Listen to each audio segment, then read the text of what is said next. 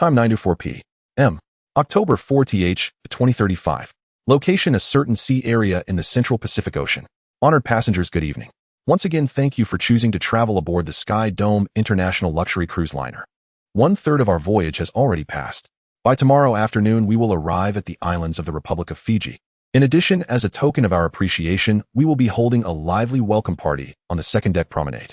Passengers who are interested are welcome to join us. At that time, we will also present each of you with a mysterious gift.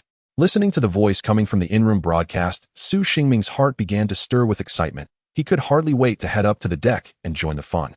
However, there was another matter at hand that was far more urgent. Hey Chinbo, tell me, can you really finish this tonight? We have to get this done before we reach our destination, or that old man Tian will definitely.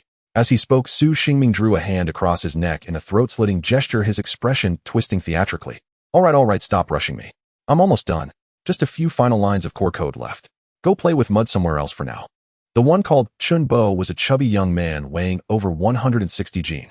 Like Su Xingming, he worked for Yuanfeng Technology Co., Ltd., and the two of them had also shared a dorm room back in university. Just 3 months earlier, Chunbo had taken first prize at a city-level technological innovation contest, and the next-generation artificial intelligence he had developed had become a focal project highly valued by the company. Thus, to encourage this young talent, the company had specially arranged an overseas trip for him and his entire department. Heh, Su Xingming, you'd better watch yourself. This damn fatty might slip some strange things into the code. When that happens, TSK. The one making this suggestive comment was named Lu Jinghong, yet another former dorm mate of Chunbo and Su Xingming from their university days. At this moment, he was sprawled on the bed watching with great interest as Chunbo frantically hammered away at the keyboard in front of the computer. All right, Jingno. Stop bothering them. If you ask me, you might as well go out and clear your head. Staying here will only get in their way. Speaking in a serious, almost parental tone was a man named Zhao Tingchuan, who at that moment stood in the corner, arms folded across his chest. Back in university, as their dorm leader, figuring out how to manage the other 3 troublemakers had been the problem that plagued him on a daily basis. Now, nearly 3 years after graduation, Chunbo and Su Xingming had entered the same company and become standard office workers, while Lu Jinghong idled at home, having turned into a complete shootin'. As for Zhao Tingchuan himself, being a top student with outstanding grades, he had joined the university's internal research institute with absolute ease, becoming the so-called perfect male idol in many people's eyes. Come on, Chuan, it's rare for all of us to get together again. Don't keep saying things that hurt the mood. By the way, tell us, what do you do in that research institute every day? And after all this time, have you met anyone you like? Hey, that Ting who was chasing after you last time seemed pretty good to me. As he spoke, Su Xingming turned and moved over to the cabin window. Looking out from the windowsill, he could see the boundless sea. The bright moonlight spilled across the surface, setting the waves shimmering with silvery ripples. Don't bring that up. Before worrying about me, you should worry about yourself. Have you forgotten how your mom practically begged the 3 of us to help introduce you to someone the last time we visited your place? At the mention of this, Su Xingming scratched his head and let the matter drop. Anyway, are you sure it's fine for you to be hanging out with us here? Won't Tianqiong feel bored being alone? Lu Jinghong, still lying on the bed, suddenly asked. Hearing this, Su Xingming paused for a moment before replying. She wore herself out playing during the day. Before I came over here, she was already almost asleep.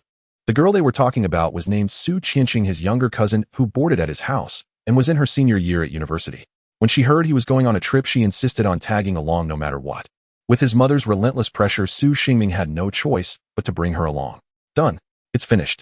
At that moment, after working away at the computer nonstop, Chunbo finally let out a fierce cheer, and hearing it, Su Xingming hurried over to his side. Staring at the lines of code on the screen, Su Xingming felt a bit lost. This is all it takes. Yeah, but we still need to enter a name. I'm thinking of calling it Chunbo's exclusive household made no. 001. How about that? Chunbo suggested. At his words, the other 3 fell silent. If old man Tian ever finds out about that name, the 2 of us will be thrown into the sea to feed the fish. Su Xingming said helplessly. I think before that happens, this fatty will be arrested by the police. After all, he really is a pervert, huh? Lu Jinghong burst into loud laughter. Chunbo, that name won't do. It needs to be something more mainstream, Zhao Tingchuan advised. But Chuan, I'm out of ideas.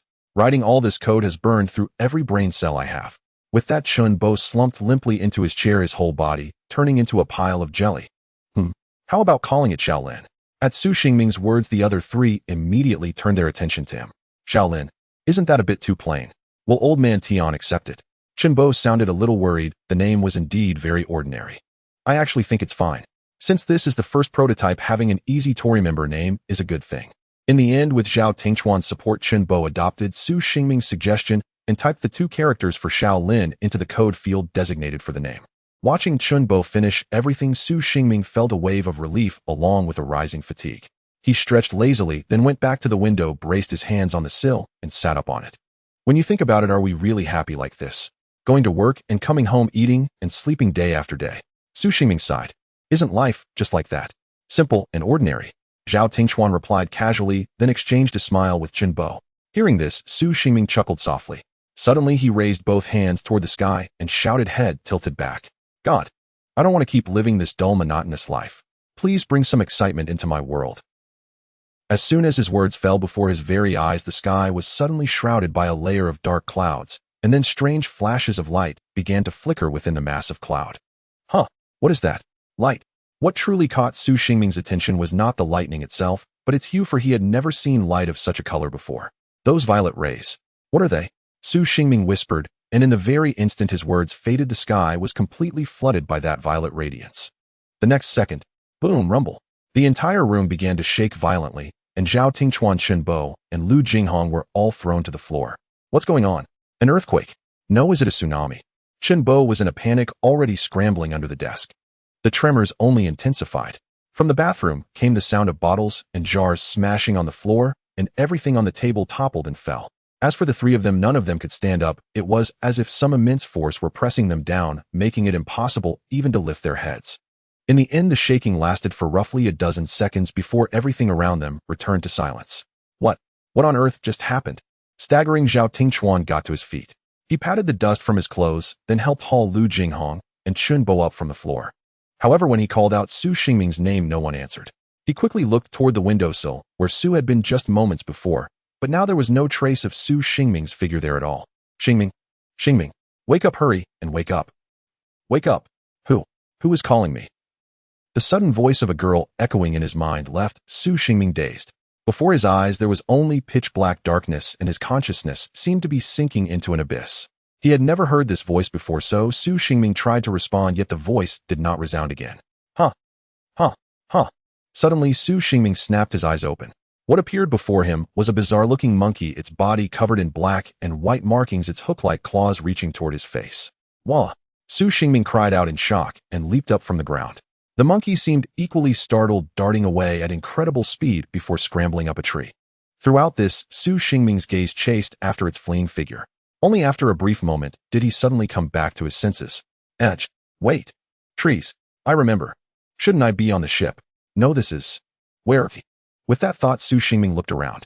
Lush vegetation sprawled in every direction. Dozens of tall trees rose up on both sides, while the slightly lower areas were smothered by gigantic leaf-like plants. Beneath his feet stretched a muddy path strewn with dead leaves and broken branches. Sunlight filtered through the gaps in the foliage above, falling upon the ground in irregular patches of light. At the sight, Su Xingming felt as if something twisted hard inside his heart. He slowly stood up, a muffled whimper escaping his throat. His eyes flickered, his lips and teeth trembling uncontrollably. How can this be? Why am I here? Just what is this place? Could it be? In that instant, a single word surfaced in Su Xingming's mind. Shipwreck. I remember seeing strange lights last night. Then, the ship began to shake. Could those lights have been earthquake lights? Entertaining these thoughts, Su Xingming began to move his feet, shuffling forward at first. Eventually, his steps quickened, and his breathing grew more and more labored. Hey, is anyone there? Chenbo, Jing, Chuan, Tianqiong, Su Tianqiong, are you there?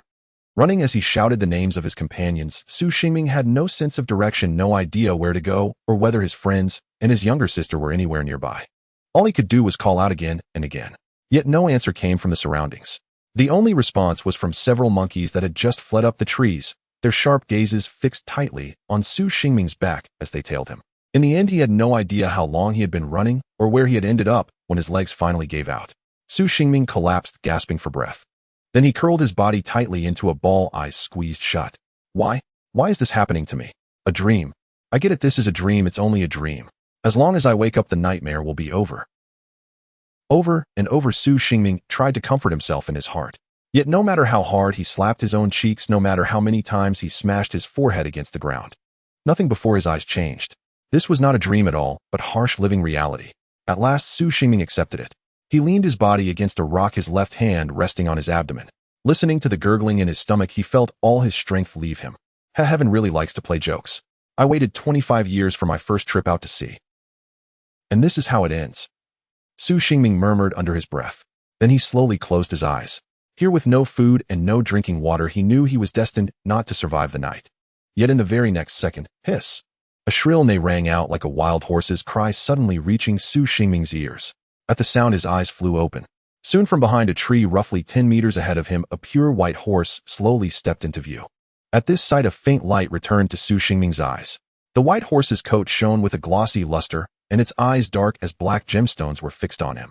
Strangest of all, on the horse's forehead grew a horn about 20 centimeters long. A unicorn. The word suddenly burst into Su Xingming's mind. Soon after, he noticed something else. The white horse's body was wet as if it had just climbed out of the water. If I follow it, maybe I can find water. Harboring this idea, Su Xingming slowly approached the white horse. It showed no hostility. Upon noticing him draw near, it merely turned and began to walk away at an unhurried pace. Su Xingming followed the white horse all the way, keeping more than 5 meters between them at all times in case anything unexpected happened. After roughly 20 minutes of walking, pushing through a curtain of dense foliage, Su Xingming followed the white horse into a mountain ravine. A crystal-clear stream flowed past right before his eyes, its banks strewn with smooth pebbles. Looking downstream, he could hear the thunder of powerful rushing water. At the sight, Su Xingming did not hesitate in the slightest. He threw himself bodily into the stream and began to drink like mad. Gulp, gulp. Huh. This water is so sweet, so delicious. It must be real mountain spring water. Wiping his chin, Su Xingming glanced to the side. There, the white horse from before was drinking alongside 2 smaller white horses, which were likely its offspring. Since there are horses here, that probably means they might be kept by someone, right? It seems there really should be other people here. With this in mind, Su Xingming once more scanned his surroundings, searching for any other path. Just then, "Yah!" A sharp, piercing scream rang out from not far away. It was a woman's shriek. At the sound, Su Xingming's heart jolted. He immediately dashed toward the source. I knew it. There really are other people here. Who is it? Is it Tianqiong? Su Xingming ran at full speed, his heartbeat growing ever more frantic in time with his pounding footsteps. A few minutes later, he forced his way through a thick patch of shrubs, parting the interwoven branches and leaves. Suddenly, a lowly clearing opened up before his eyes. Beneath a large tree not far away, a woman in a server's uniform sat rigidly on the ground, her face pale with terror, her body so stiff it was as if even her breathing had stopped. Her eyes were locked dead ahead, not daring to move in the slightest, for before her towered a strange creature unlike anything Su Xingming had ever seen. It was a gigantic monster bird about 3 meters tall, standing solidly on 2 huge 3-toed feet. Its body was covered in interlaced black, white, and yellow feathers, and atop its head rose a vivid red crest of flesh that was strikingly conspicuous. Its hawk-like eyes were as sharp as blades, gleaming with icy light, and its curved beak exuded a chilling aura of lethal danger. What kind of bird is this? Have I ever seen such a creature before? Su Xingming felt a sense of confusion in his heart, yet his body instinctively moved closer to the strange bird. At that moment, the strange bird seemed to sense Su Xingming's presence. It slowly turned its neck, locking its sharp gaze firmly onto him. A chill suddenly surged up Su Xingming's spine, and all the hair on his body stood on end. Hey, wait. This thing, it can't be carnivorous, right? This thought had barely flashed through his mind when the gigantic strange bird let out a long cry and suddenly charged towards him. Its massive body and sharp beak filled Su Xingming with unprecedented fear. He quickly dodged to the side, narrowly avoiding a collision with the strange bird. With his heart pounding like a drum, Su Xingming couldn't help but shout loudly, "Hey, what on earth is this thing?" His voice echoed in the silent air, reaching the woman sitting under the tree nearby. I don't know either. It was already here when I woke up." The woman's voice trembled, clearly frightened by the scene before her. On the other side, the strange bird that had missed its attack immediately turned around and rushed towards Su Xingming again. Su Xingming's eyes sharpened as he quickly scanned the surroundings, then he dashed towards the woman without hesitation. The woman paled instantly at this sight. She struggled to get up and escape, but her movements were unusually slow, clearly indicating an injury to her leg. "You, don't come over here," Su Xingming shouted back as he ran. "Don't move. I will save you." In the next moment, Su Xingming accelerated again. He stopped under the tree while the strange bird followed closely behind. Just as the bird was about to pounce on him, Su Xingming seized the moment and quickly dodged to the side. The bird's beak crashed violently into the tree trunk, producing a dull thud. Su Xingming did not pause for a moment. He hoisted the injured woman onto his shoulder and quickly fled past the strange bird. However, just a few seconds later, a deafening roar suddenly echoed from behind. The woman carried on Su Xingming's shoulder looked up in terror only to discover that the strange bird had uprooted the entire tree and had broken free from its restraints, charging at them once again. "You! Hurry up! It's coming after us!" The woman frantically patted Su Xingming's shoulder, her voice filled with fear. Su Xingming gasped for breath, his voice tinged with helplessness and exhaustion. "This is already my limit. You're too heavy. How much do you weigh?" He could feel his strength rapidly depleting, and he sensed the strange bird closing in behind them. Hearing this, the woman became even more despondent, unable to hold back her tears. "Wah! No, I don't want to die here. I haven't even gotten married yet." Her cries echoed in the dense forest, sounding particularly mournful. However, in the next second, she suddenly felt Su Xingming stop moving beneath her. Hey, why did you stop?" she shouted in panic, a sudden sense of foreboding flooding her heart. Soon that premonition would be confirmed. She slowly turned her head to look ahead of Su Xingming, only to see a strangely shaped beast standing about 20 meters in front of them. The beast resembled a fierce tiger, its body covered in brown fur dotted with white spots, and a sharp, giant horn on its head that appeared particularly menacing.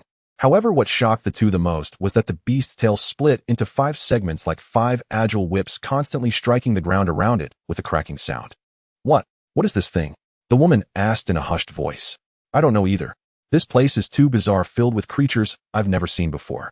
Su Xingming gasped, heavily, beads of sweat forming on his forehead, clearly exhausted. "Do you think that thing might be herbivorous?" the woman on his shoulder asked tentatively, a hint of hopefulness in her tone. Su Xingming bitterly shook his head, his voice weak, yet resigned. "Are you willing to take that gamble?" "I certainly wouldn't." Before he finished speaking, the beast seemed to sense their presence, slowly turning its head and locking its sharp gaze on them. It let out a low growl and took heavy steps toward them. Meanwhile, the footsteps of the strange bird behind them grew closer, now only about 20 meters away. Caught between the two attacks, Su Xingming's heart raced as he quickly surveyed his surroundings, searching for a glimmer of hope. Suddenly, his gaze fixed on a massive ancient tree about 5 meters to his right front, its trunk hiding a deep tree hole that seemed just large enough for 2 people. "Hey, can you still run?" he whispered. The woman timidly replied, I can manage, but I definitely can't run far." "No worries, there's a tree hole 2 o'clock on my right side 5 meters away. When the time is right, I will set you down and we will run inside together. I won't be able to carry you and run at the same time." Hearing this, the woman appeared hesitant. When is the right time? We don't have time left. Can't we just run over now?" "No," Su Xingming firmly shook his head. "That beast will pounce on us before we reach it. So I need a bait. That guy behind us is the best candidate." As soon as he finished speaking, Su Xingming glanced back, slightly noticing the strange bird had closed in to within 10 meters. Aiming for that distance, Su Xingming used his toes to flick a stone shard, targeting the position of the beast ahead. In the next second, he kicked out sharply, and the stone shard hit the beast's head precisely. The struck beast let out an angry roar and immediately sprinted toward them at incredible speed. However, Su Xingming remained where he was, his gaze calm and resolute as he awaited the perfect moment. 10 meters. 8 meters. 5 meters. In merely a breath's time, the beast was right in front of them. At this critical moment, Su Xingming suddenly shouted, "Now run." Before his voice fell, he quickly bent down and darted to the right, exerting all his strength to throw the woman towards the direction of the tree hole. In the next second, a violent crash resonated behind them. The woman instinctively wanted to look back, but was sharply warned by Su Xingming, "Don't look back. Run." The woman gritted her teeth, enduring the excruciating pain in her leg, and with all her might, she sprinted towards the tree hole. Her legs had lost all sensation, but the instinct to survive drove her forward without daring to stop. On the other side, the beast collided heavily with the strange bird, the immense impact causing both to fall. However, the strange bird quickly struggled back to its feet, its focus instantly shifting to this unaware opponent. But before it could launch an attack, the beast's giant horn pierced its throat like lightning, blood gushing forth and staining the ground. The strange bird's body convulsed violently a few times before the beast clamped down on its head. With a crunch sound, the bird's skull was crushed and it lost its life. The entire hunt concluded in a mere 3 seconds. At this moment, Su Xingming and the woman had already dashed to the entrance of the tree hole. Su Xingming pushed the woman into the hole and quickly turned back to glance, only to see that the beast had once again locked onto their direction, charging towards the tree hole with heavy steps. Su Xingming's expression changed as he hurriedly leaped into the tree hole. The space inside was cramped, only about 2 or 3 square meters. The two of them lay flat on the ground, hands over their heads, holding their breath, not daring to make a sound. But the beast quickly arrived at the entrance of the tree hole, attempting to thrust its sharp claws inside to grab them. At that moment, a series of piercing caws pierced the air, Following that, more intense crashing and tearing sounds erupted from outside the tree hole, as if a new battle was underway. About 30 seconds later, tranquility returned outside the tree hollow. Su Xingming calmed his emotions slightly and slowly stood up from the ground. He walked to the entrance of the tree hollow and looked outside. The sight before him tightened his heart. The surroundings were in complete disarray with branches and leaves scattered everywhere. What is it like outside? The woman couldn't help but ask, her voice tinged with unease. I'm not sure, I'll go take a look. After Su Xingming finished speaking and was about to take a step, the woman grabbed his hand. Wait, be careful. Her tone conveyed concern. Su Xingming turned his head and nodded, assuring her to be at ease, then crawled out of the tree hollow. Upon stepping outside, the scene around him was even more chaotic than he had anticipated. Not only were small branches and leaves broken, but even two sturdy trees not far away had been severed in half, their trunks lying sprawled on the ground, as if torn apart by some immense force. What exactly happened just now? Su Xingming murmured to himself, filled with confusion. At that moment, something slowly descended from the sky. Su Xingming noticed it, reached out to catch it, and when he took a closer look at it in his hand, he frowned. Black feathers. Right, I think I heard the sound of a crow just now. He looked up at the sky, but saw no trace of any crows. With a mind full of questions, Su Xingming continued to walk forward. However, after just a few steps, he suddenly stopped in his tracks as a gigantic, deep pit loomed ahead. In the center of that pit lay the corpse of the ferocious beast from earlier. The beast's head had been completely crushed, reduced to a puddle of mixed red and white flesh, its limbs torn apart, and its tail was left with only 2 strands. The entire corpse seemed to have been ripped to shreds by some irresistible force. Su Xingming stared at the gruesome scene, an involuntary chill rising in his heart. He could hardly imagine what kind of fierce battle had just erupted here, and what terrifying existence could have hunted this beast so brutally. A few minutes later, Su Xingming returned to the tree hollow in a daze. Seeing him come back, the woman immediately approached him, asking with concern, "How was it? Is that thing still there?" Su Xingming forced a smile and shook his head, a hint of helplessness in his tone. "It's there, but it can also be said to be not there. Never mind, that thing is no longer important. The real question now is, where exactly are we? Do you have any clues?" The woman shook her head at this, looking somewhat perplexed. "I have no idea either. When I woke up today, I found myself hanging in a tree. I even twisted my ankle when I got down." Su Xingming, after hearing this, thoughtfully pinched his chin and said softly, "I see. I also woke up today to find myself lying in a bush. Sai, I clearly came out for a vacation. How could I encounter such a thing? Never mind, let me introduce myself. My name is Su Xingming, 25 years old, an ordinary office worker. I suppose I'm a good person too," the woman said softly in response. "I see you're a service staff on the ship. Do you have any memories of what happened last night? Since we were both on the ship and ended up here at the same time, something unusual must have happened," Su Xingming said thoughtfully. The two fell silent for a moment, trying hard to recall the details from last night. "I remember I was cleaning in the restaurant, getting ready to finish my work before joining the party. And then," Shen Yu's voice suddenly halted, as if a memory flashed through her mind. "And then, did a purple light appear?" Su Xingming took over her words, his eyes showing a hint of uncertainty. Upon hearing this, Shen Yu's eyes widened suddenly. "Ah, yes. There was indeed a purple light. After that, I felt like the world was spinning and everything that happened later. I can't remember it all." With that, the two fell into a brief silence. What exactly was that mysterious purple light? Is it really connected to our current situation? Various questions swirled in Su Xingming's mind, but he couldn't find the answers. After a moment, Shen Yu's emotions fell into despair again, tears streaming uncontrollably. I originally planned to go back to my hometown to get married after this job. Now look at this, ending up in this terrible place. What should I do? Wah." She became more and more agitated, finally unable to hold back her sobs. Seeing her like this, Su Xingming felt at a loss for a moment, but instinctively rushed forward to cover Shen Yu's mouth. Okay, don't cry so loudly. If we attract some other dangerous thing, we will really be finished."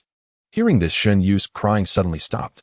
She sniffled, wiped her tears with the back of her hand, and looked at Su Xingming with red-rimmed eyes, her gaze full of grievance and helplessness. "So, what do you think we should do now?" Su Xingming sighed and began to fumble in his clothing pocket. "Sai, first we need to figure out where we are right now." As he spoke, he took out his phone. Upon seeing the phone, Shen Yu's eyes lit up, a glimmer of hope appearing on her face. "Right? We can call for help." Her tone held a hint of joy. However, Su Xingming could only shake his head helplessly. "How call for help? Do you think there will be a signal in a place like this?" As he spoke, he lit up the phone screen. Sure enough, the signal bar glaringly displayed a glaring no service sign. Shen Yu's hope was instantly shattered and her expression darkened again. "Then what were you planning to do by taking out your phone?" Shen Yu's hope was instantly shattered and her expression darkened again. Su Xingming did not directly answer Shen Yu's question, but instead began to operate the phone himself. As he swiped his finger across the ground, he murmured to himself, Let me think our ship departed from this port today is the 4th day of the voyage. The ship's route should be in this direction. Traveling speed is about this much, and then there's. He pulled up the map on his phone, quickly sliding his finger on it before locking onto a certain position. Based on the rough calculation, we should be around this area right now. While speaking, he drew a red circle on the map with his finger. Shen Yu leaned over, staring at the red circle for a few seconds, but her brows furrowed even tighter. Isn't this the sea? There's nothing here. Her tone carried evident skepticism. Su Xingming scratched his head, awkwardly smiling. While such calculations can certainly have errors, in any case, we should be on some nearby small island right now. He continued speaking while preparing to put away his phone. However, just as he lowered his head, his gaze suddenly fixed on a certain point on the screen, and his expression grew serious. Shen Yu noticed his unusual behavior and hurriedly asked, What's wrong? Is there an issue? Su Xingming frowned, his tone laced with unease. I feel like the time seems a bit strange. Upon hearing this, Shen Yu also looked down at the time display on the phone screen. What's wrong with the time? October 4, 2035 to 130. Isn't that the time the party started last night? Perhaps your phone is broken. After saying that, Shen Yu began to search herself. Suddenly, she seemed to remember something and regretfully slapped her forehead. Hearing her words, Su Xingming nodded. Forget about that for now. After saying this, Su Xingming turned to look outside the tree hole.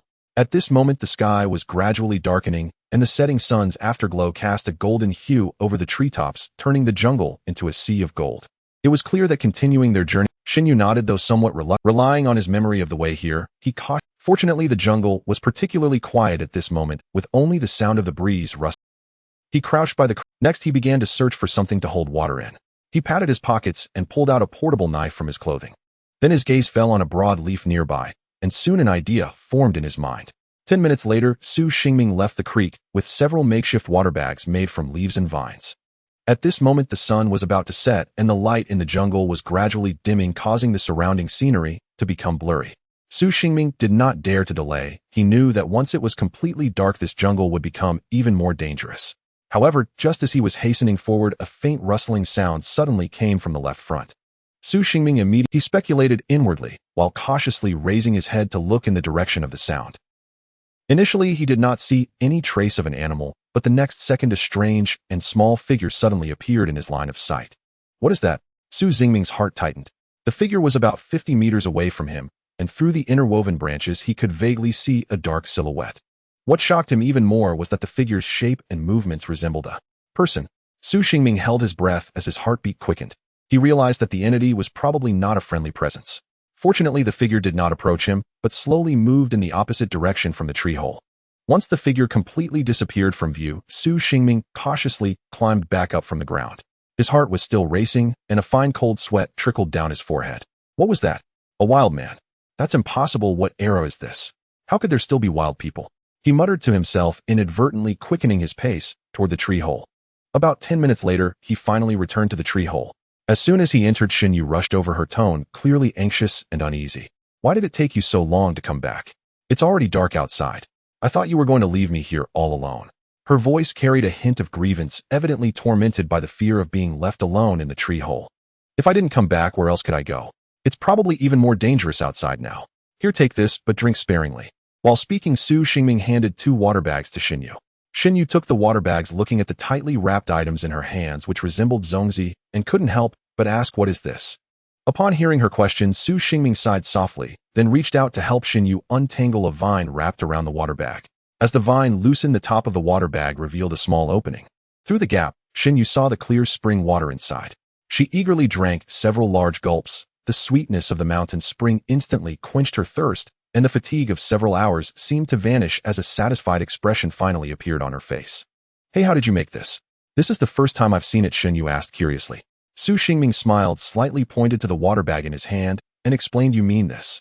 When I was young, I enjoyed watching survival shows in the wilderness, and I learned all of this from those programs. Oh right, I also made this while I was at it. Saying this, he took a bow from his waist. Upon seeing the bow, Shen Yu's expression showed renewed confusion. What is this? I know. You're going to hunt birds. Hearing her words, Su Xingming shook his head helplessly and smiled wryly. This thing is called a rope bow. Oh, it's not meant for hunting birds. However, it can easily start a fire. A few minutes later, the two sat in the tree hole with a crackling fire burning in the center and several pieces of meat from the giant monster bird they had skinned roasting nearby. Meanwhile, Su Xingming had cleverly camouflaged the entrance of the tree hole with a large amount of branches and vines, ensuring that no predators would easily discover their hiding place at night. Looking at everything before her, Shun Yu showed a look of admiration toward the boy for the first time. She softly said, "I really owe it all to you today. If it weren't for you, I might have." Before she finished speaking, her mood sank again. All right, at a time like this, let's not talk about these things." Su Xingming interrupted her, his tone carrying a hint of fatigue and helplessness. "In any case, let's rest well today." After saying this, he bit into a piece of roasted bird meat, then immediately frowned, revealing a painful expression. This meat really has a strong fishy taste. Despite the unpleasant flavor, he still managed to swallow it down, then leaned against the edge of the tree hole and quickly fell into a deep sleep. Seeing him like this, Shen Yu couldn't help but cover her mouth and laugh. She gently took a bite of the bird meat, but immediately spat it out the next second, her face filled with disdain as she muttered seriously, "This is too awful, both fishy and tough." She sighed helplessly, thinking of their current situation, and still frowned as she swallowed the remaining meat in one go. "By the way, is he 25? He's younger than me. I wonder if he likes older girls. Oh no, how can I be thinking about this at a time like this?" With this thought, Shen Yu vigorously shook her head, trying to shake off these distractions. She lay down on her side, closed her eyes, and worked hard to calm herself. That night, the two nestled in the tree hole, the firelight illuminating their faces. How they wished this was just a dream from which they could wake up and return to the boat. The next morning, Shen Yu was awakened by a strange noise. Groggily, she opened her eyes and, looking down, saw Su Xingming squatting beside her legs, seemingly busy with something. Soon she noticed that the rascal was actually tearing at the stockings on her legs. Seeing this, Shen Yu's mind went blank, and instinctively she screamed, "Ah, a pervert." Immediately, she raised her hand and slapped Su Xingming across the face. Smack! The crisp sound of the slap echoed in the tree hollow. However, a few minutes later, "I am sorry. I just woke up and my head was still buzzing. I thought what? That I had ulterior motives towards you." Su Xingming covered his face, his tone filled with grievance. "You are seriously slandering me. Your foot is swollen like this, wrapped in stockings. If I don't help you take them off, it won't get better for days. I didn't expect you to hit me." Hearing this, Shen Yu's face flushed with embarrassment, feeling both guilty and a bit shy. She lowered her head and mumbled, I didn't do it on purpose." "Who told you not to explain clearly first?" "Explain." Su Xingming raised an eyebrow, a hint of helplessness in his tone. "As if you ever gave me a chance to explain." Upon hearing this, Shen Yu felt even more ashamed, her face slightly reddening. She bit her lip as if having made a decision and raised her head to say, Then you can hit me back."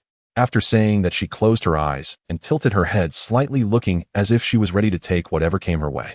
Seeing her like this, Su Xingming felt a bit surprised. "Really? You won't regret it?" "Really? No regrets. After all, I was at fault first." Shen Yu kept her eyes closed, her tone firm, but Su Xingming noticed her hands were trembling slightly. "My strength is quite great, you know." Su Xingming deliberately emphasized his words. "It's fine, come on." Although Shen Yu said this, her body was clearly tense. Seeing this, Su Xingming couldn't help but chuckle, and then, thud, he lightly flicked her forehead with his finger. "All right, stop being silly. It's time to set off," Su Xingming said casually, then wrapped the remaining roasted meat in large leaves before crawling out of the tree hollow, leaving Shen Yue, who was holding her forehead and looking confused. A few minutes later, Shen Yu also followed and emerged from the tree hollow. The weather today was exceptionally clear, with sunlight filtering through the leaves onto the ground, and the temperature was quite pleasant. Shen Yu tried to twist her ankle and found that it no longer hurt like it did yesterday. "So where are we planning to go next?" Shen Yu asked. Su Xingming looked around and, after pondering for a moment, replied, "I plan to head in the direction of the stream. If this is indeed an island and my judgment is correct, following the water flow should lead us to the coast. It would be easier to wait for rescue there." Hearing this, Shen Yu nodded in agreement. Thus the two of them started to move forward along the direction of the stream. Along the way, Su Xingming suddenly asked, "By the way, what do you think happened to the ship? Since we were thrown here, it seems unlikely that the ship is unscathed. Could it be that it collided with something that night?" Upon hearing this, Shen Yu lowered her head in contemplation. She recalled the events of that night and slowly said, "I remember the weather that night was quite nice, and the ship chose to hold a welcome party for that reason.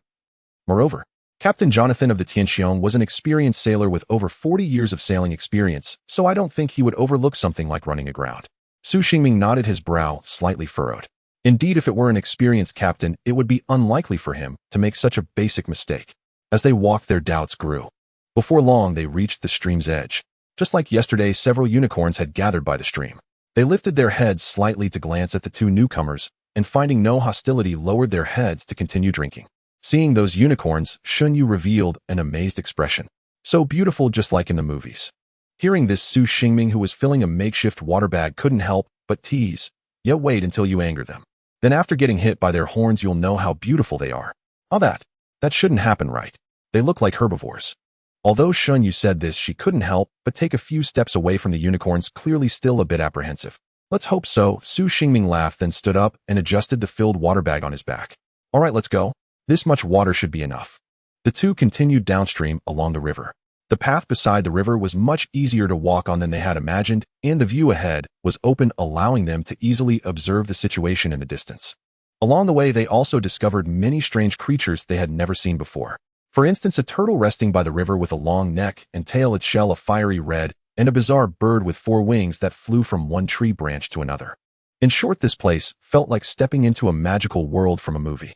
By the way, I remember you said yesterday that you came here for tourism, right? Did you come alone? Shunyu suddenly asked. Upon hearing this, Su Xingming shook his head, a hint of helplessness in his tone. No, I came with colleagues from my project team, college classmates, and my cousin. So honestly, I prepared a lot for this trip, and I didn't expect this to happen. I wonder how they are doing now. From his words, Shunyu detected a hint of worry. She softly reassured, don't worry, they will be fine. I hope so. Su Xingming sighed lightly. What about you? Su Xingming turned to look at Shunyu. It seems like you've been working on the Tianqiong for many years. Hearing this, Shunyu nodded, her tone calm. Yes, it's been about 7 or 8 years. Wow, has it really been that long? Su Xingming's tone carried a hint of surprise and envy. So traveling with the ship must be quite enjoyable. After all, you get to travel the world for free. Shunyu smiled and shook her head. Actually, it's not that comfortable. Work is still work, but it's quite tiring. Moreover, if you travel with the ship, it's basically very hard to return home. So the last time I went home to see my younger siblings was already 2 years ago. Has it really been that long? Su Xingming was somewhat surprised. What about your parents? Haven't they urged you to go home and visit? Shinyu's footsteps paused slightly. After a moment of silence, she softly said, my parents have been gone since I was in high school. Because of a car accident. Su Xingming was taken aback, then revealed an apologetic expression. I'm sorry, I didn't know. Shinyu shook her head, managing a faint smile. It's fine, but it's been a long time. Sometimes when I think about it, I feel like they were a bit unreliable. They clearly said they were going on a trip to relax, but they never came back and left the younger siblings to me. At that time, I could only give up on continuing my studies and find ways to support them. Though it wasn't easy, after all these years, I managed to get through it. Hearing this, Su Xingming couldn't help but slow his pace. He turned to look at Shinyu seriously. Honestly, after experiencing so much yesterday, he hadn't paid attention to her appearance. Now that he looked closely, he found that Shunyu was delicate and gentle, her brow and eyes exuding a resilient quality. Thinking of the past she had just casually mentioned, Su Xingming couldn't help but feel a sense of respect and even a hint of pity. As noon approached, the temperature in the jungle gradually rose, and the feeling of heat became increasingly intense. Fortunately, the two of them followed the stream, able to replenish their hydration in time. Despite the significant physical exertion, they had not reached the point of dehydration. Based on our pace and the time spent, we've already covered nearly 15 kilometers, Su Xingming panted, unable to suppress the confusion in his heart. How big is this place? Why can't we see the end? Shinyu's condition was even more serious. Her already unhealed ankle had become red and swollen from the prolonged walking, and the pain was gradually intensifying. Yet despite this, she gritted her teeth and persevered. I am fine, I can keep going. Shinyu managed to force a smile. However, I think we should be getting close to the coast, Su Xingming said, looking at her with some confusion. How do you know? Shinyu pointed at the surrounding trees and explained. If you pay attention, the trees around us were mostly cypress and stone pine when we set off. But now the trees have changed to black locust and sea pine, which can tolerate higher salinity. So I guess we must be near the coastline. Oh, you know quite a bit. Su Xingming couldn't help but praise. After all, I've been with the Tianqiong for quite a while. Oh, I know these things. Shinyu smiled slightly, her tone infused with confidence. Su Xingming nodded, but his gaze was quickly drawn to a giant tree not far ahead. He pointed ahead, curiously asking, what kind of species is that? Is it also found by the coast? Shinyu followed his line of sight and saw a massive tree standing majestically about 200 meters away, its trunk stout and its branches lush, as if it were trying to pierce the heavens. Even Shinyu couldn't help but show a look of surprise. What? Even you haven't seen it before? Su Xingming noticed her reaction and couldn't help but ask. Shinyu nodded, her gaze still fixed on the giant tree. This is my first time seeing this species. It looks like a branch of a coconut tree, but it's way too tall. Typically, coconut trees grow to about 8 to 10 meters tall, with the tallest high-growing coconut trees reaching only 20 meters. But this must be over 50 meters. I see, then it just shows how vast and wondrous the world is. Su Xingming murmured, suddenly brightening up, pointing excitedly at the treetop and saying, "Oh, look, there seem to be fruits up there. They really look like coconuts." Shen Yu looked up at the treetop, and indeed among the dense foliage a few round fruits were faintly visible, resembling coconuts. "But they're too high, there's no way we can reach them." Su Xingming sighed, a hint of helplessness in his voice. Indeed, that height was simply out of reach for the two of them. The two circled around the giant tree and continued along the stream. After walking about a kilometer, they arrived at the end of the stream, a cliff approximately 5 meters high. Clear mountain spring cascaded down the cliff, forming a small waterfall. Beneath the waterfall, the splashing water gathered into a green pool, shimmering with glimmering waves under the sunlight. "What do we do now? Should we go around?" Shen Yu looked down, feeling dizzy at such a height. As she hesitated and turned to look at Su Xingming, she found him doing warm-up exercises, raising an ominous premonition in her heart. "Hey, why are you dazed? If you don't stretch properly, you might cramp if you fall into the water later," Su Xingming reminded as he moved his body. Shen Yu nodded somewhat blankly, subconsciously following him to do a few movements. However, a few seconds later, she suddenly reacted and exclaimed, "Wait, you're not thinking of..." Before she could finish, Su Xingming had already taken a running start, quickly rushing to her side and effortlessly hooking her arm. Then both jumped into the water together. Wow! Splashed. Accompanied by two crisp sounds of entering the water, the calm surface was instantly disturbed, creating enormous waves. A few seconds later, Su Xingming surfaced first, tugging at his body vigorously. Soon Shen Yu's head popped up as well. A few minutes later, sorry, I didn't know you couldn't swim." Standing by the pool, Su Xingming scratched his head awkwardly. "I thought since you worked on a boat you would know some water skills." At this moment, Shen Yu was curled up, hugging her head and sitting on the ground, crying in distress. "Yes, you're not wrong to think that. But I'm the only one on the boat who can't swim." She raised her head, her voice choked with tears, then lowered it again to continue sobbing. Seeing Shen Yu like this, Su Xingming was momentarily at a loss. He was never good with words around girls, so he could only choose to look around in fear of her crying, attracting unnecessary trouble. However, when Su Xingming's gaze accidentally swept toward the distance, his expression suddenly became excited. Hey, stop crying, look. We've reached the coast," he shouted excitedly. Hearing this, Shen Yu indeed ceased her weeping. She stood up and looked in the direction Su Xingming was pointing. In the distance, that previously towering giant tree stood in clusters, and beyond that grove the vast ocean was faintly visible. "Really? We made it. Yay, we made it. We're saved." Shen Yu cheered happily, and in her excitement, she threw her arms around Su Xingming's arm and couldn't help but bounce up and down. Su Xingming also turned to look at her, but the next second a flush crept up his face. Shen Yu quickly noticed Su Xingming's unusualness and followed his gaze to look down at herself. Since the server's uniform was a white button-up shirt, combined with being soaked in water, her chest and the snowy white skin wrapped beneath it were fully exposed before Su Xingming's eyes. The pink kitten pattern looks really cute," Su Xingming said awkwardly in a low voice, trying to ease the sudden awkward atmosphere. However, the next second, smack. A few minutes later, sorry, I just acted on impulse and instinctively." At this moment, Shen Yu had already slipped on Su Xingming's light blue short-sleeve jacket. Hearing her words, Su Xingming, feeling extremely wronged, immediately turned back. "That's the second time you've hit me today? And why are you so strong? My face still feels numb." Hearing this, Shen Yu lowered her head, her fingers twisting together nervously. "Well, everyone says I'm strong. I guess it's because I've done a lot of manual labor, so I've naturally built up strength. If you don't feel satisfied, you can hit me back." Saying this, Shen Yu closed her eyes again, raised her head, and leaned her face closer. All right, who wants to hit you?"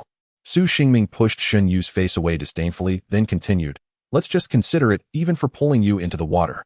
Right now the priority is to keep moving. I don't want to wander around this forest any longer." With that, Su Xingming turned and strode away, while Shen Yu followed behind him, looking like a little dog that had done something wrong. Due to the temperature, as the two of them got closer to the coast, their clothes were almost dry. After walking for about half an hour, they finally reached the coast after pushing through a patch of bushes. The beach by the coast sparkled with golden light under the sunlight, and a gentle sea breeze brushed past, carrying the ocean's characteristic salty scent. However, at this moment, the two individuals had no intention of appreciating the beautiful scenery before them. Their attention was entirely occupied by another matter. "Hey, where's the ship? Why can't I see the ship?" Su Xingming raised his hand to shield his forehead, squinting his eyes as he continuously gazed out at the distant horizon. Yet, not to mention a large cruise ship like the Tianqiong, there wasn't even a shadow of a floating log on the currently empty sea surface, which stirred a sense of unease. Seeing this scene, Shunyu lowered her head, her expression dejected, and stumbled toward the beach. Along the way, she bent down, took off her shoes, and walked barefoot on the fine soft sand, a burning sting radiating from the soles of her feet. However, this discomfort did not make her stop. She continued walking forward until the waves crashing against the shore submerged her feet. Su Xingming watched her silhouette from afar, a wave of unease suddenly surging within him. He furrowed his brows and quickly ran toward her, soon catching up with Shun Yue, grabbing her arm from behind and shouted, "Hey, what are you planning to do? Don't do anything foolish." Hearing this, Shun Yu slowly turned her head. At this moment, her face was streaked with tears, her eyes red, and her gaze revealed deep despair and helplessness. Her voice trembled, slightly tinged with a hint of choking. "Do you think? Have we been abandoned? Are we never going back?" The sea breeze blew past Shun Yue, lifting her slightly brown long hair, which danced chaotically in the wind. Su Xingming looked at her, momentarily speechless, unsure how to respond. He pressed his lips together, striving to make his voice sound calmer. Perhaps everyone is in another location right now. Look, this coastline is so long, maybe the ships are docked somewhere else. In any case, come out of the water first, and let's think of a solution together, okay?" Then Su Xingming pulled Shun Yu away from the water's edge, and the two of them sat down next to a large rock. Looking at the vast sea, Su Xingming felt a sense of confusion. That said, this matter is indeed too bizarre. Even if we did encounter a maritime disaster, how did we end up in the jungle? Based on the journey we took, we are nearly 20 kilometers from the coastline. Moreover, throughout this journey, the island is filled with strange creatures we've never seen before. What on earth is going on? Su Xingming continuously pondered these questions in his mind, but he dared not share these suspicions with Shun Yue, fearing she would overthink. However, given the known circumstances, Su Xingming simply couldn't comprehend what had transpired that night on October 14th. Just then, Shun Yu's gaze was drawn to the left side of the sea. She suddenly stood up and ran toward that direction. Noticing this, Su Xingming immediately grabbed her hand, his tone laced with urgency. "Hey, didn't I tell you? Don't do anything foolish. We will find a way." "Oh no, that's not it. I didn't mean to jump into the sea. Look over there. What is that?" Shun Yu eagerly pointed toward the distant coastline, her voice brimming with excitement. Hearing this, Su Xingming followed the direction she pointed and looked over. He saw several sparkling bright spots on the beach about 200 meters away. As the waves repeatedly crashed ashore, those bright spots appeared increasingly luminous. "Those are..." Su Xingming was also captivated by the glimmering spots, squinting to see more clearly. "They're boxes. Traveling cases." As he spoke, the two quickly dashed toward the target. In the blink of an eye, they arrived at the pile of traveling cases. Before them, 3 cases of varying sizes were haphazardly stacked together. They gazed at them for a moment, excitement gradually surfacing on their faces. Quickly, the two worked together to drag the 3 traveling cases onto the beach. Su Xingming took out a small knife, carefully prying open the boxes one by one. From the items inside, it was clear these boxes belonged to a family of 3. The first box was filled with women's clothing, cosmetics, and everyday items like towels and tissues. The second black box contained men's clothing, portable tools, and even a camera. However, when they opened the last, slightly smaller box, their emotions reached a climax. Inside, it was packed full of snacks. Seeing this, Su Xingming and Shun Yu couldn't help but feel their noses tingle with tears, and in the next moment, they embraced tightly, bursting into tears. A few minutes later, Shun Yu had already changed into a clean light blue hoodie, and her previous short skirt had been swapped for a pair of cream-colored casual pants. She lazily lay on the beach, a piece of dried tofu in her mouth. "When we open these snacks, I wonder which little kid is secretly crying in the corner. Sigh, what a pity." Saying this, she opened a bag of potato chips and grabbed a large handful to shove into her mouth. Su Xingming, on the other hand, appeared much more reserved, holding a piece of jerky while focusing on examining the contents of the men's box. A multifunctional military dagger, a telescopic baton, climbing ropes, a portable shovel. Oh, there's even a flashlight. And it's military grade. He excitedly fiddled with the flashlight, and after turning it on, the blinding light made him break into a satisfied smile. Seeing this, Shun Yu couldn't help but sit up, stuffing a bag of dried tofu. "That's not the same. Don't you think this feeling is like treasure hunting? When we were at our wits' end, heaven suddenly handed us such a big gift. Sigh, I truly am the chosen one." He pretended to sigh deeply. Shun Yu snorted with laughter, her tone tinged with mockery. "I think you shouldn't thank heaven, you should thank the Tianqiong." What do you mean by that?" Su Xingming looked at her in confusion. "Look here." Shun Yu picked up a note attached to the traveling case and handed it to him. "Do you see? Tianqiong International Luxury Cruise, number 3849. These are the boxes of the ship's passengers." Su Xingming suddenly realized, slapping his forehead. "That's right, my box also had this kind of note. How did I not think of that? The room on the 3rd floor. Right? We're on the same floor. Also, the snacks in this box are also products sold in the ship's store. It seems the ship must be nearby. After saying this, Shunyu stuffed the half-eaten bag of potato chips into Su Xingming's hand, then suddenly stood up, did a few warm-up moves, and assumed a remarkably energetic posture. Seeing her like this, Su Xingming couldn't help but shake his head with a bitter smile. You were crying uncontrollably just half an hour ago, and now you're completely healed. Ooh, I really can't deal with you. In any case, based on the current direction of the sea currents, these boxes should have drifted over from that direction. Let's search along the coastline in that direction, or we will definitely find the ship. It's a pity that this camera got wet and is already broken, otherwise we might be able to see what happened that night. If the owner of this thing recorded it. After hearing this, Xinyu nodded in agreement, then pointed at the boxes on the ground and asked, what about these boxes? Do we take them all? Su Xingming sighed lightly, looking at her helplessly. Aren't they heavy for you? Just pack what can be used into one box. Oh. Xinyu mumbled, her tone carrying a hint of reluctance, glancing occasionally at the women's clothing, clearly reluctant to part with them, but she didn't say anything more. Soon the two of them busied themselves on the beach. When everything was ready, the setting sun gradually sank beneath the horizon, and the golden rays illuminated the shimmering sea, reflecting a dazzling array of colors. Xinyu quietly sat down, gazing into the distance, as if she wanted to imprint this beautiful scene deeply in her heart. Do you think we will return? Right? Her voice was soft, laced with a hint of uncertainty. Upon hearing this, Su Xingming's expression turned serious. He stared into the distance and responded firmly, we definitely will, for sure. As night fell, armed with tools found in their travel bag, Su Xingming cut some branches and leaves from the bushes to set up a simple tent. Though the tent was small, it could at least shield them from the wind and rain. That night, hope reignited in their hearts, giving them a new goal. The next morning, warm sunlight fell upon Su Xingming's face as he slowly opened his eyes. Before him was Xinyu's face, just inches away. Hey, if you keep staring at me this closely, I'm going to get shy, he said teasingly. Hearing this, Xinyu immediately stood up, turned her back, her cheeks slightly flushed. It's not my fault. You were snoring last night, and I couldn't sleep well at all. Huh, really? I don't remember having a habit of snoring. You definitely do. Just admit it. Umph. Xinyu pretended to be angry and huffed, then strode towards the direction they had planned the day before, dragging along the travel bag. Hey, wait for me. I haven't had breakfast yet. Su Xingming quickly got up and chased after her. Eat on the way. Xinyu replied without looking back, her tone laced with a hint of amusement. Thus, following their plan from the previous day, the two began a new day, the sunlight casting a golden hope upon their silhouettes. Meanwhile, on another stretch of coastline of this island, Shenbo, today is already the third day. Why hasn't anyone come to rescue us? Minggu is also missing. Are we really never going to get back? Su Tianqiong hugged her legs, burying her head deep in her knees, her voice trembling as she began to sob softly. Shenbo heard her crying and gently comforted her. Don't think like that, Tianqiong. Didn't they just say that the rescue team has already been contacted? It's just that our location is remote, so they will take a bit longer to arrive. As for that kid, Su Xingming, you don't need to worry. He always has good luck. Though he said this, Chun Bo himself felt somewhat uncertain. At this moment, Lu Jinghong interjected teasingly, by the time the rescue team arrives, you might have starved to death, little fatty. At that point, we might even collect a compensation fee from you. Hey, Irjing, can you please watch your words? With my strong build, how could I possibly starve to death? Chen Bo retorted indignantly. However, just as he finished speaking, his stomach betrayed him with a loud growl. Hearing this sound, Su Qianqing couldn't help but laugh. Just then, Zhao Tingchuan walked over from a distance, holding a plastic basket. He placed the basket in front of them and said helplessly, today each group only has these supplies, so you'll have to ration them.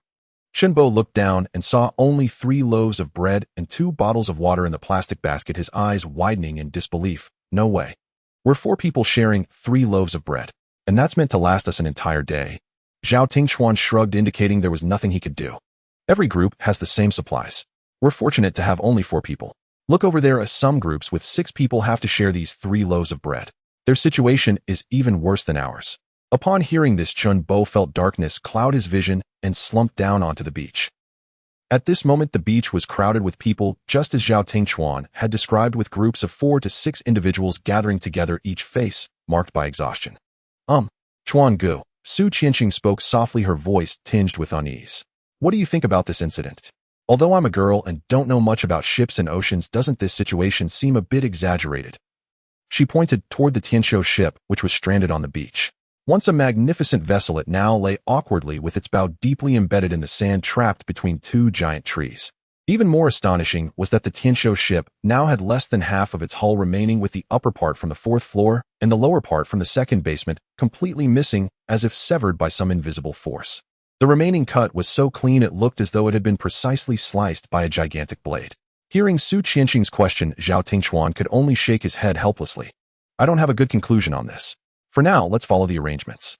I heard that the captain of this ship is quite nice and won't abandon us. Upon hearing his response, Su Qianqing could only nod helplessly. Just then, several figures began to descend slowly from the Tianqiong ship's cabin via a makeshift ladder. Zhao Tingchuan looked up and saw an elderly man with gray beard surrounded by a group of muscular men in military green uniforms standing out prominently. Soon this group arrived on the beach. Immediately after, a man wearing a dark blue beret raised a loudspeaker and stood on a platform shouting to the crowd, "Please send one representative from each group to the front for a meeting. Captain Jonathan has important matters to convey to everyone." As soon as he finished speaking, the crowd immediately began to murmur, but soon each group sent representatives one after another to the front. "Chuan, on occasions like this you really need to go," Lu Jinghong said, giving Zhao Tingchuan a knowing look. Zhao Tingchuan nodded lightly, and then stepped forward. In a short while, over 100 people gathered below the platform. The man wearing the beret handed the loudspeaker to the elderly man next to him. "Hello everyone, I am Captain Jonathan of the Tianqiong ship. You can call me Mr. Jonathan," the elderly man said slowly in somewhat broken Chinese. "I feel deeply unfortunate and sorry about this incident. We are doing our utmost to investigate the cause of the accident, so please do not panic. Additionally, I have already established contact with the rescue team through the ship's radio satellite system. I believe that soon the rescue personnel will find us. We will definitely be able to return home safely, so please do not lose hope." Although Captain Jonathan's Chinese was not fluent, it seemed everyone in the crowd understood one thing: the rescue team was on the way, and they would soon be saved. Instantly, a wave of excitement spread through the crowd. "Great! I knew everything would be fine. We can finally go home safely. Wonderful! Thank God, thank the Lord." The joy radiating from the crowd brought a glimmer of relief to Zhao Tingchuan's eyes. However, for some reason, he always felt that something was off, as if some hidden worry lurked deep in his heart. What exactly was wrong? Zhao Tingchuan couldn't pinpoint it. However, Captain Jonathan's speech was not over as he cleared his throat and continued, "However, before the rescue team arrives, we have a daunting task ahead: to find those companions lost on the island. According to our estimates, at least over 1,000 tourists are unaccounted for, so I urge everyone to work together to assist the security department of the Tianqiong ship in the search and rescue operations. Even if we can save just one more person, it would be a great victory for us. I thank you all in advance." With that, Captain Jonathan slowly lowered the loudspeaker and bowed deeply to the crowd. Zhao Tingchuan noticed that the elderly man trembled slightly, clearly having some discomfort in his lumbar region, yet he still insisted on bending his waist nearly to 90 degrees. This gesture deeply moved everyone present, and thunderous applause erupted from the crowd. Hearing the applause, Captain Jonathan slowly straightened up and then returned the loudspeaker to the man wearing the dark blue beret. That. Hello everyone, my name is David, and I am the overall person in charge of this rescue mission. I sincerely hope that each group can send at least one member to participate in this operation. As a token of appreciation, we will provide generous rewards for each volunteer participating in the rescue mission. Thank you for your cooperation, and the meeting is adjourned." In summary, that is the situation. Zhao Tingchuan returned to the group and briefly conveyed the contents of the meeting to the other three. Lu Jinghong stroked his chin, responding thoughtfully. Su Qianqing, slightly puzzled, asked, "What kind of person is Captain Jonathan?" Lu Jinghong rested his chin on his hand and explained after a moment of contemplation, "As far as I know, Jonathan is a very famous philanthropist in the area. He donates most of the income earned from the cruise ship to welfare organizations. Did you notice those people in military green uniforms? They are all members of the security department of the Tianqiong, and it is said that all of them were adopted by Jonathan. Some of them are orphans, some are abandoned children, and some were even rescued by Jonathan from criminals. In short, before encountering Jonathan, they were all poor souls who could have quietly perished in some corner of the world." Zhao Tingchuan adjusted his glasses and calmly analyzed. "That essentially means he has his own private army, right?" "That is true. After all, the people in the security department hold him in very high regard." Lu Jinghong lazily stretched and then lay down on the beach, resting his hands behind his head while gazing at the sky. "So, are we going to participate?" Su Qianqing hesitated and asked, "We can't skip it. If we act special at this time, we might be treated differently in the future." Zhao Tingchuan also sat down, hugging his knees, but his gaze quickly shifted to Chun Bo, who was lying on the ground and breathing heavily. "Chun Bo, how about you go for a run?" Zhao Tingchuan asked tentatively. "Oh, come on, with my physique, I'm just waiting to be rescued. How could I go rescue others?" Chun Bo flipped over, burying his face in the sand, his voice muffled as it came out. "But I just heard that if you join the rescue team, you can have a full meal." "You?" Zhao Tingchuan hadn't finished speaking when Chun Bo suddenly sprang up from the ground at speed, catching everyone off guard. Really? Chun Bo's eyes lit up as if he was suddenly filled with energy. Without saying a word or greeting the others, he dashed toward the registration area at the front, his steps light, as if he had transformed into a different person. Zhao Tingchuan watched his retreating figure, shaking his head helplessly, though the corners of his mouth lifted slightly, revealing a hint of a smile. Su Tianqiong also felt a bit embarrassed watching Chun Bo's hurried manner. Has he always been like this? Su Tianqiong couldn't help but ask. Absolutely, Lu Jinghong replied, lazily resting his hands behind his head. In the past, Su Xingming used a week's worth of breakfast as a price to get him to help clean our dormitory for a month. It was an incredible bargain. This kid is known for his eyes opening at the sight of food. However, before they could chat further, Chun Bo rushed back in a flurry.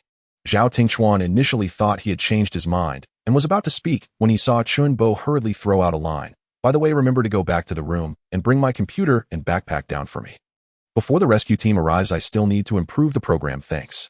As soon as he finished speaking, Chun Bo dashed toward the front platform at high speed, leaving the three of them exchanging bewildered glances. This guy really knows how to make the most of everything, Zhao Tingchuan said with a bitter smile, his tone carrying a hint of helplessness. Soon, within just 30 minutes, about 100 people quickly gathered around the platform. The person in charge, named David, held a registration booklet and moved back and forth within the crowd. When he reached Chun Bo, Chun Bo's physique immediately caught his attention. You really came voluntarily? David asked, slightly puzzled. Chun Bo nodded without hesitation, anticipation gleaming in his eyes. Yes, but I heard we can have full meals, is that true? David paused for a moment and then revealed a gentle smile, lightly patting Chun Bo on the shoulder.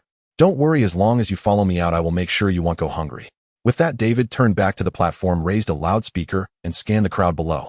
Next, we will split into two groups.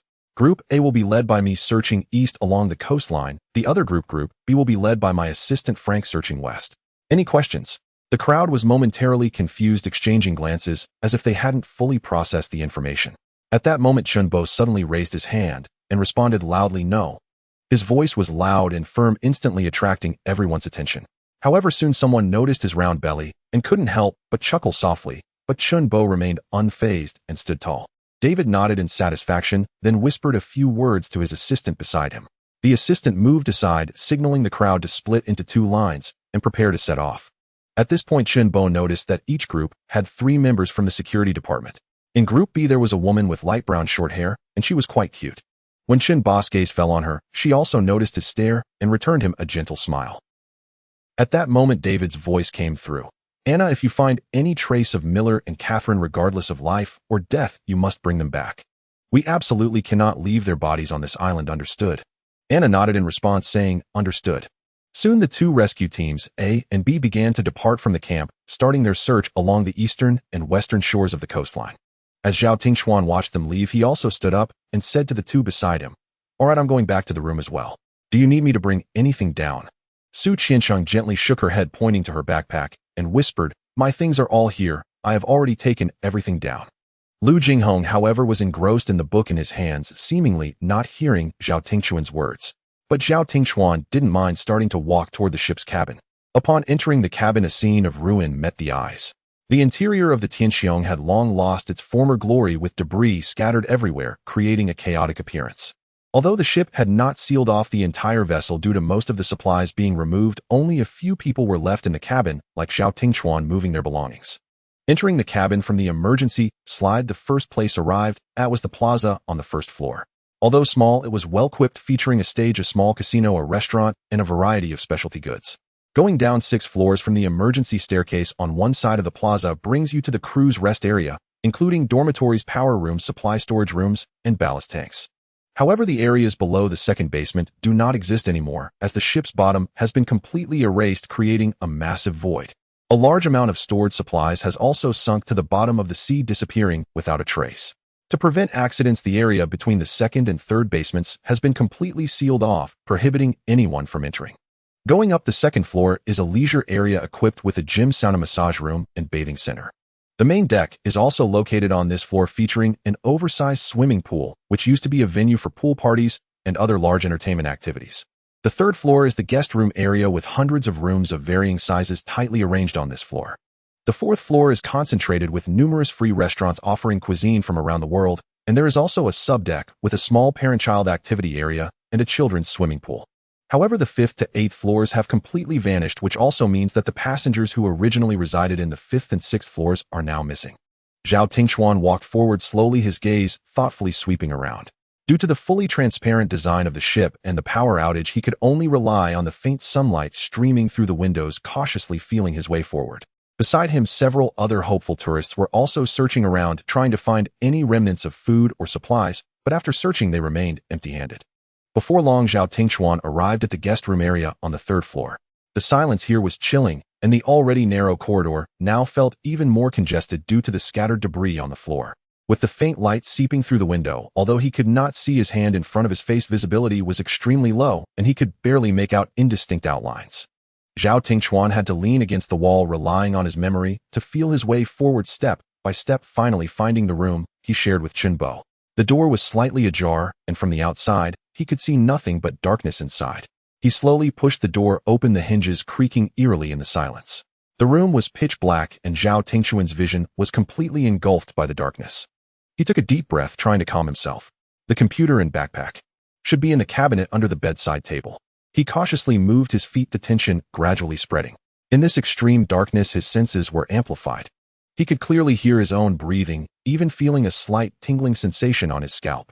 Occasionally, water droplets fell from the bathroom. Tick-tock, tick-tock. Finally, Zhao Tingchuan felt his way to the bedside table. He crouched down, pulling open the cabinet door, his fingers searching back and forth inside. Soon his fingertips touched the hard shell of the laptop, followed by Chunbo's backpack. He felt a sense of relief and murmured to himself, "Found it just as I thought it was here." However, in that instant, bang! A sharp pain struck the back of Zhao Tingchuan's neck, and his body instantly went limp, his consciousness starting to fade. In the last moment before closing his eyes, he vaguely saw a shadow standing at the head of the bed, seemingly holding something in hand. "You? Who are you?" Before he could finish his sentence, Zhao Tingchuan fainted. After an unknown amount of time, a low whimper emerged from the darkness. Zhao Tingchuan clutched his neck and slowly opened his eyes. He was half leaning against the bed, still surrounded by heavy darkness, with only the sound of water dripping from the bathroom, its rhythm clear and monotonous. He tried hard to recall everything that had just happened, a few blurry fragments flashing through his mind. Who was that person just now? Was I attacked? But why? He instinctively felt around himself, confirming that he was not carrying any valuable items. However, in this environment, money had long lost its meaning. What was the other party's purpose? With doubts in his mind, he turned to look at the cabinet, finding Chunbo's computer and backpack still untouched, showing no signs of having been disturbed. This left him even more puzzled, but out of caution, he decided to take the computer and backpack, limping slowly out of the room. However, just after he left, a whisper came from the shadows not far away. "Xiao Tong, why didn't you take the computer? The wristband isn't in the backpack. The computer is meaningless to us. The important thing is the wristband. It must be on that chubby guy. It seems we can only find another opportunity."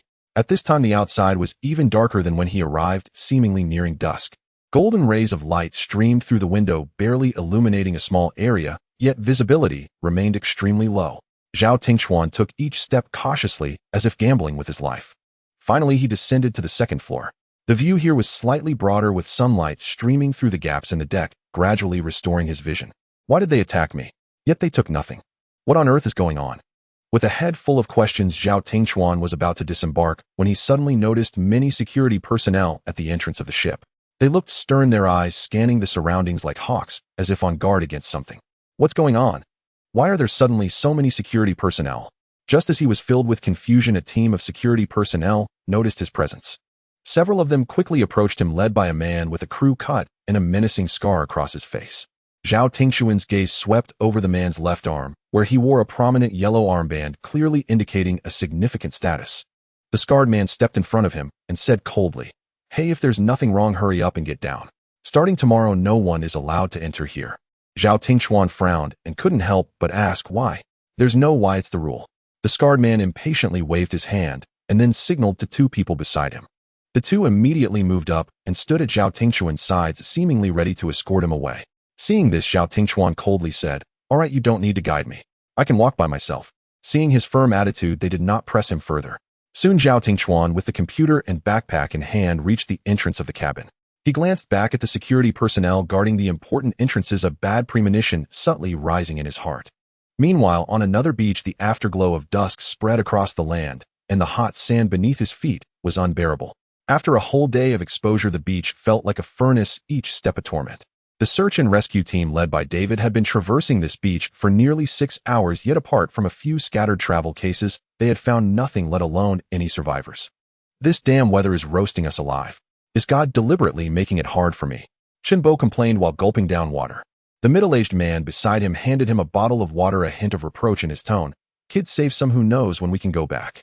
Chinbo turned to look, and the person was none other than his and Su Xingming's superior, Director Tianqiong. Director Tian was dressed in a striking red beach outfit and wore heavy round glasses, looking somewhat mismatched. Chinbo did not expect Director Tian to join the rescue team and awkwardly took the water bottle, taking a small sip. Director Tian, at your age, why don't you stay at the camp and instead come here to suffer? Chinbo couldn't help but ask. Director Tian glared at him and then sighed. So don't mention it. I only found Xiao Li Wei and a few others along with my daughter. But my wife is still missing. A perfectly fine company trip turned into this. As he spoke, his voice choked and tears involuntarily rolled down his cheeks. Everyone in the company knew that Tian Wenrong was a family-oriented man. He usually avoided overtime just to return home early and accompany his family. This time the company rewarded their group with a trip at sea, and he had planned to relax with his family, but unexpectedly encountered such a disaster. Director Tian, don't be too sad. Your wife will be fine. You have to pull yourself together. Chinbo comforted. Director Tian wiped his tears and nodded. My will. Then he glanced at the wristband on Chunbo's wrist and shifted the topic. By the way, how is that thing progressing? Chinbo immediately replied. It's basically done, just the final certification procedure left. Once the rescue mission is over, we can handle it with the computer when we get back. Director Tian nodded in satisfaction. That's good. This is the company's hard work for the year. You need to take good care of it. Once we return, we'll rely on it to turn things around. Rest assured, Director Tian, I understand. Chinbo responded seriously. At that moment, David looked at the distant sea horizon and turned to everyone, shouting, all right, everyone, take a break here. Those who can swim, come with me. The others go chop some branches and leaves to set up a temporary camp. Get moving. The crowd exchanged glances and quickly split into two groups. Chinbo, who had always been afraid of water and was a definite landlubber, naturally joined the group chopping branches. The other group followed David, armed with the harpoons they had brought from the camp, heading towards the seaside. Before long, Chinbo was panting heavily, slumping down in the sand, gasping for breath. Looks like I really need to lose weight. This physical labor is killing me. As dusk fell, a bonfire was lit in the center of the temporary camp, and everyone sat around it, their eyes fixed on the sizzling fish being roasted beside the fire. I didn't expect he was really good at catching fish. If it were me going into the sea, I probably wouldn't even touch a fish tail. Someone whispered in admiration. Of course, didn't you see him dive into the water, able to hold his breath for 2 or 3 minutes? I can't even last a minute. Another person chimed in. Hey, I didn't expect we could eat fresh grilled fish. If only we had some wine and garlic to go with it, that would be perfect. Someone teased. The atmosphere around the bonfire gradually relaxed as the previous tension seemed to have been swept away. So, chubby guy, I told you I could make you full, didn't I prove myself? Come eat your fill. David smiled at Chinbo, a hint of teasing in his eyes. Chinbo scratched his head in embarrassment, his mouth stuffed with grilled fish, mumbling incomprehensibly. Of course, Captain David, I've known it all along. His eating style made everyone burst into laughter. Slow down, no one's going to snatch it from you. There's plenty. Don't choke. There's no hospital out here to save you. Director Tian Wenrong shook his head helplessly as he watched Chinbo devouring his food. Rustle, rustle. Just then a rustling sound came from the nearby bushes. What is that? Someone exclaimed. It can't be wild men, another person said nervously. Oldly, stand in front of me. I'm a bit scared. The sudden noise threw everyone into panic, but David remained calm. He called over 2 members from the security department and whispered, follow me, let's go take a look. However, before they could act, 2 dark figures suddenly burst out of the bushes, moving at an astonishing speed straight towards the crowd. Under the cover of night, these 2 shadows appeared like phantoms, instantly causing panic among the crowd, with some already starting to scatter. The dark figures dashed to the bonfire in the blink of an eye, but they ignored the people around them, instead grabbing the grilled fish on the ground and devouring it hungrily. Illuminated by the firelight, the crowd quickly recognized the true identities of the 2 shadows. Soon 2 cries of surprise rang out simultaneously. Su Xingming, Chinbo. The next morning, most people in the camp were still asleep, with the sound of snoring occasionally echoing on the beach, yet many others had not slept a wink throughout the night. Suddenly a shout broke the tranquility. Group A is back. They've brought a lot of supplies. They even brought back 2 wild people. Wild people? Are there really wild people in this place? Those who had been woken began to murmur. The leader told me, I just repeated what he said, the person who shouted explained. Before long, a dozen people were seen slowly walking from the west side of the camp, looking spirited, their faces radiating the joy of victory. However, among them, two individuals stood out as mismatched, disheveled hair covered in black and gray grime and barefoot, looking extremely disheveled. Indeed, there are wild people. This place seems quite extraordinary. Hey mom, you better keep an eye on the kid. Don't let that wild person take them away, someone in the crowd said worriedly. As more people were awakened, Su Tianqiong also stirred from her drowsiness, while Lu Jinghong and Zhao Tingchuan continued to sleep soundly beside her. What wild people? What is everyone talking about? Su Tianqiong looked toward the crowd and saw Chunbo. Walking alongside him were two dirty individuals. But for Su Tianqiong, who had keen eyesight, she could see clearly. In an instant her eyes turned red and tears streamed down her face. I said, Chunbo, they are all talking about wild people. Where are the wild people? I don't see any. Su Xingming asked, unconvinced. Before Chunbo could reply, Shen Yu gave Su Xingming a light smack on the head. Look at who among us is the dirtiest. Who else but a wild person? Oh, I see. When I was a kid, I rolled around in the mud and my mom didn't say anything and instead treated me to stir-fried bamboo shoots with meat. Hey, I didn't expect there to be so many of you, unlike the two of us starting with nothing. Look at you all, you have everything. Oh, and there's a blanket. Su Xingming looked sad, clearly reminded of the difficult situation from a few days ago. By the way, I haven't asked you yet, is Tianqiong with you? What about Chuan Chuan and Jing? Su Xingming continued to inquire. Chunbo was about to respond with a smile, when suddenly a figure rushed over and hugged Su Xingming tightly. Wah? Minga, you're finally back. That's wonderful, truly wonderful. I've missed you so much. Su Tianqiong held Su Xingming tightly, tears flowing uncontrollably. Su Xingming was taken aback for a moment, and when he recognized the person, he gently patted Su Qianqiong's head. It's okay, Tianqiong, I'm back. Hey. Snot. Your snot is dripping. Wah, Su Tianqiong, you're so disgusting. Let go of me. Su Xingming tried to push Su Qianqiong's head away while attempting to pry her hands off his waist, but she refused to let go, burrowing her head into his embrace, causing the people nearby to burst into laughter. Hey, how can you be such a brother? Your sister is showing some affection and you are being so rough, Shen Yu commented disapprovingly. She looked at the two siblings, feeling a twinge of envy. Shen Yu's siblings were usually distant from her, and their most frequent interaction was just, hey sister, are you there? Can you send me some gold coins? Thinking of this, Shen Yu felt even more irritated with Su Xingming. All right, you two should go wash up first. Especially you, Su Xingming, you smell terrible. Where on earth have you been rolling around? Chunbo said, covering his nose while fanning the air. Sigh, that's a long story. Where can I take a shower? Is there hot water? Oh, just go up from the boat, tell the guard, and you can use the shower room they set up, but it's only cold water. As he spoke, Su Xingming looked in the direction Chunbo pointed. The current shape of the Tianqiong is quite unique. What kind of person is the captain to be able to sail the ship onto a tree?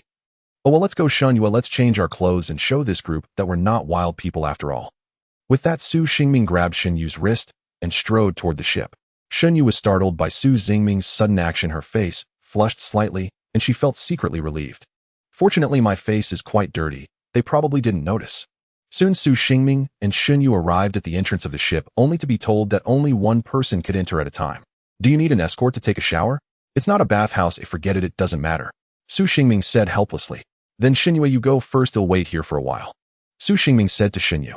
Shen Yu said nothing more and followed a female security guard into the cabin. Before long, Shen Yu emerged transformed, sparkling clean, wearing a fresh white t-shirt and a brown skirt with a pair of small slippers typical of hotel rooms. Hey, why didn't I notice before that you look quite good? Su Xingming teased. Of course, I said long ago that I'm a blossoming young lady, naturally beautiful. Shen Yu replied disdainfully, though a hint of pride showed on her face. If you're still a blossoming young lady, you can't change that. Su Xingming couldn't help but laugh. Shen Yu shot Su Xingming a glare, and he immediately fell silent. You should go find Tianqiong, he'll go wash up too. I'm feeling awful. Su Xingming said. Oh, Shen Yu replied, and turned to leave. Su Xingming followed a security personnel into the cabin. Seeing the inside of the cabin after the disaster for the first time, the sight shocked him. Security personnel were positioned at every entrance, their expressions serious, seemingly ready to respond to any sudden situations. We're here.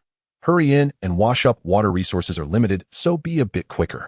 The security personnel brought Su Xingming to a bathroom next to the lobby on the first floor, which had been transformed into a simple shower room, with the shower connected to a massive water pump.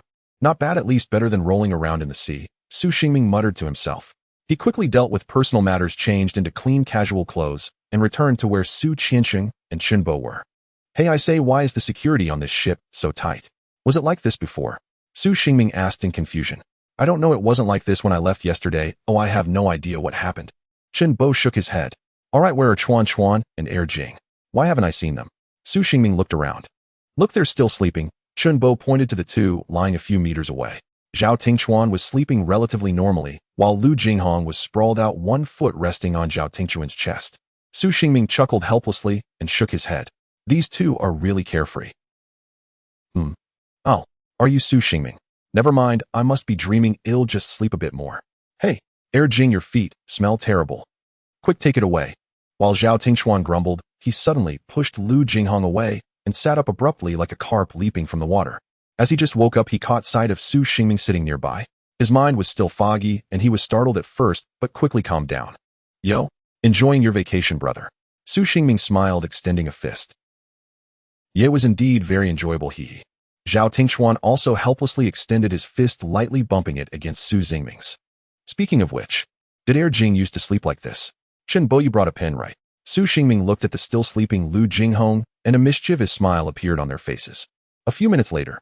By the way, Su Xingming, where have you been these past few days? Chen Bo asked while taking out the laptop that Zhao Tingchuan had brought back. Me. This is a bit complicated, can't be explained in just a few words. Su Xingming started to speak, but couldn't help but laugh. What have you guys been laughing about since earlier? Lu Jinghong said with a confused expression as the others had been glancing at him, and then turning away, their shoulders shaking with laughter. It's nothing, Jing, I'm just excited to see you after so many days. Yes, excited. Su Xingming held back his laughter, his face almost contorted. This is so confusing. I'm going to the seaside to wash my face, you all chat first. Lu Jinghong said, and walked towards the beach. A few minutes later. What did you do? Lu Jinghong's scream came from the beach. Ha ha ha. Jing, your reaction is too slow. Su Xingming laughed uncontrollably. Lu Jinghong dashed back, grappling with Su Xingming. Chen Bo, wanting to mediate, was also pulled into the fray. Hey, is it really okay for them to act like this? Shen Yu pointed at the three tangled together, asking with some concern. It's fine, Sister Shen Yu, they've been like this since they boarded the ship, no need to worry. Su Qianqing looked at the ruckus caused by the three and chuckled while shaking her head. No, it's been like this since university. Zhao Tingchuan covered his head, looking helpless. Throughout 4 years of university, he had spent almost every day amid such chaos, while he himself had always played the role of the peacemaker. However, no matter how they mess around, their bond seems impossible to sever. Zhao Tingchuan said softly. Sure enough, a few minutes later, all three of them simultaneously released their hold, lying on the ground, enjoying the morning sun and sea breeze, laughing heartily. Please have the group leaders come to the cabin to collect today's supplies. They'll repeat, please have each group's leader come to the cabin to collect today's supplies. End of announcement. At this moment, the ship's loudspeaker sounded inopportunely, breaking the momentary tranquility. All right, I'm going to get the supplies, you all take a break. Hearing the loudspeaker, Zhao Tingchuan stood up and walked toward the cabin. Okay, Chuan Chuan. We'll wait for you. Su Xingming waved with a smile, watching Zhao Tingchuan leave. For Zhao Tingchuan, he felt calm and incredibly reliable in any situation, which made Su Xingming feel reassured. By the way, Ming, tell us about your experiences these past few days and how you ended up like that. Su Qianqing looked at her brother with eager anticipation. About that. Su Xingming sighed and began recounting the events of the past few days. We followed the coastline toward the direction of the drifting suitcase, but we still had too little food. We ran out by noon. However, we seem to have found a rabbit by the beach. A rabbit? Are there rabbits here? Su Qianqing looked puzzled. Upon hearing this, Su Xingming also looked at Shen Yu with confusion. The latter immediately retorted, I really saw it. You have to believe me. Yes, I know you saw it. So we followed the grass and searched, hoping to catch some dinner. But it ran too fast, or I could only see the movement, but couldn't catch it. After a hard time finding it nestled in the grass, I was just about to pounce, but this little guy knocked me down from behind, and we both rolled into the mud. Su Xingming helplessly pointed at Shen Yu. Hearing this, Shen Yu suddenly froze, as if recalling something, then her face displayed a look of horror. I knocked you down because that rabbit isn't normal, it seems to have a human face. A human face? Are you telling a ghost story? How could that be? You must be delirious from hunger. Su Xingming looked incredulous. Maybe. I was indeed quite hungry at that time. Shen Yu murmured. Later, the rabbit disappeared, and the box of food we had finally found was stolen by monkeys. We had no choice but to keep moving. When we were too hungry to keep walking, this guy said she smelled grilled fish. Su Xingming pointed at Shen Yu again. I really smelled it. It turns out I was right. Shen Yu retorted defiantly. Yes, don't sulk, it was just a joke. Su Xingming smiled and waved his hand. Later, we crawled forward following the smell, and then we encountered this guy. Su Xingming pointed at Chen Bo helplessly. No wonder you both are covered in dirt and look completely unrecognizable. When you guys dashed out, you scared everyone. If I hadn't stopped David, you might have gotten a beating. Shenbo proudly puffed out his chest, his nose almost pointing toward the sky. Yes, thank you. But what are you tinkering with now? As Su Xingming spoke, he saw Chunbo take out a magnet copper wire and a wooden handle from his backpack, feeling a bit puzzled, but soon his eyes lit up. A hand crank generator. Su Xingming shouted with delight. Hee bingo. Chunbo smiled proudly.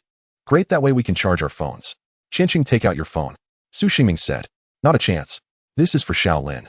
Chunbo held his not yet formed small generator protectively. Who is Shaolin? Are there others besides us? Xinyu asked in confusion. Su Xingming pointed at the wristband on Chunbo's wrist. This one, the AI developed by Chunbo, is also a key project our company is focusing on. However, this guy added some strange programs to it. In short, you will understand when you see it. Hearing this, Xunyu looked at the grinning Chunbo with disdain, feeling a surge of bad premonition. Just then, Zhao Tingchuan's voice came from behind everyone. Everyone in back. Here are the supplies allocated to our group today. Upon hearing this, everyone turned around to see him holding a plastic basket with a serious expression, just like yesterday, but today the basket contained even fewer items than yesterday.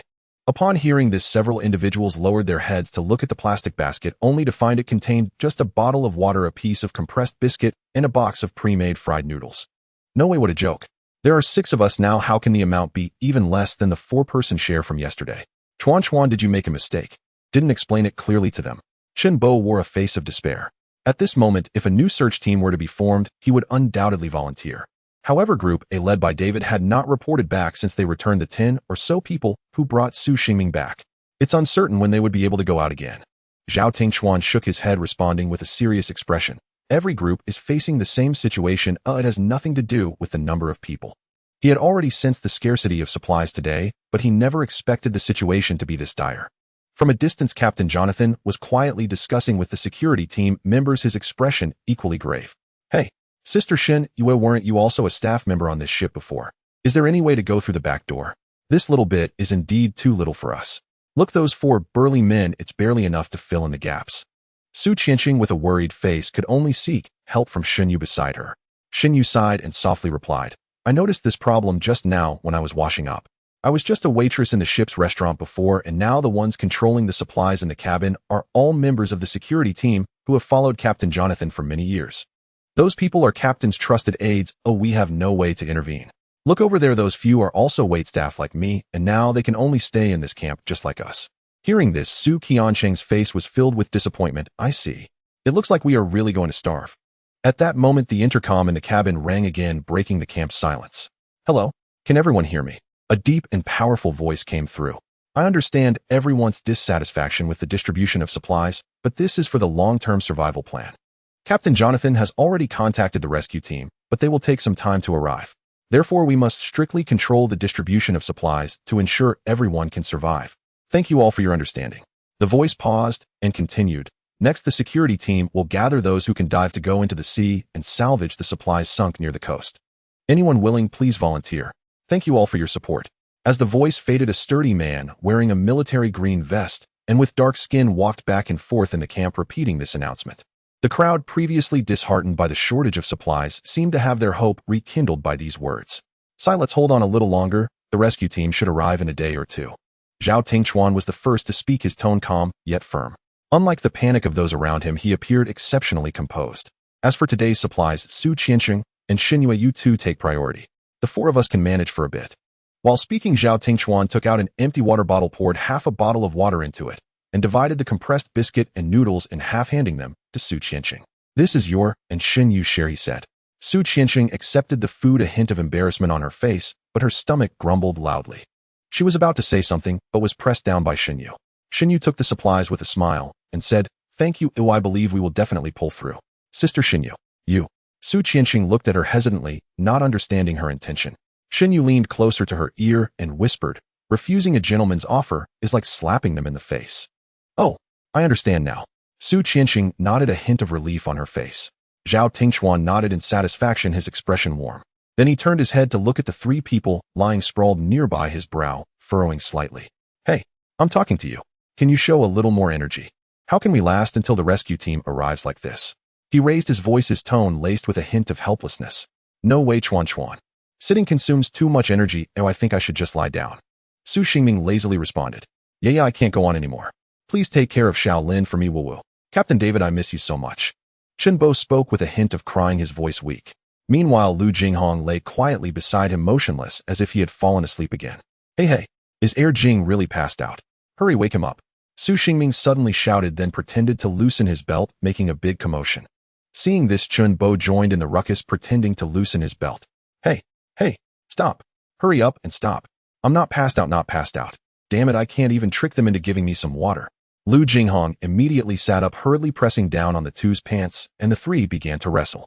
Seeing this scene, Zhao Tingchuan finally could not bear it any longer and raised his fist, giving each of them a tap on the head. The three immediately sat upright, not daring to cause any more trouble. Are you all idiots? What time is it now? Instead of causing a ruckus, why not conserve your energy? Or think of some strategies? Zhao Tingchuan spoke in a stern tone similar to a parent lecturing children. Su Qianqing and Xin Yu watched this scene and couldn't help but laugh. At that moment, Xin Yu's gaze shifted towards the direction of the cabin. She pointed not far away and whispered, "Hey, look, it seems the security team is preparing to dive." Following her gaze, everyone saw several people in diving suits wearing masks and carrying oxygen tanks stepping towards the near sea. They seemed quite professional. Su Qianqing quietly observed the group, a glimmer of hope passing through her eyes. Of course, this is for the safety of the tourists. Such diving equipment is essential, Xin Yu explained.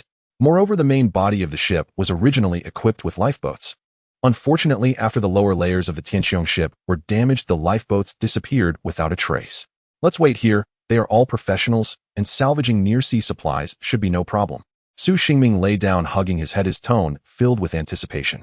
Under everyone's gaze, 12 frogmen stepped into the sea, then plunged into the water. 1 minute, 5 minutes, 10 minutes. Time passed second by second. Mingo, why is there still no news? Is something wrong? Su Qianqing asked anxiously. I don't know, I can't dive either. Maybe they have too many things and they can't carry everything at once. Su Xingming shrugged, his tone light. Let's hope so. Su Qianqiong said softly. Just as her words fell, bubbles of various sizes suddenly appeared on the water's surface. Immediately after, those frogmen surfaced one after another. A cheer erupted from the crowd, but it quickly fell into silence as their hands were completely empty with nothing at all. What's going on? Did they not find any supplies? That can't be right. How could they stay underwater for so long? Su Qianqing frowned, filled with doubts. I don't know, we'll have to see how the ship responds next. Xin Yu shook her head, her gaze still fixed on those frogmen. A few minutes later, inside the cabin, the previously mentioned dark-skinned man stood in front of an elder, his expression serious. Mr. Jonathan, our 12 men searched the vicinity for 25 minutes without discovering any supplies. Not even a wreck. The man reported in a low voice. Captain Jonathan fell silent upon hearing this, his brow furrowed. After a moment, he slowly spoke. Johnny, you should understand that this is impossible.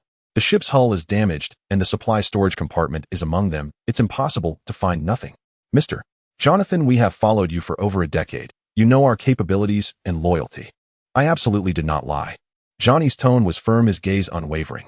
Jonathan fell into deep thought. He couldn't understand why the supplies would vanish into thin air. At that moment, another member of the security team rushed in, looking panicked. Mr. Jonathan, the remaining members of Group A have returned. He said breathlessly. Oh, David and the others are back. Let him come to report to me. Jonathan did not turn around, his tone calm.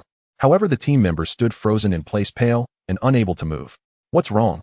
Why aren't you going? Jonathan asked impatiently. Mr. Jonathan, look.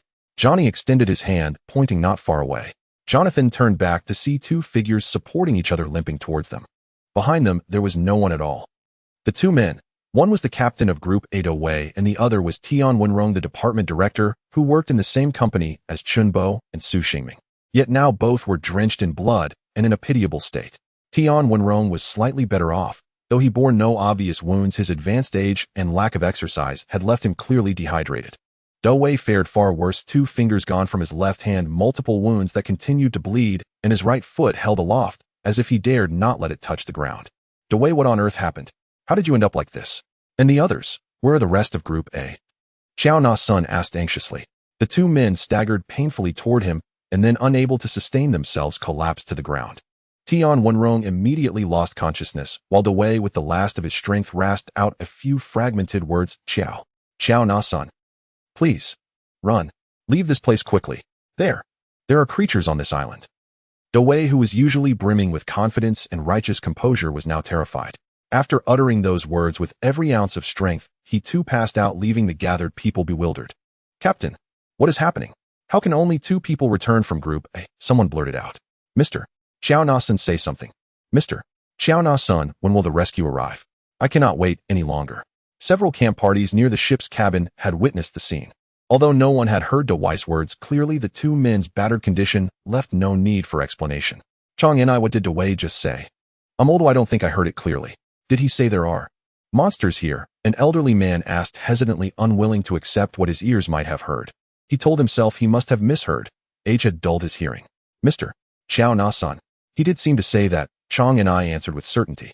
At the confirmation, a shadow of worry instantly crossed the old man's face.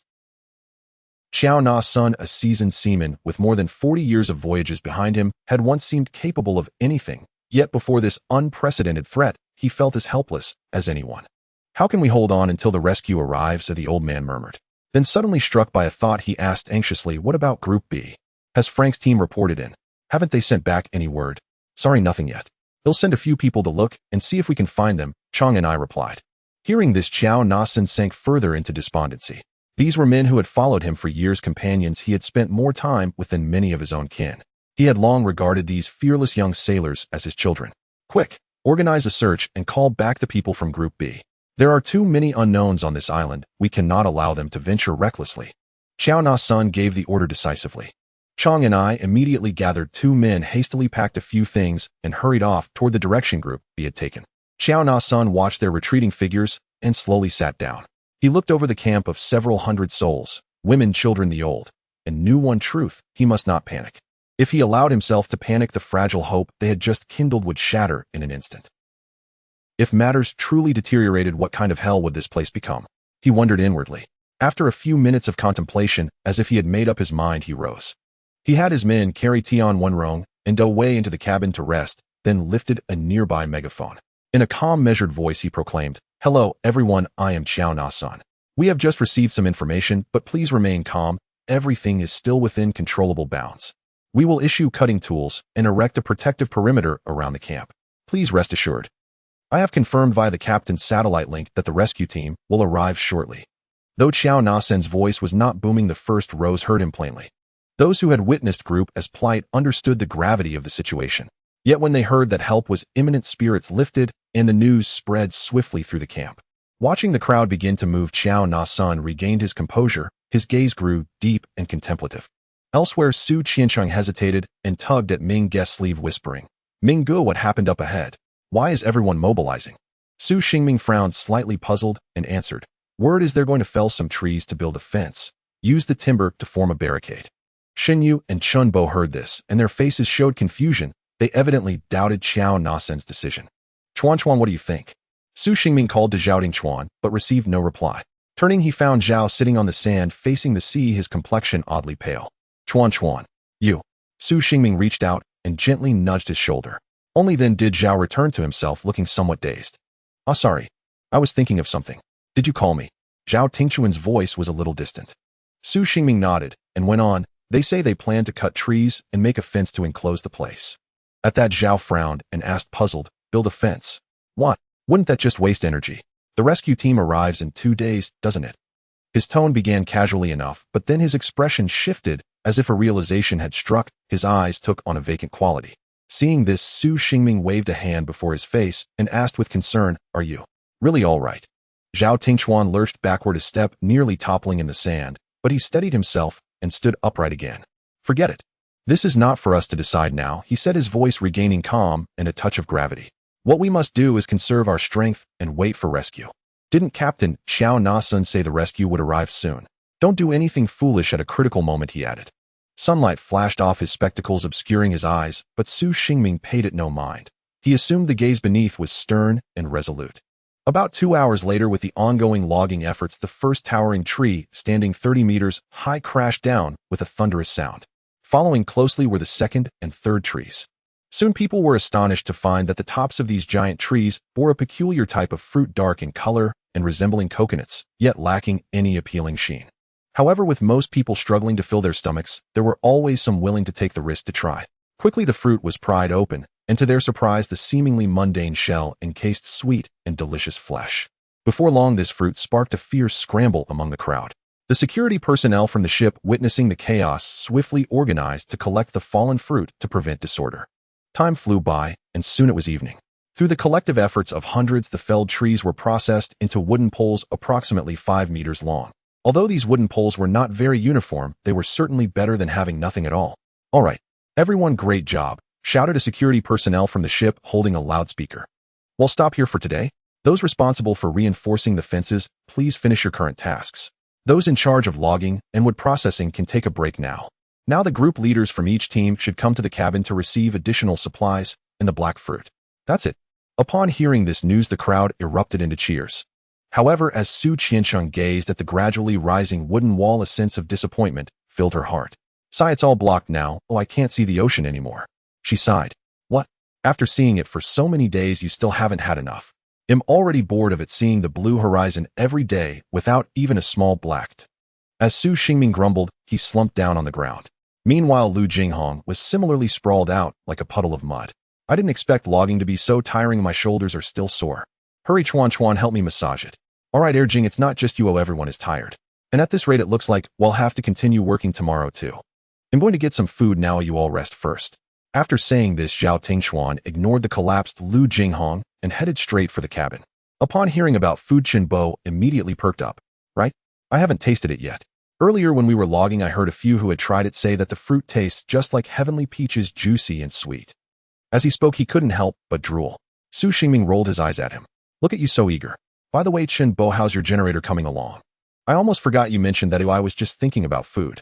Look, it's basically done." Saying this, Chen Bo took out a laptop and a homemade hand-cranked generator from his backpack, then connected 2 copper wires from the generator to the laptop's charging port, linking the hand ring and the laptop together with a cable. With a burst of energy, Chen Bo put all his strength into turning the handle of the generator. As the gears slowly turned, the copper coil began to spin rapidly. Beside them, Shen Yu and Su Qianqing exchanged doubtful glances. "Is it really that simple? Can it really charge?" Shen Yu asked. Su Xingming quickly explained, "Generally, a laptop requires around 15 volts of voltage to charge, and this one is a low-voltage model specially configured by the company for Chen Bo, needing even lower voltage. Although its performance is slightly inferior, its standby time is very long. But can such a small device really work?" Su Qianqing and Shen Yu remained skeptical, as they were clueless about technical knowledge. A simple hand-cranked generator usually only produces around 5 volts of voltage, sufficient for lighting a bulb.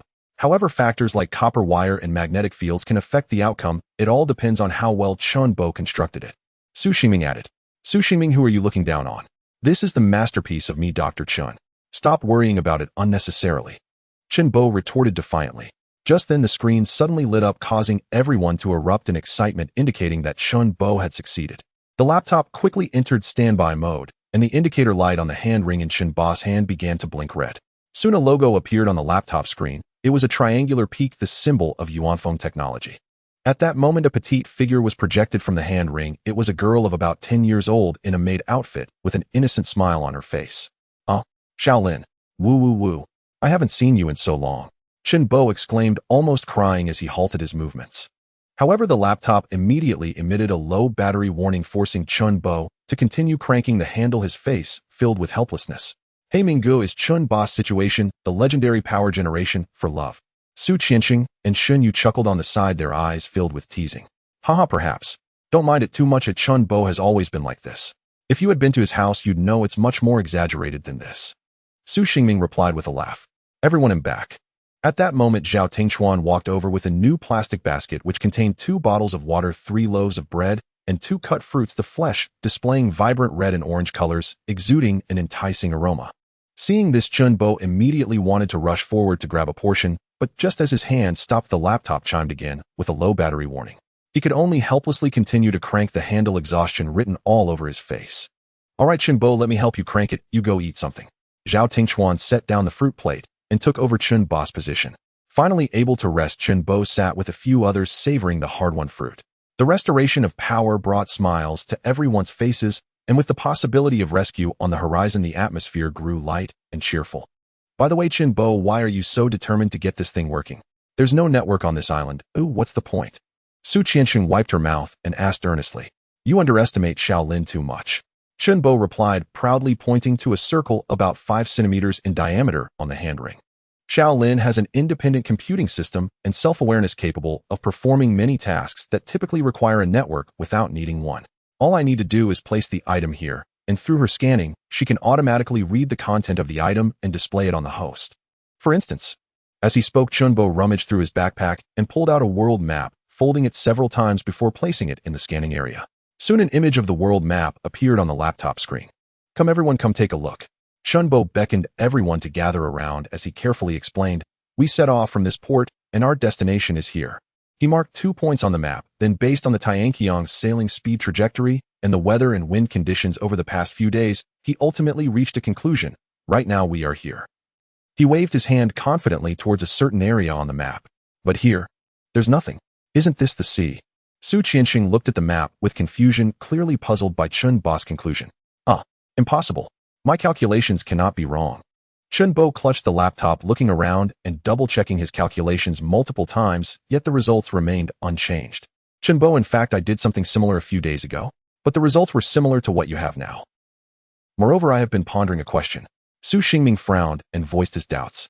Generally, the coastline of an island should be curved at least from one direction. It should appear that way. However, here the coastline is so straight that it seems endless. Furthermore, a few days ago, Shen Yu and I walked out of the jungle for nearly 20 kilometers. So I was thinking this island should be very large indeed. Even with some error, it shouldn't be entirely unmarked on the map. Yet our calculations conclude that this area has nothing at all. So what exactly? As Su Xingming uttered these words, an inexplicable sense of dread spread among the group. So where exactly have we been washed up to? What place have we been washed up to? That night, everyone felt restless, constantly reflecting on the words spoken by Su Xingming. At that moment, Zhao Tingchuan quietly approached and gently patted Su Xingming's shoulder, signaling him to follow. His voice was low and serious. Xingming, you should have noticed that the current situation is dire. Supplies are scarce and morale is low. Everyone is on the brink of collapse. I know you usually talk a lot, but what we discovered last night must not be shared with anyone outside the group. Do you understand? Su Xingming couldn't see Zhao Tingchuan's expression clearly, but felt a chill run down his back. He nodded, his tone carrying a hint of hesitation. Chuan, I still have some sense of discretion. But, do you really believe what the ship's crew said? Zhao Tingchuan frowned and retorted, what do you mean by that? Su Xingming took a deep breath and slowly uttered 3 words, each hitting Zhao Tingchuan's heart like a hammer. Rescue team. Zhao Tingchuan's expression instantly turned grave, his tone becoming urgent. Of course it's true. Captain Jonathan is experienced and the captain's cabin has a satellite communication system. Contacting the rescue team is not an issue.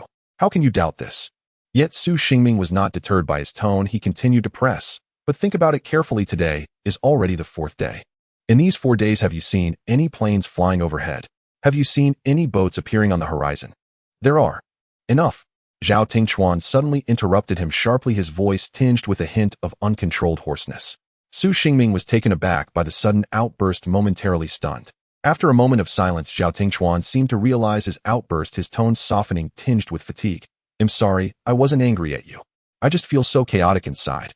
Let me be alone for a while, he said, covering his eyes and slowly sitting down on the ground, his shoulders slightly trembling.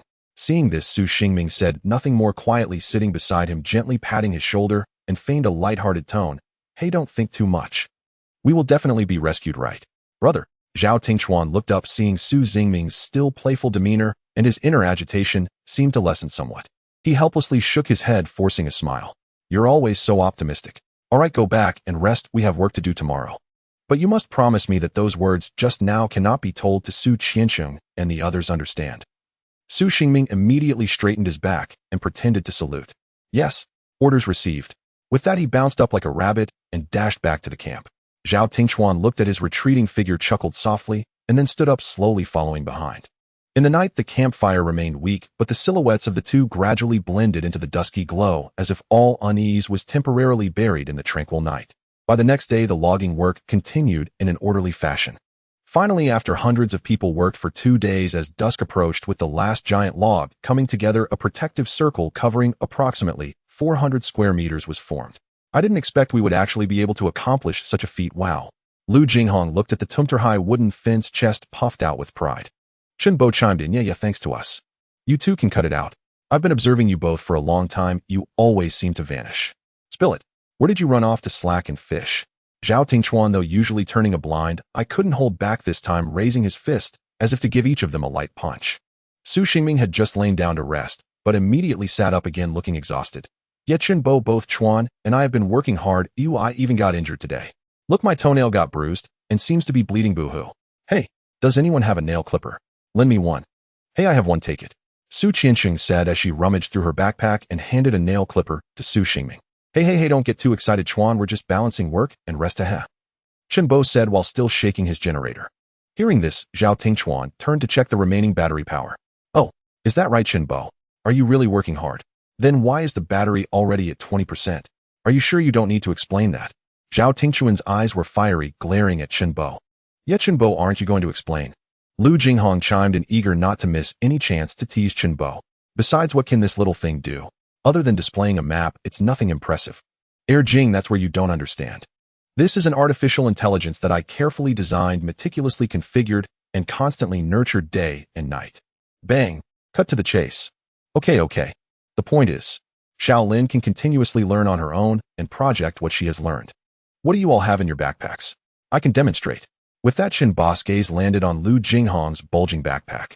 Jing, hand over your bag for me to take a look. Chenbo reached out, curiosity glimmering in his eyes. Oh.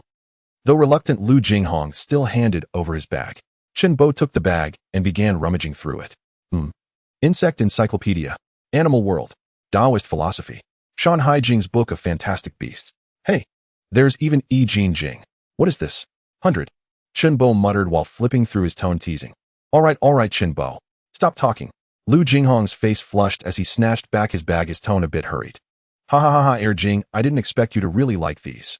Chenbo laughed so hard, he nearly rolled on the ground. The others around couldn't help but laugh as well, their eyes filled with kind-hearted amusement directed at Lu Jinghong. What? What do you care? I like it. So what? Come on, take it. Lu Jinghong, slightly embarrassed, randomly pulled out a copy of Insect Encyclopedia and shoved it into Chenbo's hands. Aren't you fond of showing off? Demonstrate your high-tech. Chenbo took the book, laughing as he placed it on the sensor of his wristband. The sensor scanned lightly, and the computer screen immediately displayed the entire content of the book. Watch closely, it's decided on you. Chenbo casually pointed to a butterfly, and Shaolin projected a vivid butterfly in her hand that fluttered its wings gently, as if it could fly away at any moment. It really works, Chenbo. Lu Jinghong's eyes lit up, and he reached out to grab the butterfly. However, as soon as his hand touched it, the image slipped through his fingers as if nothing was there. Oh, Jing, that's just an illusion, it's a projection, Chenbo explained with a smile. The purpose of the company developing this gadget is to apply it in the educational field, allowing students to observe and learn knowledge more intuitively. Upon hearing this, Lu Jinghong's face showed a hint of disappointment, clearly longing to catch that butterfly. Chenbo suddenly lowered his voice mysteriously, leaning in closer to the group. I secretly developed an even more powerful function. Let me demonstrate it for you. Oh, everyone instantly became interested, gathering around to see what Chenbo was up to. Chenbo pulled out a small knife and gently cut his finger. Due to fear of pain, the wound was tiny, and it took a while to squeeze out a drop of blood. Starting authentication. Performing DNA system comparison.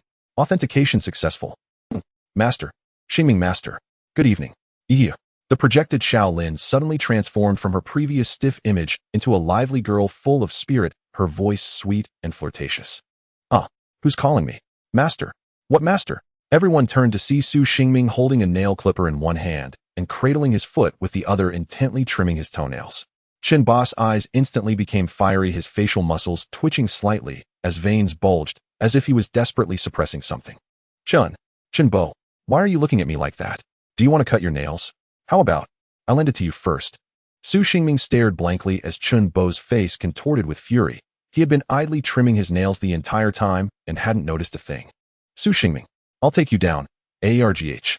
Chenbo roared, yanking off his wristband and hurling it violently onto the sandy ground before lunging straight at Su Xingming. Whoa, what's gotten into you, Chenbo? What did I even do? Hey, calm down. Su Xingming dodged frantically while trying to soothe him. Master Xingming, you've got this, master. Don't let that fatso beat you. Shaolin, the holographic projection from the wristband, continued cheering Su Xingming on without pause. Hearing those words, Chenbo crumpled further, halting mid-lunge, collapsing onto the ground and bursting into wails. Ha, this is killing me. No, I can't take it anymore. Doctor. Lu Jinghong rolled helplessly on the ground, convulsed with laughter, his bag flying from his grip, spilling its contents across the sand. Just moments earlier, Chenbo had mocked him, now poetic justice had struck, and the others, unable to hold back any longer, erupted into unrestrained laughter. Only Chun Bo lay alone on the ground, tears streaming silently down his cheeks. A few minutes later, "Oh, I see now. No wonder. I thought Chun Bo had been bitten by a rabid dog and gone completely mad. Gave me quite a fright." Su Xingming tidied Lu Jinghong's scattered belongings while piecing together the full story from everyone's accounts. "By the way, Jinghong, you actually read those. Don't you have nightmares?" "Not for the world. I'd never touch them. Wait, where's Chun Bo's wristband?" "Oh, here it is." Su Xingming picked up several fallen books, revealing the wristband hidden beneath, and gently handed it back to Chun Bo to reattach. "But Chun Bo, can't your AI just rebind to the DNA authentication system? Delete my profile and register yours instead?" Su Xingming asked. At that, Chun Bo's shoulders slumped, his voice hollow and drained. "Impossible. That module was a private edition I coded during initial design. To rebuild it properly would mean scrapping the entire architecture, starting over from scratch." Well then I suppose there's no way around it. "Don't worry, I'll discipline her properly. I'll do my best. Try not to let her call you that fatso again." Uffed. Su Xingming buried his face in his hands, stifling laughter while patting Chun Bo's shoulder, only for Chun Bo's barely contained tears to threaten a fresh flood. While mirth echoed around Su Xingming far away, on the opposite side of the camp, "Mr. Jonathan, Johnny's team has returned." A security officer rushed in breathlessly. "Oh, really? How are they faring?" The elderly man, who had been sitting motionless with eyes closed, shot upright, a flicker of anticipation lighting his gaze. He had been waiting for this moment. "Well, you should see for yourself." The officer hesitated, his tone laced with unease. Jonathan's heart sank, foreboding tightening his chest, as he strode swiftly toward the main gate. The camp was encircled by towering wooden palisades 5 meters high. Even the gate itself was forged from massive solid timber, resembling a fortress carved from ancient forest. So this place has become a fortress. But tell me, does it shield us, or cage us? When he reached the gate, the sight before him struck like thunder.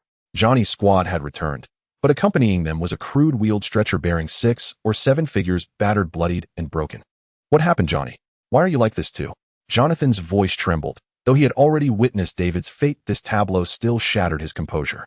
Johnny drew a slow, steadying breath and began. "Mr. Jonathan, we tracked Team's trail for an entire day. At noon the next day, we found signs of violent combat, scattered gear, torn clothing, and severed limbs." He paused, then continued. "Though dread coiled in our chests, we pressed forward.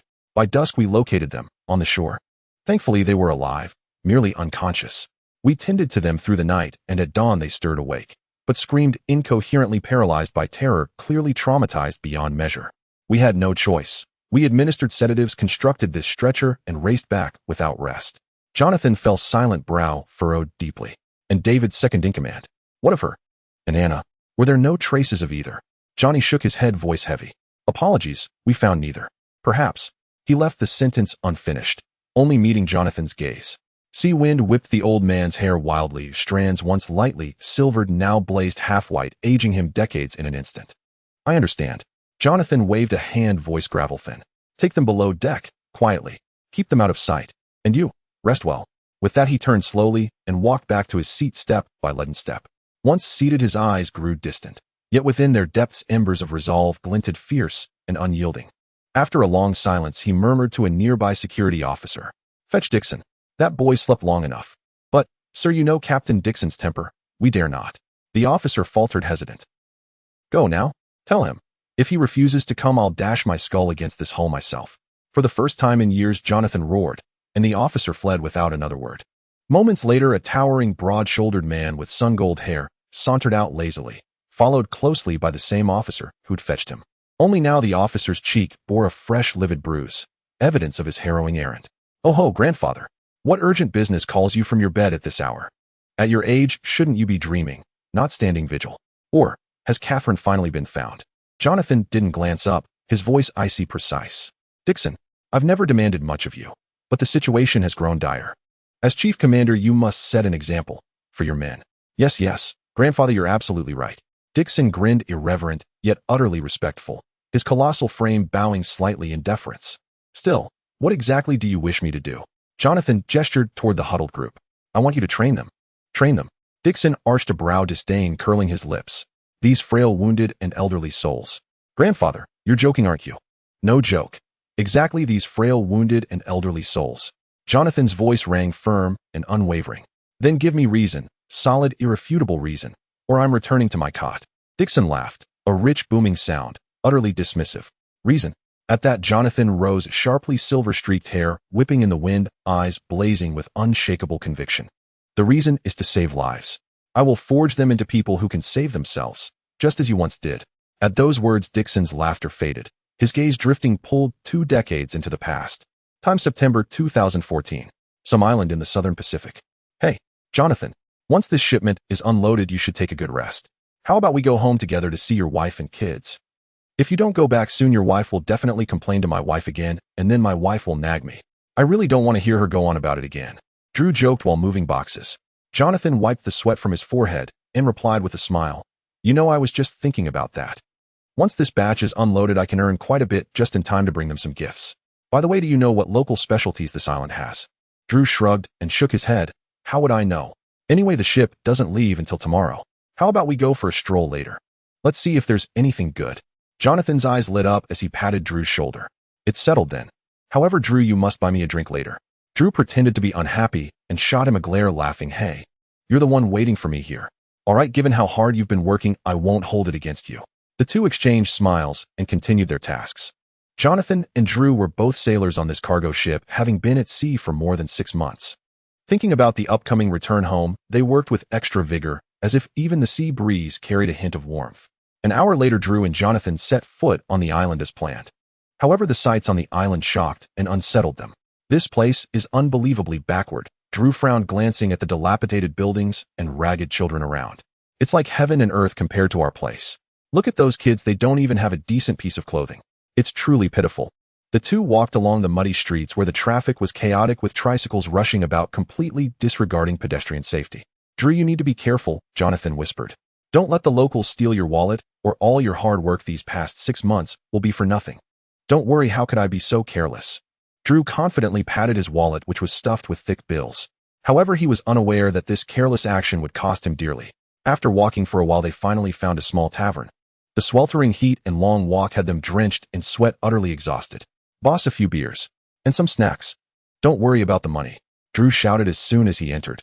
The tavern was not crowded, with only a few tables occupied, including some children who had only a plate of peanuts before them.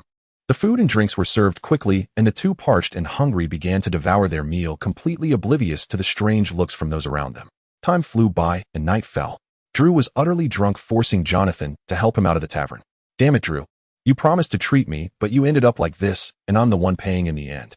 Jonathan complained while struggling to support Drew's heavy body. You should lose some weight, you're as heavy as a pig. Don't worry, brother. Hick. I said I'd treat you, and I will. Hick. I'll give you the money when we get back. Vomit. Before Drew could finish, a wave of nausea surged up his throat. Hey. Don't you dare throw up on me. Go over there to vomit. Jonathan quickly pushed Drew away, disgust written all over his face. Drew staggered to a corner, beginning to retch violently. At that moment, a small dark shadow silently slipped past Drew from behind, quickly approaching and then vanishing. What was that? After Drew finished vomiting, he felt slightly more sober, only to suddenly realize his wallet was missing. Oh no, my wallet. He immediately chased after it, with Jonathan closely following. However, due to his unfamiliarity with the terrain and the effects of alcohol, Drew was not fast. He followed the shadow for a while and eventually ended up in a quiet alley. That's my salary for half a year. I can't just lose it. Drew was anxious, but just then a sharp pain shot through his abdomen. He looked down to see a glinting dagger embedded in his waist. The one holding the dagger was shockingly a child no older than a few years. Feeling the blood flow out, Drew fell to his knees, but he still tightly grasped the child before him. Hey, Drew, are you all right? Jonathan, who followed closely, rushed over, grabbed the child, and demanded, Who are you? Why did you do this? At this moment, the dark clouds in the sky gradually dispersed, and the bright moonlight fell, illuminating the muddy path. Using the moonlight, Jonathan carefully examined the child before him, whose golden hair shimmered under the light, and whose blue eyes held a hint of unease and confusion. The child was covered in dirt, wearing only a tattered pair of shorts, looking particularly shabby. What's going on with you? Jonathan frowned, feeling a surge of pity. The child appeared to be about the same age as his daughter, and judging by his appearance, he was clearly not a local. He speculated that perhaps the child had been trafficked here or forcibly brought by human traffickers. Oh, kid, you've got some guts. It's not easy to make me suffer a loss. Ha. Drew, holding his chest, managed to squeeze out a smile, his tone laced with mockery. So, Drew, are you okay? Jonathan turned to look at Drew, who was struggling to get up from the ground, concern written all over his face. Don't worry, this little injury won't kill me. Drew waved his hand, then his gaze fell on the child. So what are you going to do about this little rascal, eh? Take him back. From the looks of him, it seems like. That's what I was thinking too. Jonathan nodded, squatting down, looking gently at the child. How about it? Kid, do you want to come with us? The child seemed to understand their words and realized his current situation. He raised his head, his gaze firm, nodding vigorously. It seems like he might have been coerced. Jonathan murmured, then asked, by the way, kid, what's your name? Dixon. The child's voice was weak and trembling. Oh, that's a nice name. Jonathan smiled, patting his shoulder. But you need to speak a little louder. Real men shouldn't talk like a woman, all timid and whiny. Ha ha. He deliberately raised his voice, trying to lighten the mood. All right, Drew, you should talk less. We need to hurry back to the ship. Jonathan interrupted Drew's, teasing, his tone tinged with urgency. He looked at Dixon again, complex emotions stirring within him. This child reminded him of his own similarly troubled childhood. He paused for a moment, then said solemnly, Kid, do you want to come with me? I'll make sure to train you well. Looking at you, you can't possibly survive on your own. The young Dixon's eyes sparkled with a glimmer of hope at these words. He didn't hesitate at all and nodded vigorously again. Oh dear, what's this? Are you trying to find a partner for your daughter? No way, isn't that a bit too early? They're not even 8 years old. What if? Drew coughed while holding his chest, teasing. Shut up, Drew. No one thinks you're a mute if you don't talk. Jonathan shot him a glare. Aha. Cough, cough. I'm just looking out for you. Drew's laughter was somewhat forced, interrupted by his coughing. On the muddy path, the three of them, 2 adults and 1 child, trudged forward slowly. The moonlight fell at Dixon's feet, seemingly guiding him towards a path of survival. Returning to the present, Jonathan gazed at the man who had followed him for over 20 years, a ripple of emotion swelling within him. He seemed to have made a decision, gently waving his hand to signal the man to lean closer. Then he whispered a few words in the man's ear. After hearing it, Dixon's pupils suddenly constricted but quickly returned to calm. A hint of a rebellious smile appeared on his lips as he replied casually, Got it, old man. I'll take care of it. But whether these people can handle it is another question, ha. The elder watched Dixon laugh heartily, nodding with satisfaction as he slowly said, Go ahead and do it, Dixon, just like I taught you back then. Dixon's eyes flashed with a sharp light as he firmly replied, Understood. Then let me show this group of people a way. The night was as dark as ink, slowly enveloping the entire camp. Dixon stood on a protruding rock, tightly gripping a megaphone, his gaze piercing as he looked down at the crowd below. He took a deep breath, exerting all his strength, and shouted loudly at the camp, Hey, everyone get up. You bunch of little chicks. This sudden roar was like thunder, instantly shattering the tranquility of the night. The people in the camp were startled awake, including Su Xingming and others who looked around in confusion, their hearts filled with doubt. What happened? What happened? Is there a problem again? Someone whispered anxiously. Dixon's voice rang out again, carrying an undeniable authority. Next, this lord will conduct devilish training for you. Tomorrow morning, everyone should get your gear ready and gather at the entrance. That's all. Finished. He paused and added, Oh, right, one more thing. As for the food for the training, this lord will personally dive into the sea to solve it for you. No problem, right? Dixon's voice was indeed astonishingly loud, causing even Jonathan, who stood behind him, to cover his ears with a look of helplessness. Jonathan muttered to himself, Where did this guy train his voice? It can't be that jerk Druck taught him right. With Dixon's announcement, the camp erupted into chaos. People exchanged puzzled glances, whispers rising and falling. Clearly, everyone felt confused and dissatisfied with this sudden training arrangement. Why do we need to train? Exactly, we are not soldiers. Why do we have to train? Besides, isn't the rescue team supposed to arrive soon? There were numerous voices of doubt from the crowd. However, in the face of these opposing voices, Dixon merely smiled coldly and raised the megaphone again, speaking firmly, Rest assured, everyone. I can assure you, little chicks, all the efforts you put in from now on are for yourselves. Understand? Of course, if you really don't want to move, you can refuse to participate, but I hope you won't regret it in the future. With that, Dixon jumped off the rock without hesitation and left without looking back, leaving everyone exchanging glances, their hearts a mix of emotions. What should we do, Mingo? Are you all going? Su Tianqiong looked at Su Xingming with some anxiety, her eyes filled with hesitation. For a frail girl like her, training was undoubtedly a torment. She still remembered the military training during her freshman year in college, which lasted only a few days, but had made her suffer greatly. Hearing the term devilish training now made her heart waver. Su Xingming didn't reply, but instead put away his usual cheerful attitude and turned to Zhao Tingchuan beside him. Chuan, what do you think their intention is? Why bring up training at this moment? Xingming, I don't know, don't ask me. Actually, you should be able to guess why the ship side is doing this. It's just because. Shut up. Su Xingming. Before Su Xingming could finish his words, Zhao Tingchuan interrupted him with a harsh shout. The sudden action startled everyone, and Su Tianqiong and Xinyu sat down with a thud in fright. What's wrong, Chuan Chuan? It's rare to see you so angry. Is there something that can't be said nicely? Chen Bo tried to mediate from the side, and Lu Jinghong also chimed in. I'm sorry I lost my composure. After saying that, Zhao Tingchuan walked away briskly, and Su Xingming, realizing this, was not angry, but instead shouted loudly in his direction, I hope you can think carefully about what I said before. However, Zhao Tingchuan did not look back and quickly disappeared from view, leaving everyone wondering where he had gone. Minggu, what happened between you and Chuan Gu? Why did you suddenly start arguing? Also, what did you two talk about before? Can you tell us? Su Qianqing was very worried. During these days in the camp, being the youngest in the group, she had always received various care from everyone, so she really didn't want to see them arguing. It's actually nothing. Zhao Tingchuan. He's reached his midlife crisis. He's afraid you all will laugh at him, so he told me not to tell you. You all know he cares a lot about his image, so just ignore it. Su Xingming's explanation was naturally not convincing to everyone, but the more he said that, the more uneasy they felt. Oh right, there's one more thing. What that big guy just mentioned, we all have to participate tomorrow. Understand? Su Xingming turned to the others and said, just treat it as a way to get some exercise, right? Time to sleep now. Good night, master. Sweet dreams. At that moment, Chen Bo's wristband suddenly lit up and Xiao Lin's sweet voice reached Su Xingming, startling him as he had just turned around. Hey Chen Bo, can't you change that voice of hers? Sorry, I can't change it. If I could, I would have removed your data from Xiao Lin long ago. How can you talk to the master like that, you disrespectful fatso? Hearing this, Chen Bo began to cry loudly again, and Su Xingming hurried over to comfort him by hugging his head, saying, It's okay, don't cry, don't cry. If you do this, you will participate in the training tomorrow and become a slimmer fatso. Then it won't be like this. I promise.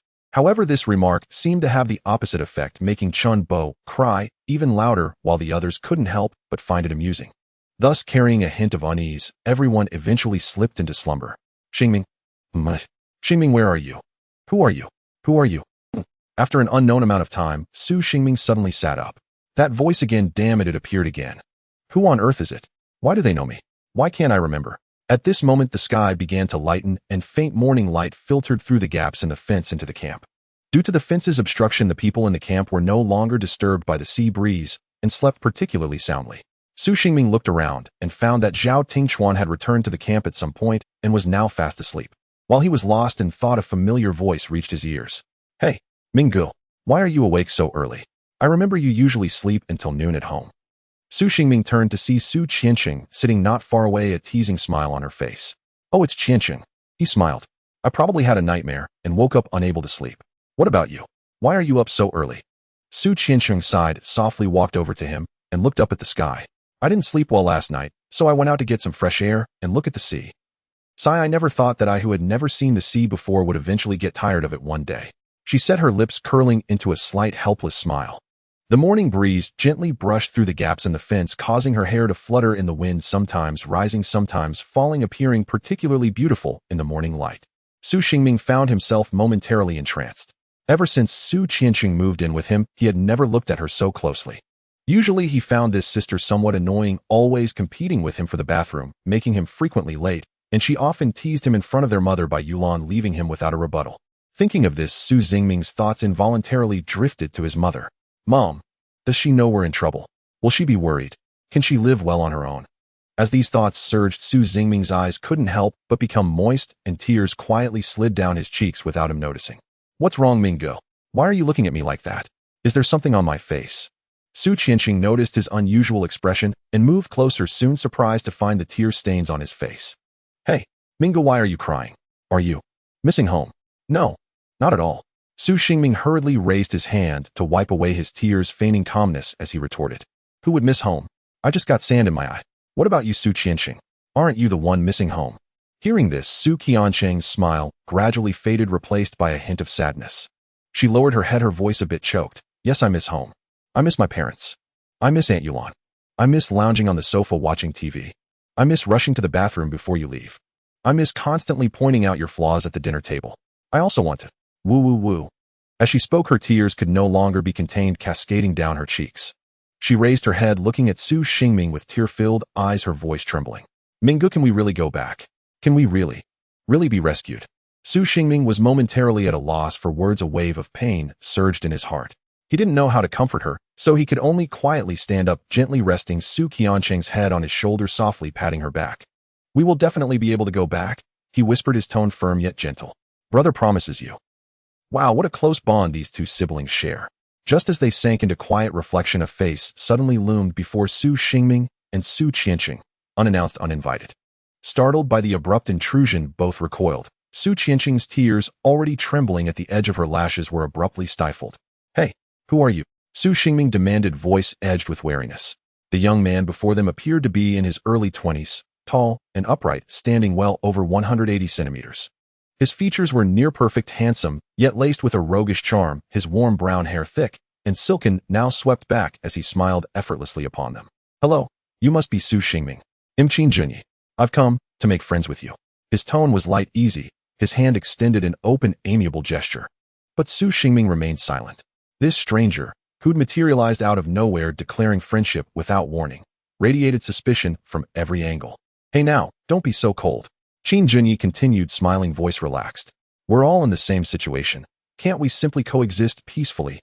Actually, I came here mainly to ask you one question. At that moment his expression shifted, like ice cracking over still water. His kindly mask dissolved, revealing eyes deep and inscrutable, glinting with something unreadable. Yet before he could speak further, a figure darted swiftly from behind Qin Junyi, and with a muffled thud he was yanked violently to the ground. Who? Let go. Yuli, stop. Wait. Qin Junyi flailed, shouting as he struggled. A young woman, about 170 centimeters tall, her dark hair pulled high into a sharp ponytail, had seized his collar and was dragging him away without hesitation. Second young master, please remain within my line of sight. It causes me great distress when you do not. Her voice was glacial, devoid of warmth, devoid of inflection. All right, I understand. Yuli, could you please let go? At least spare me some dignity in front of others. Even as he pleaded, he twisted his head back towards Su Xingming and called out, Hey, Su Xingming, I'll be back for you. Yuli seemed utterly deaf to his entreaties, her grip unyielding, her stride relentless, hauling him off without pause or pity. Stunned, Su Xingming and Su Tianqiong stood frozen, watching the surreal scene unfold before them. That girl has incredible strength, Su Tianqiong murmured, awestruck. He's so tall, yet she dragged him away as if he weighed nothing. Su Xingming nodded slowly, equally incredulous. Their eyes met, and in each other's gaze flickered identical bewilderment, identical doubt. Yeah. Oh, Tianqiong, there's something I need to ask you. Before, did I know a girl? Then, did I forget her? Was there someone like that? Su Xingming searched his memory, chasing the faint echo of a voice he couldn't place. Not really, brother Xingming. You know a girl. What's going on? Have you started thinking about dating? Actually, Xinyu would be perfect. She's beautiful, gentle, truly kind-hearted. I think you two would suit each other wonderfully. Nearby, Xinyu, half awake from the commotion, jolted, fully alert at Su Tianqing's words, her drowsiness vanishing in an instant. Just as she began to sit up, Su Xingming retorted, Tianqiong, are you serious? Since when did your judgment get this bad? Gentle, Xinyu, that she-devil. She hits brutally hard. I swear once she. Before he could finish, he was launched 2 meters backward with a sharp kick. Who, exactly, did you call a she-devil? Shenyu's face contorted in fury, fists clenched as she advanced step by deliberate step. Misunderstanding. Total misunderstanding. It's all my fault. Xinyu, calm down. Lu Jinghong, Chun Bo, and others stirred awake, blinking bewilderedly at the chaos unfolding before them. Tianqiong, what's going on between Xingming and Xinyu? Did they sneak a look at Irjing's Jing? Xinyu had already straddled Su Xingming's back, gripping his right leg with both hands and wrenching upward with terrifying force. He howled in agony. Su Tianqiong said nothing, only chuckled helplessly. And truthfully, she was right. With Su Xingming's emotional intelligence, independent romantic initiative was for all practical purposes impossible. Then, a loudspeaker crackled overhead. Hey, little chicks, wake up now. In 20 minutes, pack your gear and report to the gate. And team leaders may collect today's rations now. Remember, you have precisely 20 minutes. That is all. In transmission, Dixon brandished the loudspeaker, then leapt onto a boulder. Below, some rubbed sleep from their eyes, others jerked upright mid-dream, then erupted in protest. Didn't they say participation was optional? Why wake us this early? Ugh, let me sleep just 5 more minutes. Skip training. Rescue teams will arrive any day. Why train at all? Only suffering for nothing. Grumbling swelled across the camp. Many flopped back down immediately, only a handful rose to dress, so that when the group assembled at the gate, barely over 100 stood waiting. Then came the revelation. Those who'd trained received a bottle of water, a large loaf of bread, and a square of chocolate, while the absentees got only their usual ration of compressed biscuits. Envy rippled through the scattered sleepers still lounging around camp. Now, I announce today's training regimen. Dixon produced a small blackboard upon which 3 stark items were written. 1. 20 laps around the camp perimeter. 2. 1 hour of physical conditioning push-ups, sit-ups, squat jumps. 3. 1 hour of self-directed diving practice. That's it. Not so difficult after all. Su Xingming observed unruffled. Sensing the crowd's dismissive silence, Dixon grinned, a sly, unsettling curve of the lips. Little chicks, I know most of you find this trivial. So, this afternoon holds special surprises. Stay tuned. Also, once you've chosen to train, give it your absolute, undivided focus. Let the lazy ones inside camp see just how different you are. That is all. In transmission. As Dixon's speech concluded, Su Xingming scanned the assembly. Of the 100-plus trainees, nearly all were young adults. Few middle-aged men, even fewer women. Beyond Xinyu and Su Tianqiong, he spotted Qin Junyi, flanked by 3 women. One he recognized instantly, the high ponytailed Yuli who'd hauled him away that morning. The other 2 were petite, exquisitely featured, sharp, symmetrical, almost mirror-like in resemblance. Twins, perhaps. Whoa, absolutely unreal. How does Qin Junyi always end up surrounded by beauties? What's up? What are you staring at, Xingming? Zhao Tingchuan approached, calling out. And just like that, their rapport rekindled, seamless, untouched by last night's tension. Tingchuan, look over there. Zhao Tingchuan followed his gaze and saw Qin Junyi's group watching them back, expressions unreadable, intent unmistakable. An acquaintance? No, not really. Just met him this morning. He seems to know me, but I've never seen him before. Any idea, Tingchuan? None at all.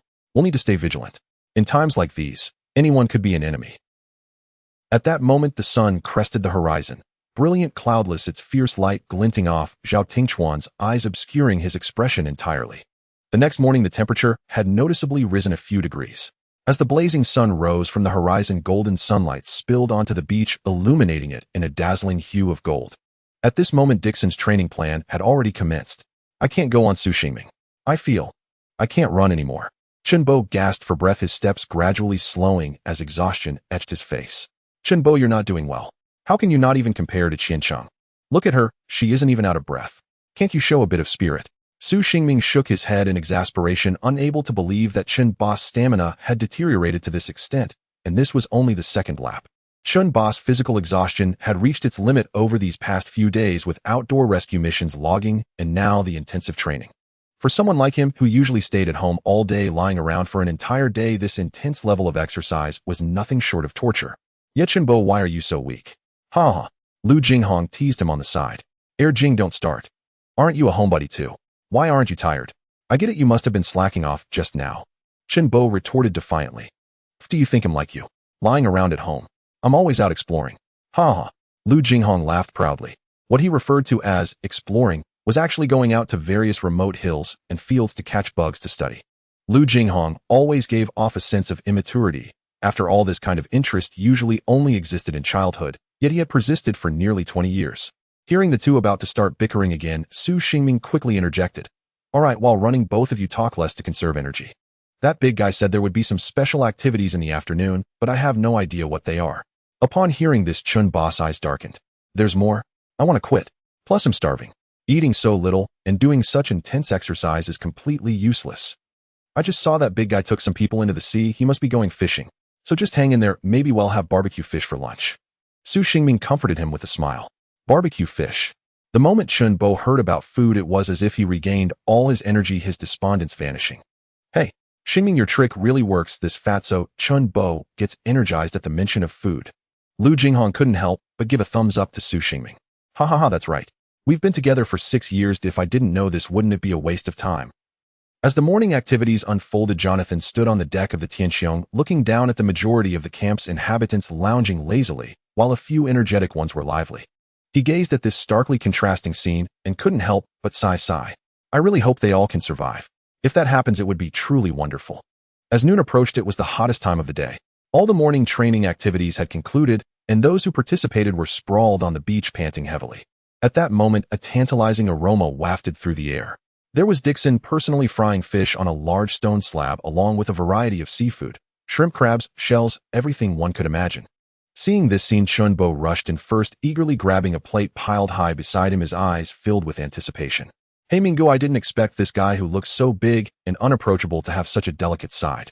Truly, one cannot judge a book by its cover. Su Tianqiong remarked from a distance as she watched Dixon skillfully handling the heap of ingredients. Yet Tianqiong, let me tell you, people have dual natures. You can never know what someone's heart looks like. In any case, it's better to be cautious in everything if it will benefit you. Su Xingming said earnestly. Oh, it's fine, isn't there an older brother to protect me? Su Tianqiong replied with a grin. As soon as she finished speaking, she received a playful bump on the head. Su Xingming feigned seriousness, saying, what if I? But as the words reached his lips, Su Xingming didn't dare to continue. Fearing that his words might upset Su Tianqiong, he wisely chose to keep silent. Su Tianqiong was not a dull person. She understood Su Xingming's unspoken meaning, but did not let her emotions show. Instead, she gently took Su Xingming's hand and said cheerfully, let's go Minggu, it's time to eat. And let's call Shen Yu and the others. Let me tell you, Shen Yu definitely has a crush on you. Trust me, only girls understand girls' thoughts. Su Xingming glanced back at Shen Yue, who was sitting nearby and slightly panting, his expression complex. As the first person he met on this island, Su Xingming's feelings for Shen Yu were somewhat hard to grasp.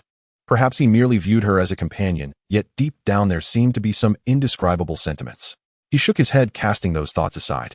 What was most important now was how to survive on this deserted island. About half an hour later, the gathered crowd surrounded a temporary wooden table on the camp's periphery, wolfing down the food on the table. Watching this group, Dixon laughed triumphantly. So how is it, little chicks? My cooking isn't bad, right? Ha ha. However, no one had time to pay attention to him, though everyone was focused on the food in front of them. Especially Chun Bo, who was holding a shrimp in his left hand, a shell in his right, and chewing continuously, looking as if he hadn't eaten in days. Given his size, the food from the previous days was indeed insufficient to fill his belly, making it feel like he hadn't eaten at all. Meanwhile, inside the camp, Big brother, look at how lavishly they are eating. I should have gone too. A bare-chested man covered in tattoos and sporting a buzz cut gazed longingly at the group outside the camp, his tone tinged with envy and frustration. Behind him, another man who resembled him but was scarred all over was calmly meditating, his expression indifferent. The area around the two seemed unusually empty, as if others were unwilling to approach these two seemingly formidable characters. Upon hearing this, the scarred man slightly opened his eyes and replied calmly. Eyeing Brother Qin, said, we are to remain here on standby, so don't think about useless things. If you're hungry, I have some food here. Oh, I know. I'm just curious about what Brother Qin's target looks like. I really want to see it with my own eyes. Don't worry, but should be soon. Brother Qin contacted them yesterday. The scarred man kept his eyes closed, his tone steady. Yes, understood. Well, listen to Big Brother. Yang lazily replied, then simply laid down on the beach, resting his hands behind his head, his gaze still occasionally glancing at the crowd outside the camp. Meanwhile, on the other side. Next, I will announce the afternoon's activities. Dixon stood before everyone holding a small blackboard filled with densely written outdoor survival skills: fire, starting water, filtering shelter, building, archery practice, fishing skills, simple tool, making rope, twisting methods, and more. Upon seeing these items, everyone showed expressions of shock, though a few appeared confident, seemingly already well-versed in these activities. Little chicks, eat quickly. Our time is tight, haha. Dixon urged with a laugh, his tone laced with a hint of mockery. On the other side, Zhao Tingchuan was eating leisurely, occasionally glancing at the blackboard in Dixon's hand, his expression complex. His mind was clearly not on the food in front of him. When Chen Bo and Lu Jinghong engaged him in conversation, he merely responded perfunctorily, appearing distracted. What's wrong with Chuan these past 2 days? Why has he suddenly become so downcast? Chen Bo furrowed his brows and turned to Su Xingming, trying to find answers from him. So I just leave him be, though as long as he passes this mental hurdle it will be fine. I hope he succeeds. Su Xingming sighed, his tone carrying a hint of helplessness. What are you guys talking about? I don't understand anything. You all love to keep secrets. Su Xingming didn't respond, but silently glanced at Zhao Tingchuan, who was sitting a little further away, looking despondent, his expression calm. He had long understood the truth. Perhaps Zhao Tingchuan was just deceiving himself. However, Su Xingming, who was never good at expressing emotions, did not know how to comfort this good brother from the same dormitory. It seems I really need to find a time to have a good talk with him. Su Xingming sighed inwardly, his gaze returning to the food in front of him, yet his thoughts had already drifted far away. The afternoon training session progressed swiftly, as most of the content did not require much physical exertion. Coupled with the fact that everyone was experiencing it for the first time, the entire process felt relaxed and enjoyable. Time flew by unnoticed, and soon it was evening. Chuan, can you come with me later? I have something to discuss with you. On the way back to the camp, Su Xingming found Zhao Tingchuan. What is it? Xingming, I'm not in a good mood right now. Can we talk later when I feel calmer? Zhao Tingchuan did not accept Su Xingming's invitation. He seemed preoccupied the entire afternoon. While others were eager to participate due to their excitement, he sat alone in silence, seemingly indifferent to everything around him. No, I feel that these matters must be clarified with you right now. Otherwise, Su Xingming's tone became urgent. Enough. I said I don't want to hear it. Zhao Tingchuan suddenly erupted in a furious shout, then stood up abruptly and walked towards the camp without looking back. You? Su Xingming was taken aback. He didn't expect Zhao Tingchuan to resist, so strongly unwilling to listen to even a single word. Hey, hey, hey. A voice came from behind laughing. Little chick, are you finally giving up? Ha ha. Dixon's laughter echoed. Zhao Tingchuan paused for a moment as if trapped in some thought, or perhaps struggling internally. He stood there motionless for a long time. At that moment Shen Bo and Lu Jinghong approached, asking with concern, Chuan, what's wrong? If you have something on your mind, just say it. Can't we solve it together? Sorry, I'm fine, just a bit tired. I'm heading back to the camp now. Zhao Tingchuan waved his hand, his tone weary, and then slowly disappeared from everyone's sight. Minggu, do you know something? Please tell us. This has happened several times already, and everyone is very worried. Chuan Gu is a good person. He took care of me at first, and I don't want to see him like this. Su Qianqing sitting nearby witnessed everything. She clearly heard Su Xingming's words to Zhao Tingchuan, but knew nothing of the specifics. Yes, why don't we discuss it together? Shen Yu echoed. However, Su Xingming seemed unwilling to reveal the truth.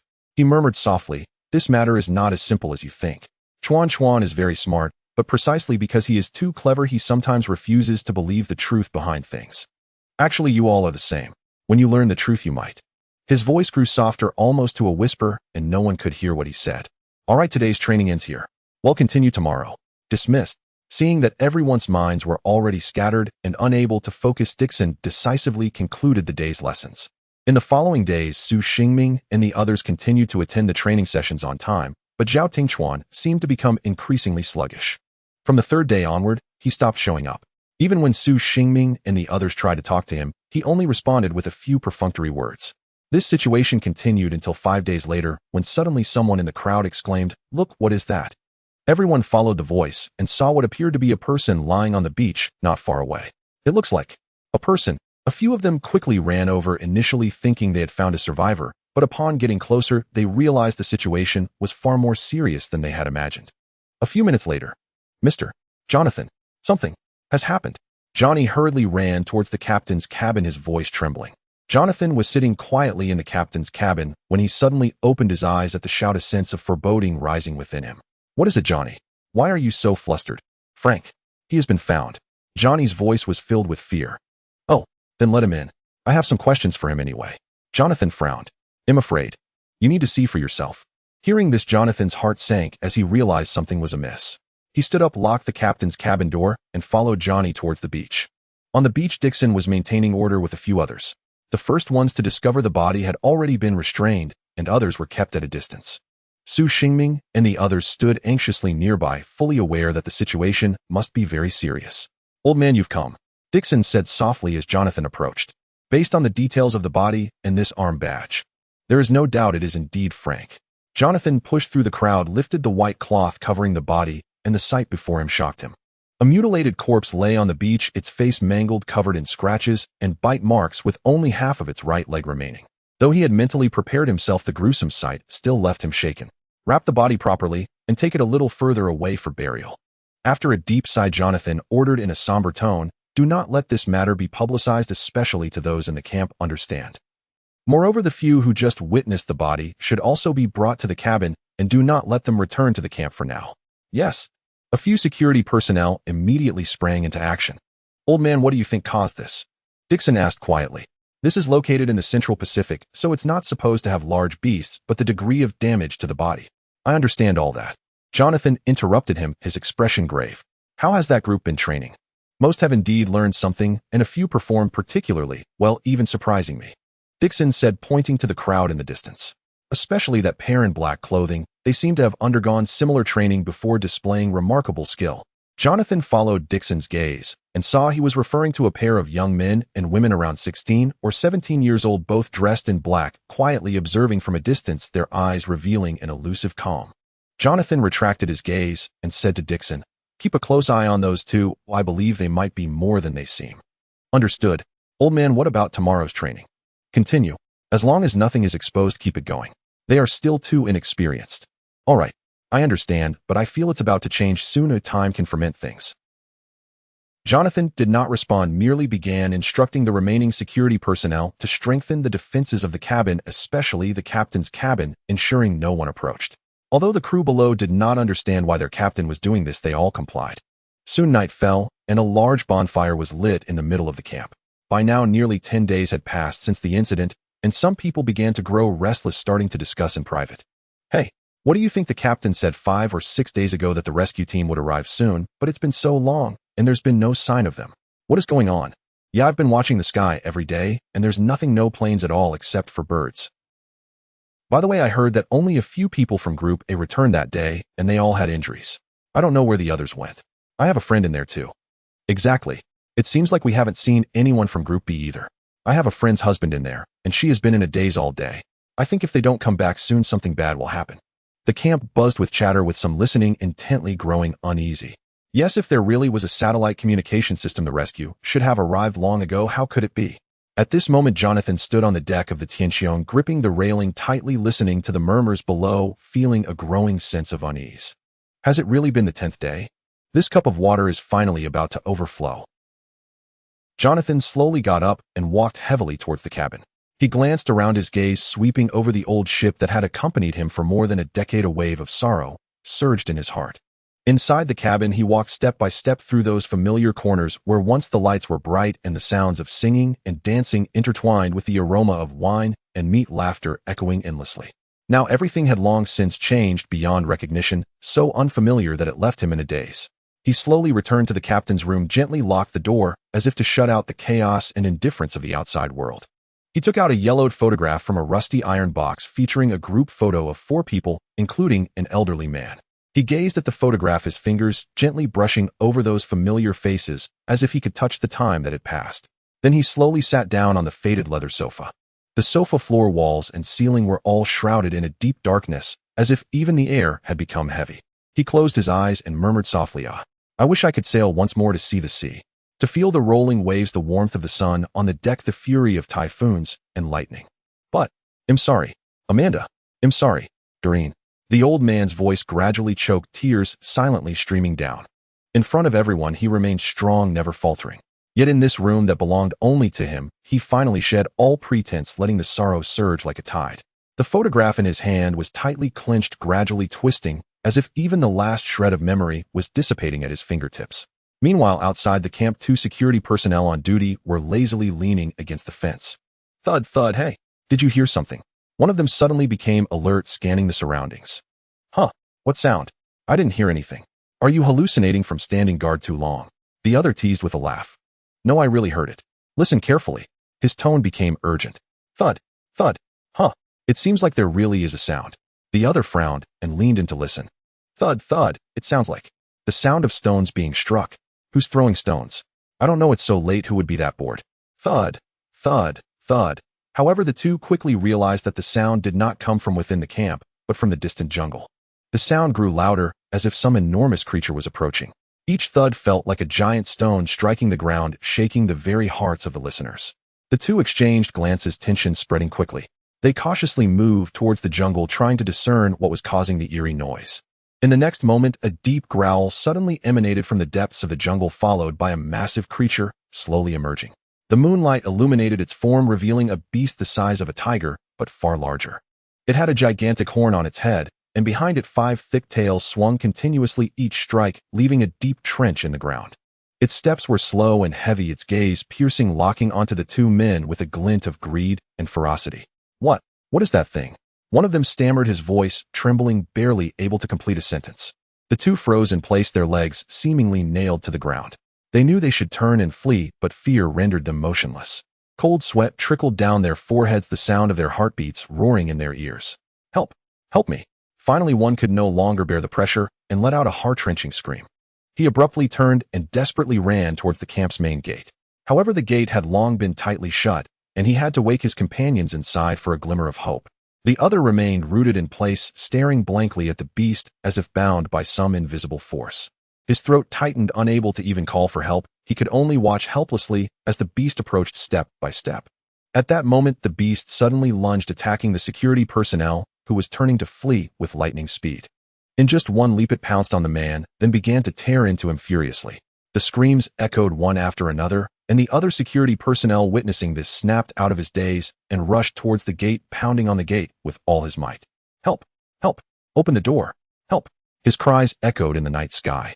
The two night watchmen inside the camp heard the commotion outside, momentarily at a loss. What's going on? It's still early for a shift change. You two can't hold out any longer. One of them asked impatiently. Don't worry about it, open the door, let me in. Help! The voice outside grew increasingly urgent. Suddenly a dull thud sounded, and the cries for help abruptly ceased, replaced by a chilling sound of chewing. Hey, you two, are you okay? All right, I'm opening the door now. Seriously, remind me to make up for this later. The night watchman complained as he unlatched the door. With a creaking sound, the 5-meter-high giant door slowly opened inward. All right, the door's open. Come and we'll take over the shift. Hey, before he could finish, a nightmarish scene appeared before them. A creature they had never seen before was tearing into the bodies of their companions on the ground. Blood gushed forth like a fountain, staining the beach, and the person on the ground was already lifeless.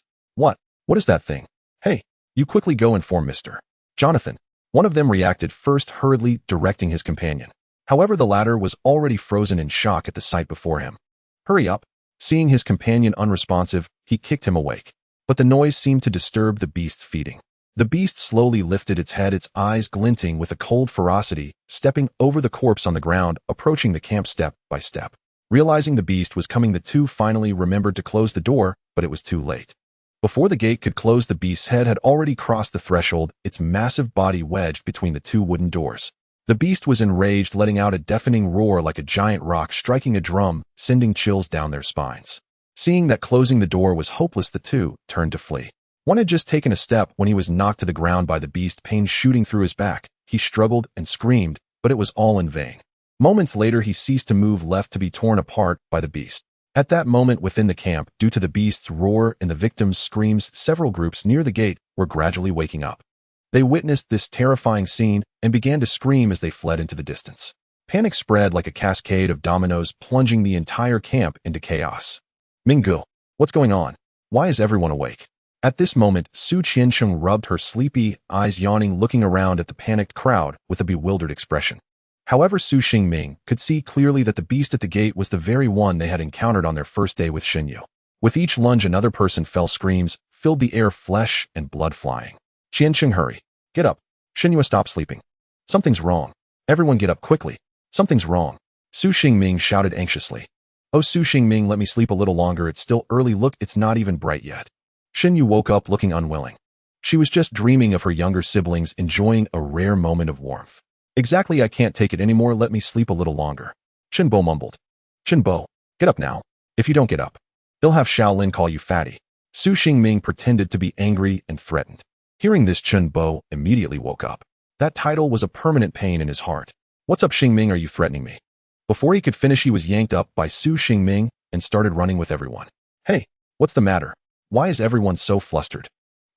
Chenbo complained while running until he caught sight of the scene not far ahead, where a massive creature was tearing into the crowd, each roar striking the heart, suffocating. What is that thing? I've never seen it before. It looks too strange. Chenbo exclaimed. Of course, have you seen any feline with 5 tails? What? 5 tails? Su Xingming replied while running. What? 5 tails? Lu Jinghong turned back upon hearing this, suddenly frowning, as if trying to recall something. What's wrong, Jing? What are you thinking? Hurry up and run. Su Xingming urged. I feel like I've seen this guy somewhere. Where? Su Xingming hurriedly asked. In. Lu Jinghong desperately searched through his memories. The characteristic of 5 tails was too distinct. He was sure he had seen such a beast before, but he couldn't recall where exactly. Forget it. It doesn't matter. Su Xingming, what should we do now? We can't just run aimlessly. Chenbo asked anxiously. Su Xingming was momentarily speechless. He indeed had no clear plan. The camp was surrounded by giant trees, and at the gate a beast was guarding it. He didn't dare to gamble on whether the beast would chase them.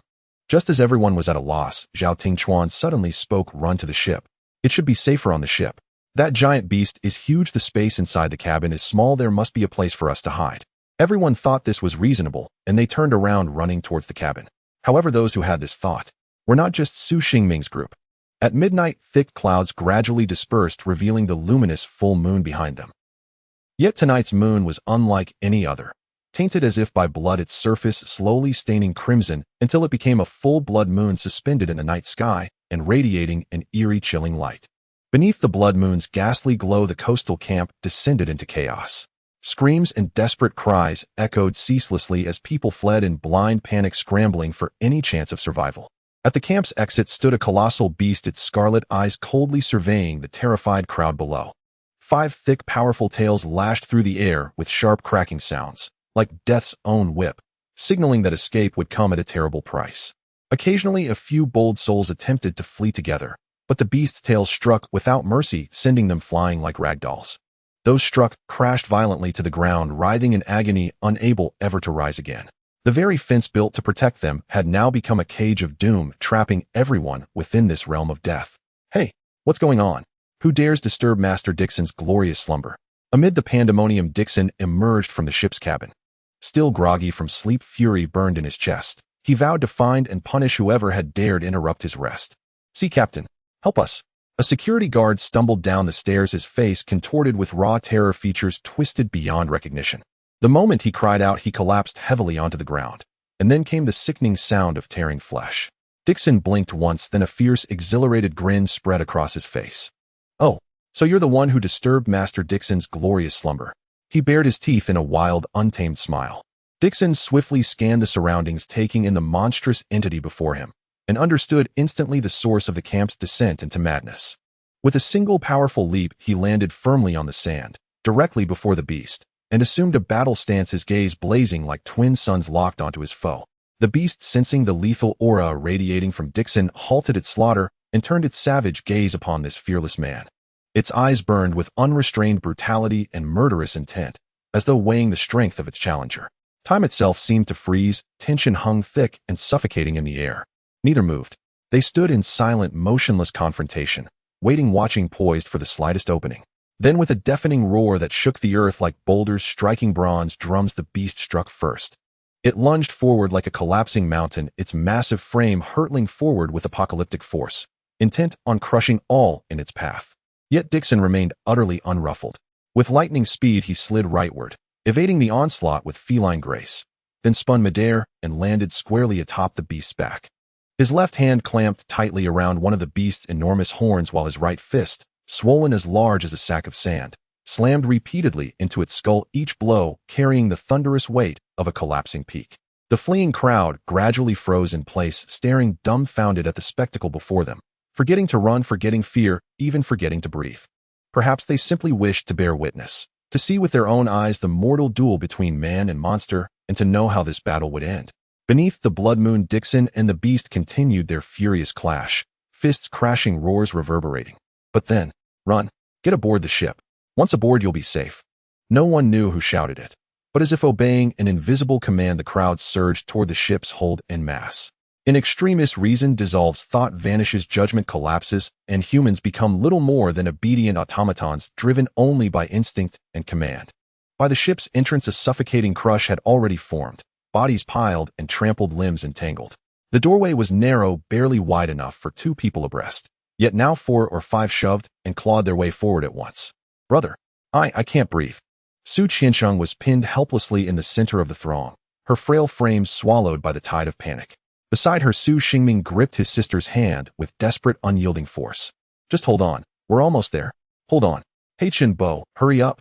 With your size, maybe you should just step aside." "Wah. Su Xingming, you heartless brute. Even if I wanted to step aside, do you think I can? Look where I am." Chen Bo, trapped tight in the press, could neither advance nor retreat. The mob dictated his fate. "Chuan, where are Jing and Shunyu? Did you see them? There are too many people. I can't spot them. They're already inside. Only we remain." Chen Bo replied.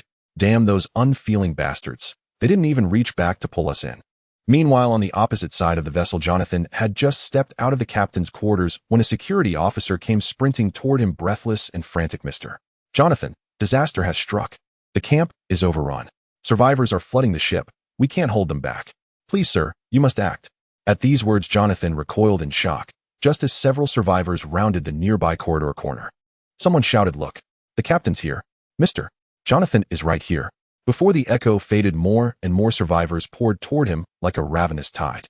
Jonathan reacted instantly, spinning around and slamming the captain's door shut, pressing his back against it as panicked voices erupted all around him.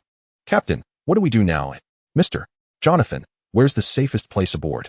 I'll pay 10,000. Let me in. 20,000. 30,000. No one else bids. I claim it." The scene devolved into a grotesque auction where terrified souls competed fiercely, not for goods, but for the illusion of safety. Jonathan tried to calm them everyone. Please stay calm and listen. I need to understand what's happening first. Please, step back just for a moment. But his voice vanished like a raindrop into a storm, drowned beneath the cacophony of overlapping shouts. Mr. Jonathan, when will rescue arrive? I can't take this anymore. Yes, Captain, you said rescue was imminent days ago, yet not a single sign has appeared. Then hurry it up, or let us call them. Jonathan's heart clenched. This was precisely the question he dreaded most. But the crowd had long since abandoned reason. No plea, no logic, no authority could reach them now. Suddenly a shove from behind drove Jonathan hard against the door, then another stronger still, until with a sharp splintering crack the ancient rotting wood gave way. Stripped of support, Jonathan crashed backward onto the floor. The sudden collapse jolted the crowd into stunned silence. For a fleeting second, clarity returned. Then they saw it: black leather sofa, black floorboards, black walls. Everything drowned in absolute, suffocating darkness. Even the intercom podium, the symbol of hope, had lost all metallic sheen, tarnished into dull, lifeless obsidian. Jonathan, what is this? Why is everything black? Wasn't this room burned? Jonathan, you lied to us. So the rescue team never existed. Was that it? Speak up. Tell us the truth. Their voices rose in hysterical unison, eyes blazing with betrayal and despair, every trace of reverence now obliterated. Jonathan staggered upright, trying once more to regain control. Please, calm yourselves. Listen to me. You must trust me. We will survive, every single one of us. Follow my instructions and I swear, we will live. Please. His voice cut off abruptly. Silence fell, absolute, chilling, total. Was it surrender? Reconciliation? Understanding? Compassion? None of these. Only the glint of cold steel, deeply embedded in Jonathan's chest, its blade gleaming with cruel silver malice in the dim, blood-tinged gloom. Blood gushed from Jonathan's chest like a fountain, instantly staining the fabric of his shirt. The corners of Jonathan's mouth trembled slightly, his fingers weakly pointing at the crowd, yet there was no trace of anger in his eyes. Instead, they radiated a sense of elders' compassion and gentleness, appearing unusually mild. Please, everyone. He struggled to speak, his voice weak but firm. Do not lose hope. Before he could finish, Jonathan's body fell heavily to the ground. His eyes remained wide open, his fingers still pointing at the crowd, as if silently conveying his final wishes. Blood continued to flow from his wounds, staining the floor. The bright red color mingled with the dark floor, creating a dark crimson pool that sent chills down one's spine. The captain is dead, someone exclaimed. This sudden turn of events shocked everyone, pulling their thoughts back to reality. The room was dimly lit, and no one could see who had stabbed Jonathan. Everything had happened too suddenly. Jonathan's last few words did not bring hope or encouragement to the people, but rather deepened their fear. Who did it? Who did it? Someone shouted angrily. I don't know, it was too dark. I couldn't see anything. Wah! What should we do now? What can we do? Someone whispered, their voice filled with despair. Soon as the news spread through the crowd that the rescue team would not be coming, everyone sat weakly on the ground, heads bowed, as if all their strength had been sapped away. On this deserted, uninhabited island, having lost contact with satellite communications, they had no idea how much hope for survival remained. Fear and helplessness surged like a tide, drowning everyone's hearts. Meanwhile, Su Xingming and others had just managed to squeeze onto the ship, waiting in the central hall on the first floor. Hey, urging, you guys didn't wait for us. Look at how thin Chun Bo has gotten. Su Xingming pointed at Chun Bo, who looked dejected. If you didn't look closely, you wouldn't notice how much weight he had lost. There were just too many people earlier. After I squeezed up with Shun Yu and Chuan Chuan, I wanted to find you, but there were several people in between, and more kept coming. We just couldn't do anything. Lu Jinghong explained. Forget it, I won't hold it against you this time. By the way, where's Chuan Chuan? I haven't seen him. Maybe he went to the bathroom. Hey, isn't he over there? Look. As he spoke, Lu Jinghong pointed to a dark passage not far away, where Zhao Tingchuan was slowly walking out, his steps heavy like a living corpse. Hey, Chuan Chuan, where have you been? Are you in a hurry? Ha ha. Su Xingming laughed, patting Zhao Tingchuan's shoulder, but the latter remained unresponsive. What's wrong, Chuan Chuan? Why aren't you speaking? Hey, is your hand injured? What happened?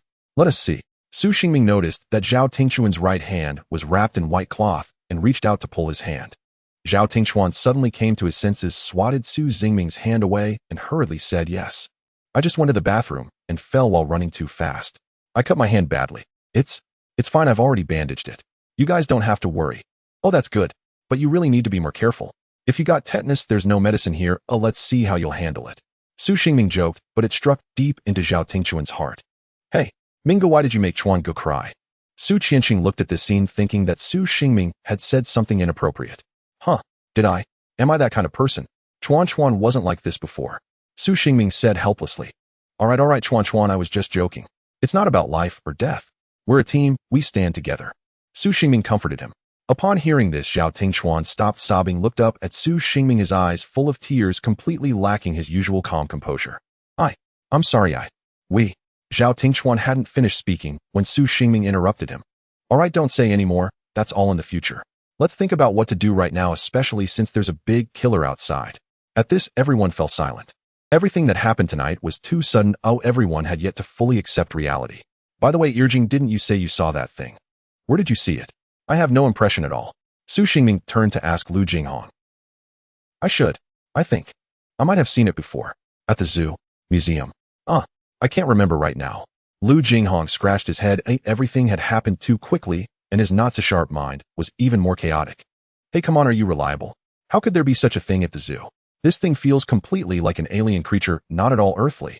Let me tell you, in life we must. Su Xingming began to nag again. All right, I'll try my best to think of it, and tell you when I remember, okay? Why are you so nagging like my mom? Lu Jinghong impatiently interrupted Su Xingming. Just as they were making a commotion, suddenly 4 figures appeared not far away. Yo, Su Xingming, we meet again. With a clear voice ringing out, Su Xingming and the others turned to look. They saw a tall, handsome man squatting on a rock, not far away, looking relaxed. Behind him, 3 elegant women stood quietly, their gazes also directed this way. Qin. What was this guy's name again? Su Xingming frowned and whispered to Su Tianqiong. Su Tianqiong was momentarily at a loss for words, struggling to recall, but could only vaguely guess. Qin Huangdao. It's Qin Junyi. Please do remember other people's names properly, you idiot. Qin Junyi helplessly held his forehead, his tone tinged with dissatisfaction. Second young master, don't mention them. I couldn't remember your name the first time either, one of the women behind him said softly. Yeah, Qin Ge, your name is too hard to remember. Ordinary people really can't keep it in mind. Exactly what the sister said is right. I think it's not others' fault, but it's all your problem, Qin Ge. Hey, you guys. Before Su Xingming could speak, the 3 behind Qin Junyi had already each chimed in, leaving him speechless. Hey, I invited you here not to have you tear me down. I wanted you to back me up. Do you understand? Qin Junyi waved his hand in frustration, then pointed to one of the women. And you, Yuli. Please call me young master Qin. Do not call me second young master. Understand? Okay, young master Qin, Yuli will remember. Yuli pretended to nod obediently, but a sly glint flashed in her eyes. You? Forget it. Qin Junyi sighed helplessly, clearly accustomed to the cooperation of these few. This amusing exchange made the 6 people on Su Xingming's side unable to hold back their laughter, and the laughter continued for quite a while, before gradually subsiding. Su Xingming suppressed his laughter, his gaze returning to Qin Junyi, his tone carrying a hint of vigilance. So, young master Qin, you have sought me several times. What exactly do you want? Since we have all met here, why not clarify things? Qin Junyi smiled lightly at this and waved his hand. Don't be so hostile. I said from the start I'm here to be friends with you all. Friends? Why us? Su Xingming furrowed his brow, clearly dissatisfied with this answer. Haha, well, I won't answer you for now. You'll know when the time is right. By the way, I don't know if you all are aware, but just now, Captain Jonathan, he has died. As his words fell, the surrounding air seemed to freeze, and soon everyone's expressions turned serious. Upon hearing these words, Su Xingming and the others were taken aback. What? Mr. Jonathan is dead. What happened? How did he die? Su Xingming asked anxiously. Don't be so agitated. Qin Junyi smiled slightly, his tone calm, yet tinged with a hint of coldness. Captain Jonathan was murdered. He deliberately emphasized the word murdered, as if underscoring a certain cruel reality. About 10 minutes ago, the captain was cornered in the captain's cabin by a group of victims, and then he was stabbed in the chest with a dagger about 20 centimeters long, dying on the spot. Qin Junyi's voice remained calm, as if recounting an ordinary occurrence. What about the murderer? Have they found the murderer? Su Xingming immediately followed up. The captain's cabin was crowded with people at the time, and the environment was too dim for anyone to clearly see who the murderer was. Qin Junyi paused for a moment, a hint of meaning flashing in his eyes. However, the dagger pierced right through the heart, causing an immense amount of bleeding instantly. Given the length of the dagger and the depth of the stab, the murderer must have been covered in blood. Su Xingming did not respond, but fell into deep thought. He often enjoyed watching detective mysteries, and at this moment various possibilities flashed rapidly through his mind. Suddenly, it seemed he thought of something. His expression slightly changed, revealing a hint of disbelief, but he quickly regained his composure. However, Qin Junyi noticed all these changes. The corners of his mouth curled up slightly, revealing a mocking smile. What's wrong? Did you think of something? Judging by your expression just now, it seems you sensed something, right? No. Su Xingming immediately denied it, his tone carrying a hint of panic. I didn't think of anything. I'm not as clever as you, young Master Qin. However, what I don't understand is why the murderer would kill the captain. All the victims at this camp should have had no motive. Oh, you all don't know yet. Qin Junyi suddenly laughed, a hint of mockery in his laughter. No wonder you're all so relaxed. Let me tell you, Jonathan deceived everyone. There is no rescue team, nor is there any satellite communication system because the captain's cabin was already burned down. This statement struck the others like a heavy stone weighing down on their hearts. Su Qianqing and Shun Yu's faces instantly turned pale, their expressions twisted, clearly unable to accept this cruel reality. However, when Qin Junyi looked at Su Xingming, he found that he did not display much surprise. Oh, you seem not surprised at all. Qin Junyi narrowed his eyes, his tone probing. It seems you sensed it long ago, didn't you? As expected, I knew you were not an ordinary person. Brother Ming, is everything he said true? Speak. Tell me none of this is true. Su Qiancheng's voice trembled, filled with despair. Shin Yu also suddenly recalled how Su Xingming had insisted that everyone participate in the training earlier, a hint of doubt arising in her heart. You knew all along, didn't you? Su Xingming remained silent for a moment before finally speaking slowly. Yes, what he said should all be true. The island is not far from the nearest continent. Moreover, the Tianqiong is a large cruise ship carrying thousands of tourists. Such a disaster should cause a strong reaction worldwide. Therefore, the rescue team should arrive within 2 or 3 days at the latest. I couldn't be sure at first until Mr. Jonathan arranged the training. That was when I realized the rescue team might not come. Mr. Jonathan's intention was to let us survive on this deserted island. He didn't want any of us to die. This statement left Shun Yu, Su Qianqing, and others completely shocked and in despair. Shen Bo and Lu Jinghong were also so astonished that they could not speak, while Zhao Tingchuan's head hung low, his hands weakly hanging by his sides, clearly having understood everything but unwilling to accept it. Chuan, you actually knew this all along, didn't you? Su Xingming turned to Zhao Tingchuan, his tone carrying a hint of helplessness. You just refused to accept reality, blindly believing Mr. Jonathan's words right. Zhao Tingchuan did not reply, only sobbing softly. This time no one went to comfort him, allowing him to vent his emotions. No wonder Brother Chuan has been acting so strangely these days. Su Qianqing murmured softly, her eyes filled with desolation. She understood the care Zhao Tingchuan and others had shown her, but things had developed to this point far beyond her expectations. Looking at her lifeless companions, a surge of anger rose in Su Xingming's heart, and he turned to Qin Junyi saying, Are you satisfied now? The truth will be exposed sooner or later. Why make them endure all of this now? What is your goal? Haha. Don't get me wrong, I'm not here to put pressure on you. Qin Junyi chuckled, his tone relaxed. I'm here to propose a collaboration. What do you think? Are you interested? Collaboration? Why? What's the reason? Su Xingming asked cautiously. I can't tell you the reason right now.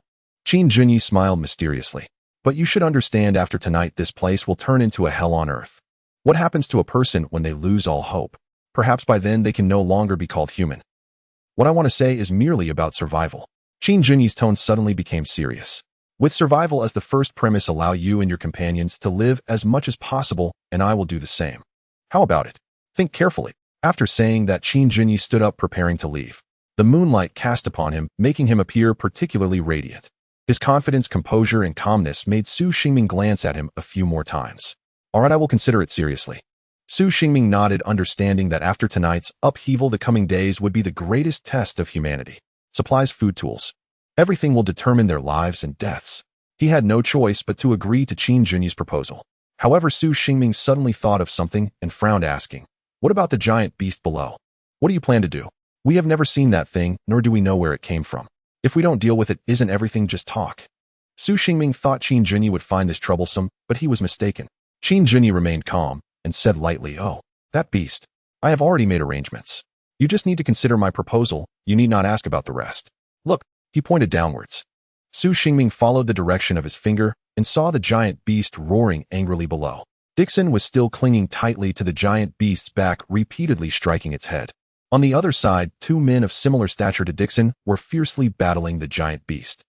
One of them wielded twin blades, executing fierce moves that carved deep wounds into the beast's body. The other struck with precision at the joints of the beast's limbs. Their reactions and speed were quite remarkable, able to evade incoming attacks while launching their own. The 3 coordinated seamlessly, and ultimately the giant beast stumbled and fell heavily to the ground. Watching the scene before him, the man wielding twin blades flickered like a ghost, closing in on the giant beast's waist, aiming for its weak spot and thrusting a blade deep into it. The Tianqiong blade instantly sank, deep blood gushing forth like a fountain. The giant beast writhed in agony on the ground, but Dixon firmly grasped its massive horn with one hand, while locking its neck from the jaw with the other, rendering it immobile. Before long, this beast, which had slaughtered dozens, finally ceased its struggles, collapsing into a pool of blood, lifeless. Huh, you two are truly impressive. Dixon laughed heartily, his face filled with a sense of exhilaration. It had been a long time since he had moved his body so freely, which reminded him of the days he trained under Jonathan. Hey, you. Dixon turned to the man with twin blades, a glimmer of curiosity flashing in his eyes. That blade of yours is quite sharp, mind if I take a look? However, the other seemed disinclined to respond, silently sheathing his blade and pulling up his tattooed companion, preparing to leave. Seeing that he was being ignored, Dixon leaped down from the giant beast's corpse and blocked the two's path. I said, let me take a look at that blade. What? Didn't you hear me? Dixon's tone grew colder, his gaze sharpening. Also, I don't recall seeing such a blade on the ship. How did you manage to bring it on board? The three faced off, the atmosphere tense with no one daring to speak first. Just then a low growl erupted from behind. The giant beast was not yet fully dead. The three were taken aback, quickly adopting combat stances. Tisk, this guy really is a nuisance. Dixon maintained a nonchalant demeanor, as if he hadn't yet exerted himself fully. However, at that moment, whoosh, whoosh, two arrows whistled through the air, striking precisely at the beast's neck. One of the arrows had tremendous force, piercing through the beast's neck and emerging from its left eye socket, the arrowhead still attached to a white object the size of a ping-pong ball, blood dripping continuously. With these two fatal strikes, the giant beast finally fell completely silent. Dixon squinted towards the direction the arrows had come from, but all he could see was darkness with no sign of anyone. It seems there are other mice hidden within this camp. Dixon murmured to himself, his heart quietly on alert. Given the force and accuracy of those arrows, even he might not have been able to achieve such a feat. The skull structure of a feline is complex, let alone that of a beast of such size with exceptionally hard bones.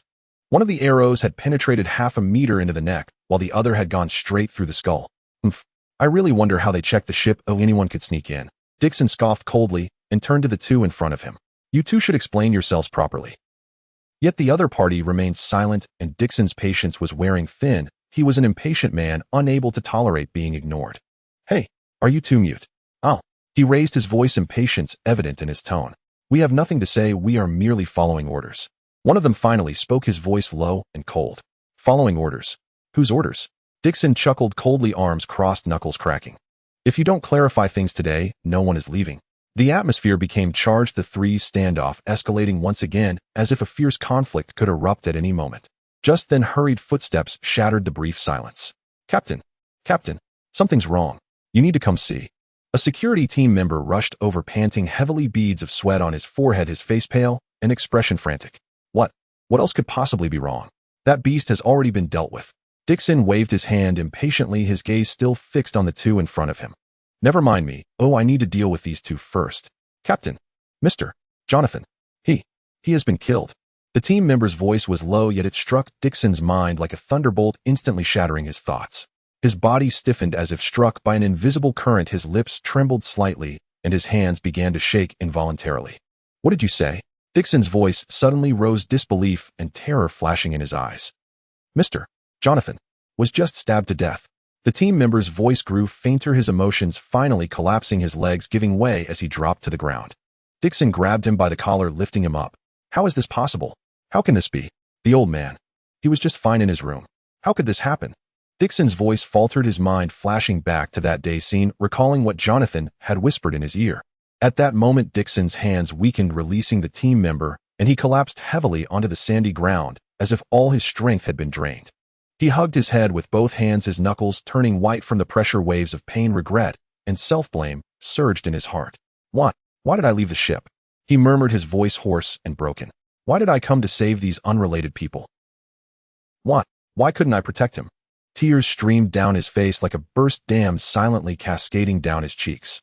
He suddenly sprang up from the ground, as if driven by an invisible force, bolting towards the direction of the cabin. The wind howled past his ears, but the words of the old man echoed in his mind, each syllable cutting through his heart like a knife. Dixon, I deceived everyone. There really isn't any rescue team, and I don't even know where we are now. After seeing David's tragic state, I realized our situation is perilous, and I felt deeply uneasy, but I didn't know what to do next. I just cannot let this group of people die in vain, do you understand? Just like you back then, if I hadn't met you and Drew, perhaps you would still be on that unknown island engaging in thievery. Dixon, you are strong now, strong enough that I don't know your full power, but I hope you can use that strength to save this group. They have a long road ahead, and their journey shouldn't end on this island. Please. Jonathan's words echoed in Dixon's heart like a dying man's last words, repeating over and over. Soon Dixon rushed back into the captain's cabin. By now there was no trace of any victims left, only a few security personnel standing by, their faces filled with sorrow. These people were all orphans that Jonathan had taken in over the years while sailing around the world, or homeless individuals. To others they were burdens, expendable sacrifices. But to Jonathan, they were living beings as important as family. Captain, please accept my condolences. One tried to comfort the usually domineering captain, who spent his days sleeping and would lash out at anyone. However, Dixon ignored him, slowly stepping forward to unveil the white cloth on the ground. He then quietly gazed at Jonathan, who had long since ceased to breathe, extending his hand to grasp that cold one. Old man, why is your hand so cold?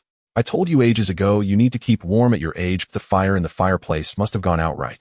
I'll go add some wood right away. And I'll turn on the heating too. Damn it, why? Why is it still so cold? As the battle within the camp gradually subsided, the false news of the rescue team is about to arrive had already spread throughout the entire camp. In the wake of this sudden disaster, the survivors sat helplessly on the ground, their faces etched with exhaustion and confusion. They might have been relieved to have escaped a calamity, or perhaps they were plunged into despair, having lost all hope. Meanwhile, Su Xingming and the others stood silently on the deck, watching everything unfold, having witnessed the recent battle in its entirety. Are those two big guys your people? Su Xingming finally couldn't help but speak, his gaze sharp as he looked at Qin Junyi. Qin Junyi smiled slightly, responding with an air of calm. That's right. What do you think? Do you feel a sense of security? How about considering a partnership with me now? Su Xingming frowned, his tone laced with confusion. You already have such powerful people by your side. Why do you still need us, a bunch of deadweight? If you were a wise person, you should understand that in this environment, having one more person means sharing resources, doesn't it? Qin Junyi's smile remained composed, as if everything was under his control. Su Xingming could never see through his true intentions. Whether it was Jonathan's death or the revelation of the rescue team's truth, Qin Junyi never showed any emotional fluctuation, as if everything had nothing to do with him. You're right, having one more person does indeed mean sharing resources. Qin Junyi nodded lightly, then shifted the topic. However, having one more person also means having more strength. Moreover, he paused, a meaningful smile curving at the corners of his mouth. You will know soon enough.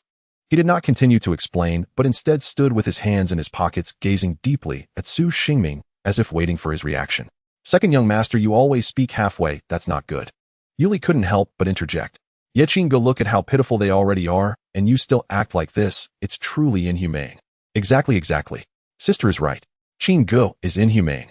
Upon hearing this, Qin Junyi's expression instantly changed, his earlier composure replaced by a surge of anger. He turned around and shouted at the three, hey, you lot, who's really the pitiful one here? I'm the one paying you, yet I have to endure your pointing fingers. I must be the most pitiful one, right? Second young master is angry again. Oh, anger harms the body. This is not good. Yuli continued to speak leisurely. Yes, Qin Go, anger harms the body. It shortens lifespan. Another person added fuel to the fire. Exactly. Sister is right. Qin Go will shorten his lifespan. You all, when we get back, I'll fire you. Qin Junyi's face turned pale with anger as he turned to leave the ship. However, just as he took a few steps, he suddenly stopped, turned back to look at Su Xingming, his face once again wearing that meaningful smile. By the way, let me remind you, advise your good brother not to wrap that bandage too tightly. It's too conspicuous. After saying this, Qin Junyi and his group vanished from Su Xingming's sight. Su Xingming stood in place, his heart a mix of emotions. He glanced at Zhao Tingchuan, who appeared dazed beside him, unsure of what to say. Although he couldn't fully ascertain the truth of the matter, Qin Junyi's words undoubtedly deepened his doubts. Shenyue, take everyone down. The camp is fine now. You all go back and rest. I have some things to discuss with Chuan, and Su Qianqing. You too, everyone else should rest. Hearing Su Xingming's arrangement, the others seemed unresponsive, blindly obeying. Let's go. Chuan, can you walk with me? Oh, okay.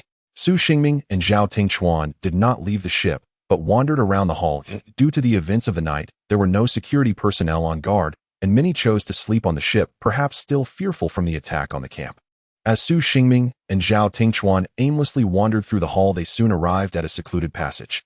After looking around and seeing no one following, Su Xingming spoke. Chuan, I'll get straight to the point. It's just us two here, and you don't need to hide anything from me. Does Captain Jonathan's death have anything to do with you? I didn't. Zhao Tingchuan wanted to deny it vehemently, but in the end, he didn't continue speaking. He didn't know how to begin, and his attitude confirmed Su Xingming's suspicions. Why? Just because he deceived us.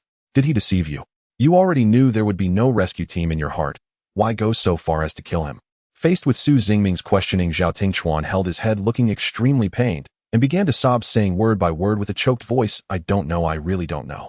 I only remember I took a knife for self-defense. Then I saw many people running that way. After that I saw him being pushed by the crowd. I tried to understand what was happening and moved closer. Then I saw the state of the captain's room, and then my mind went blank and my hand began to move uncontrollably. After that I saw him lying on the ground, the knife that I had just held stabbed into his chest, and my hands were covered in blood. Later I ran out. I was so scared. I was scared of him. Xingming, help me. What should I do? Zhao Tingchuan began shaking Su Xingming's shoulders. The calm and wise Zhao Tingchuan he once knew was gone, replaced by this helpless and frightened wretch. Su Xingming did not answer Zhao Tingchuan's question. Yes, what should he do?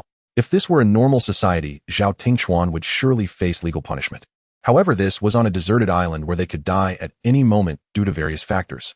With this in mind, Su Xingming decided he would help Zhao Tingchuan keep this hidden, not out of personal feelings, but because in such an environment following rules would be tantamount to self-destruction. With this thought in mind, Su Xingming punched Zhao Tingchuan in the face.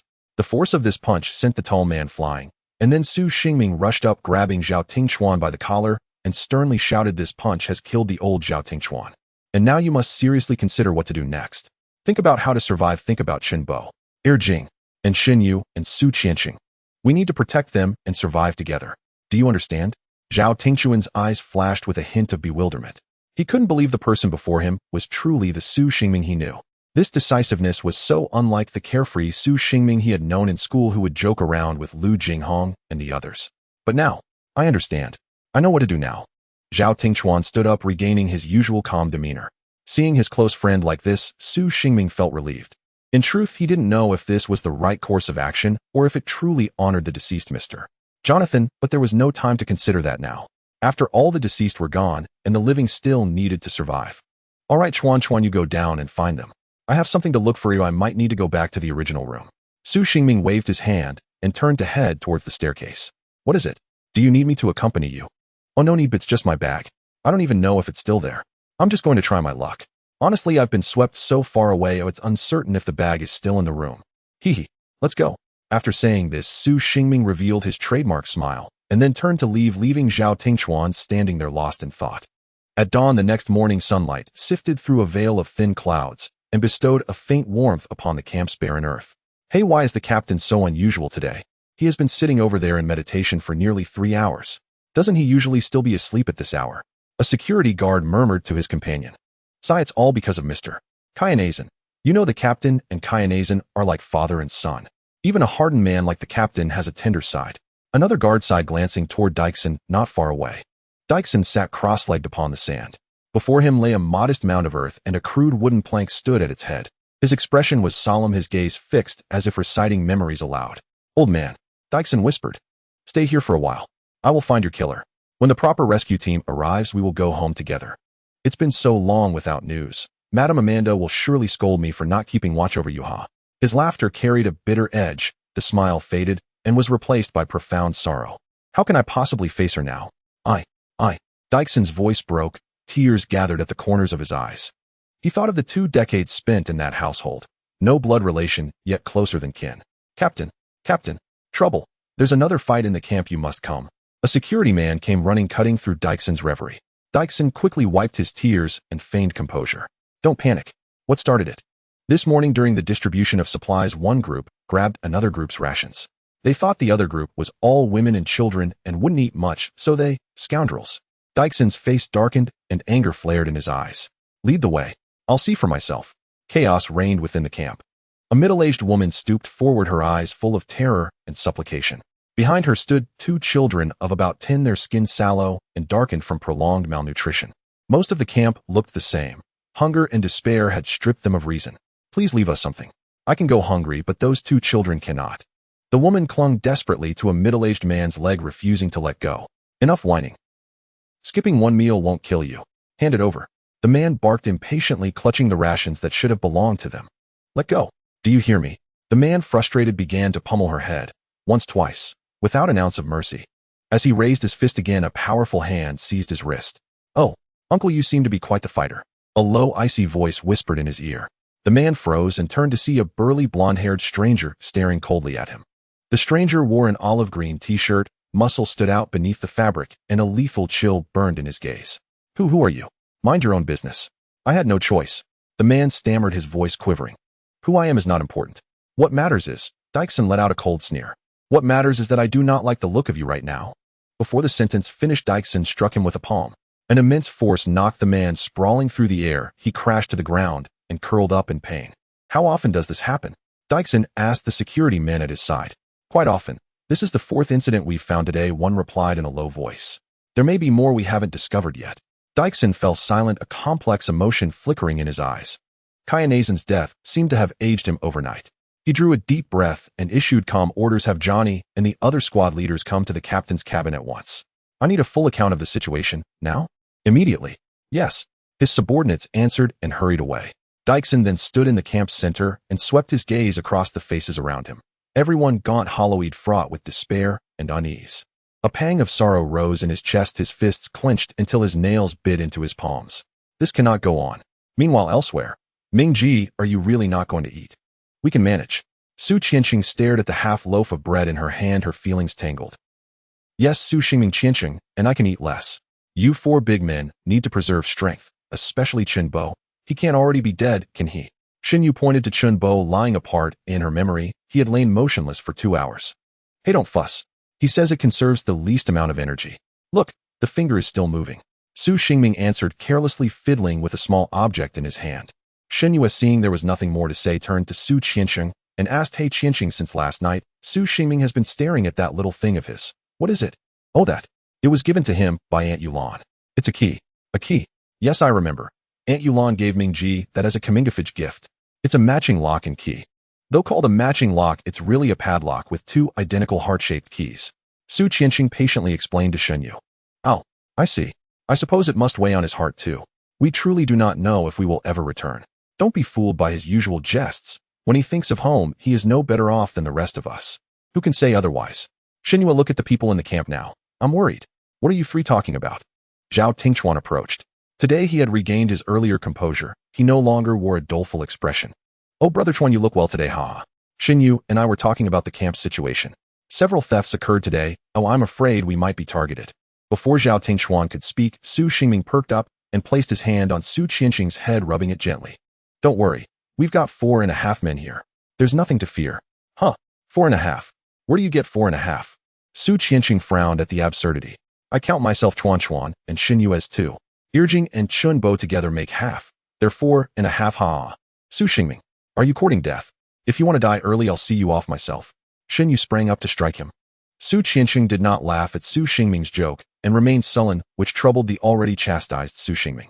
Zhao Tingchuan pushed up his rimless glasses and spoke evenly. "Don't worry. None of us wish to see this state of affairs continue. I believe others feel the same. Wait, perhaps there will be answers soon." He looked toward the ship's cabin. Sunlight reflected off his lenses, hiding his expression. "It seems everyone who could make it is already here. This situation is far graver than I anticipated." Dixon sat upon the captain's chair in the command chamber, his expression grave.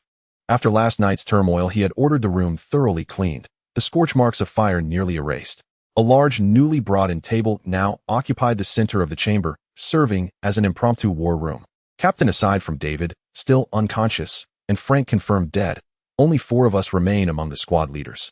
Johnny spoke first, his voice heavy with sorrow. "Dennis fell during last night's assault. Cab, unable to bear the blow of the rescue team's fate, took his own life. As for Miller, Eric, and Captain Catherine, they were rotating shifts in the storage bay on sublevel 3 when the accident occurred. Their whereabouts remain unknown. I fear."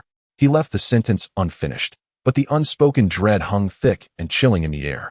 At that moment, beside Johnny at the conference table sat a dark-skinned man wearing sunglasses, his legs casually draped over the tabletop, silent and motionless, as if already asleep. On the opposite side, a man with a pompadour and a long scar running down his cheek impatiently cut Johnny off. "What do I care about those people?" "Shut your mouth, Diego." Johnny snapped, voice sharp with authority. "Have you forgotten the old man's teachings?" "Umph. The old man is dead. Why dredge up his sermons now?" Diego scoffed, curling his lip in disdain. "If you ask me, his mercy was his undoing. He doomed himself with kindness." At that instant, Dixon's gaze pierced Diego like a blade, cold, lethal, and utterly unnerving. He spoke slowly, his voice low and laced with quiet menace. Diego, if I hear even one more disrespectful word about the old man from your lips, I promise you'll regret it. Understood? Diego instantly fell silent, turning his head aside and closing his eyes, as though retreating into feigned slumber, uttering not another syllable. Indeed, if not for Mr. Jonathan, we wretches without home or hope would long since have perished in some grim, nameless alley. None of us would be alive today. A young man with a crew cut, barely 20, picked up the thread, his tone reverent and earnest. He turned to Dixon and asked, Captain, what are your plans now? Silence descended upon the chamber. All eyes converged on Dixon, awaiting his command. I gathered you all here precisely to address this matter. Joseph, you oversee logistics. How stand our supplies? Well, quite dire. Today I've further rationed provisions for the survivors. 4-person teams received only 1 bottle of water and a single loaf of bread. 6-person teams got merely an additional energy bar. Even so, our reserves will barely last 2 weeks. I've already dispatched men to process the carcass of that beast. We may yield roughly 200 pounds of dried meat should fortune favor us. Elsewhere, medical supplies, gauze, antiseptic, are critically depleted. Blankets, coats, and quilts, lost almost entirely after level 6 collapse, now exist in mere scraps. Logistics Chief Joseph laid out the ship's current inventory before the assembly. So little? Damn it. I can't imagine how the old man held on for so long. I'd have broken down days ago. Dixon's brow furrowed deeply. In hand-to-hand combat, he possessed unshakable confidence. But managing food, shelter, and survival for hundreds of survivors, that was sheer torment. And weapons? Do we still have any? Well, Captain, you know, firearms were stored in the armory on sub-level 4. The entire deck collapsed. Not a single bullet remains. Not even one. Otherwise, a small storeroom on level 2 holds some rope, climbing hooks and rivets, and a few long blades and multi-tools. Joseph continued his candid report. At this, Dixon slammed his palm onto the table and rose. Good enough. We still have something. The situation isn't hopeless. So let's go hunting. Hunting. Exactly, hunting. Didn't I train dozens of raw recruits? Surely that training wasn't for show. Now's the time they earn their keep. Johnny, during your last scouting run, didn't you spot wild rabbits? At the mention of his name, Johnny quickly responded. Yes, there were rabbits. But, Captain, I don't think you'll find them particularly appetizing. What? Rabbits aren't edible. When I stayed at the old man's place, I roasted them often. Captain, the rabbits. They look unusual. I'd advise caution. Enough. Decision made. Johnny, you'll lead a team starting tomorrow. Report to Joseph for gear, quality gear. Gear that lets you face beasts without flinching. Understood? Yais. Understood. I'll complete the mission. Also, Joseph, tomorrow take a few people and conduct a thorough sweep of level 3. Strip bed sheets, curtains, carpets, anything usable. Those 2 serve purpose. Oh, and yes, bed frames, nightstands. Dismantle them all. Level 3 is nearly collapsed anyway, no one sleeping there again. Clear? Yes, understood. Joseph held deep respect for Captain Dixon. After all, Dixon had spent years dropping by the logistics office, always asking for gear. Over time, their rapport grew strong and easy. As for you, Diego, you'll die for fish. Diego recoiled instantly. Me? No, I refuse. Why should I labor for them? They lounge idly in camp while we bleed and sweat to sustain them. What are we? Nannies. I won't do it. Don't fret. Just 2 days. Only 2 days. How's that sound? Chalin, you'll take charge of training the remaining camp dwellers tomorrow. The situation has changed. No one may idle in camp. Every soul must contribute. At this, Chalin, the silent sunglasses-wearing figure, finally broke his silence. Training them poses no issue. But what if some resist? Refuse discipline. Then what? Don't forget, there are rats hiding among us right now. Humph. Then it's my turn, isn't it? Last night's 2 haven't settled accounts with me yet. Hearing this, even Diego, the most defiant among them, fell quiet and reluctantly accepted the 2-day fishing assignment. By the way, Captain, though our immediate tasks are assigned and may carry us through short term, what of the long term? There are many women, children, and elders among them, and medical supplies are nearly gone. Are we truly meant to remain stranded here forever? Johnny, the most agile thinker among them, dared confront the future Hedon. Yet Dixon stood arms crossed, his expression smug, almost gleeful. Do you think I ordered Joseph to dismantle bed frames just for fun? I'll build us a ship. What? All but Chalin, who remained utterly still, gasped in disbelief. Doubt me. If the rescue team can't locate us, then we'll forge our own escape. Captain, shipbuilding is a mastercraft. Can you truly manage it? TCH, do you think I spent 20 years under the old man's roof doing nothing but eating and sleeping? Without hesitation, the others nodded vigorously. In their eyes, their captain spent his days doing only two things: sleeping and seeking brawls. Shipbuilding. It simply did not compute with the image of Dixon, the burly, broad-shouldered brute. Watching them nod, Dixon sighed inwardly. Truth be told, he had been idle for too long. With no real challenge to test his mettle, he drifted into routine sleep-wake spar. Ahem, enough. Everyone understands their duties now, correct? Starting tomorrow, I'll announce this to the entire camp. Our sole objective is singular: to survive this accursed island and return home alive. Understood? Understood. They roared in unison, except Chalin, who had already begun snoring softly, fast asleep. Although Dixon appeared relaxed verbally, every aspect of shipbuilding was fraught with complexity and intricacy. From laying the keel to installing the bottom plate, from the waterproofing of the cabin to the stability of the mast, and finally, to the waterproof sealing techniques, every step was crucial, and any carelessness could lead to catastrophic consequences. Fortunately, the spare warehouse of the Sky Dome still preserved various tools necessary for shipbuilding, which was undoubtedly a stroke of luck amid misfortune. As for the primary building materials, the abundant giant trees on the island and the readily available floorboards were sufficient to meet the needs. The real challenge lay in how to achieve effective waterproofing. Currently, Dixon felt anxious due to the lack of sufficient tung oil on the ship, an essential material in traditional shipbuilding, which when mixed with lime powder was known as twisting ship ash and was a key component for filling the seams of the hull. Moreover, tung oil was also needed for regular application to the hull to prevent wood rot. Though a large quantity of tung oil had once been stored in the materials warehouse on the -4th floor, these precious resources had sunk into the depths of the sea along with the ship, and on the island there were no raw materials available to refine tung oil. Faced with this predicament, Dixon felt immense frustration, as if he had just taken his first step only to encounter an insurmountable obstacle. Hey, do you have any way to get tung oil? The old man only taught me how to build ships, but he didn't teach me how to refine oil. Dixon could only seek help from a few people, but the group before him were all security personnel. While they had no problem with physical labor, they were completely at a loss when it came to technical issues. Just then a voice came from the direction of the door. It seems you all have a problem. Dixon and the others turned to see a handsome man leaning against the door. Captain, he said he was your friend, so I let him in. A security personnel reported, arriving a bit late. Idiot. Don't you have any sense? Just because he said he's my friend, I've never had such a friend. Dixon yelled at the security personnel. Hey, Captain Dixon, don't speak too soon. How can you be sure I won't become your friend if I say I can solve the oil problem? Hearing the man's apparent confidence, Dixon was taken aback and quickly responded, Really? Can you really get the oil that solves the waterproofing issue? Of course, but I have a condition. Dixon felt uneasy about the man's words. He had indeed come with a purpose, yet the situation left him without any options. What is your condition? Very simple. I want to bring 3 people to join your meeting to discuss the strategic direction going forward. How about it? It won't be too difficult for you, right? Dixon did not expect such a request. He thought the man must be after more supplies or a safer living environment, but it turned out he wanted to be on equal footing with them. For a moment, Dixon found himself at a loss, as deciphering people's intentions had never been his strong suit. It seems, Captain Dixon, you are in a bit of a bind. No rush, take your time to consider. I will wait for you at the camp. The man then prepared to turn and leave. Wait, I agree to your terms, that's not a problem. But you must guarantee that the oil produced meets waterproof standards otherwise. All right, no problem, it's settled then.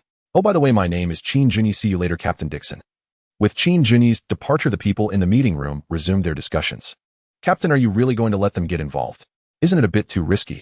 We don't know anything about that person's background. Do you have a better solution? Or can you help me get oil? Dixon retorted impatiently. All right, that's enough for today. I'll go inform the survivors at the camp later. Starting tomorrow, you all should begin preparing your tasks, especially you, Johnny. Be sure to pay attention to safety. You've seen what happened to David and Frank. Oh, I don't want you to repeat their mistakes. Understood. Johnny felt deeply moved by Dixon's special treatment at that moment.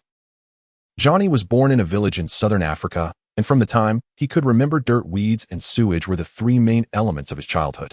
The entire village suffered from a lack of food, and almost every month someone would die. Finally, when he was nearly 10 years old, his parents also starved to death. On her deathbed, his mother repeatedly apologized to him, saying she shouldn't have brought him into this world to suffer. However, the young Johnny did not understand much. All he knew was that the person before him was his only remaining family in this world, and as his mother took her last breath, Johnny could not help but burst into tears. Yet this did not bring about a miracle. He did not know how long he cried when a middle-aged man walked in through the door, his face etched with sorrow. Then the man helped Johnny bury his mother, and afterward, he left with the man. Mr. Jonathan, I will definitely survive using the skills you taught me. Johnny vowed silently in his heart despite having witnessed Frank's tragic death, this would not become an obstacle to his progress. All right, that's it. Meeting adjourned. With a command from Dixon, everyone left the meeting room to start their assigned tasks. Meanwhile, in the camp square. What? You want me to join the decision-making group? No. I can't do it. Su Xingming shook his head like a rattling drum, repeatedly refusing Qin Junyi's request. What's impossible about it? I've already made a deal with that big guy. You? Me? I'll also bring you Li. The three of us will join together. Qin Junyi continued to persuade Su Xingming. Why me? I'm just an ordinary person lacking skills and intelligence. Hearing Su Xingming belittle himself, Qin Junyi burst into laughter. I say you're really amusing. Don't you realize you possess a quality that no one else in this room has? Me? What do I have? Su Xingming was perplexed ever since he could remember. He had been a mischievous child. Whenever he caused trouble outside, he would return home with a guilty look to help by Yulan with chores. Then when trouble came knocking, Su Xingming would run away faster than anyone else, only to return with a guilty face once Bai Yulan's anger had subsided. When he was young, Bai Yulan often compared him to other children, but Su Xingming never listened. What you possess is attitude. An attitude that always remains optimistic, which is your most precious quality. Attitude. Su Xingming was filled with doubt. Yes, exactly. Perhaps in a safe environment you are not much different from others. But right now I need your attitude. I need a good helper who can maintain a positive mindset regardless of the situation. So after hearing all this, are you still unwilling to agree? Brother Ming, I think he has a point. Look, among us, you're the only one who can still laugh every day. I think you can give it a try. Su Tianqiong chimed in. Yes, Su Xingming, although I really don't want to admit it, during the time I've spent with you, even though you lack emotional intelligence and your appearance isn't great, I've found that in this aspect you are truly different from others. I say, Xinyue, are you praising me or insulting me? Why does it sound so harsh? Hearing this, Shun Yu did not continue to respond, but simply chuckled and let the matter slide. All right, I agree. But let me make it clear, I won't express any opinions. I'm just a bystander, got it? All right, understood.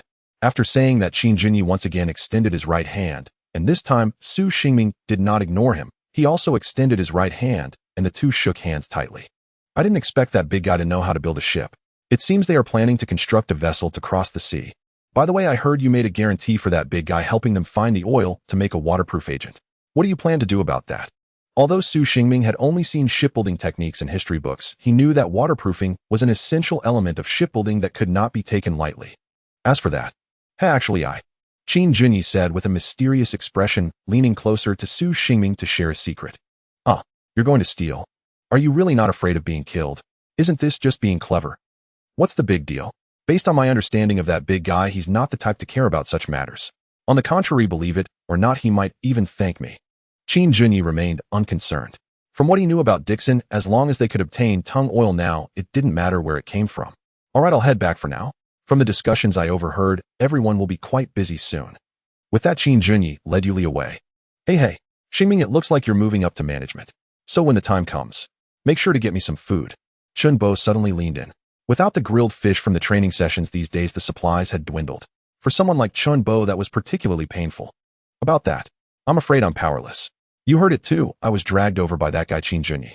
I'm not even sure what those people think of me. Su Xingming had never seen any other security team leaders aside from Dixon.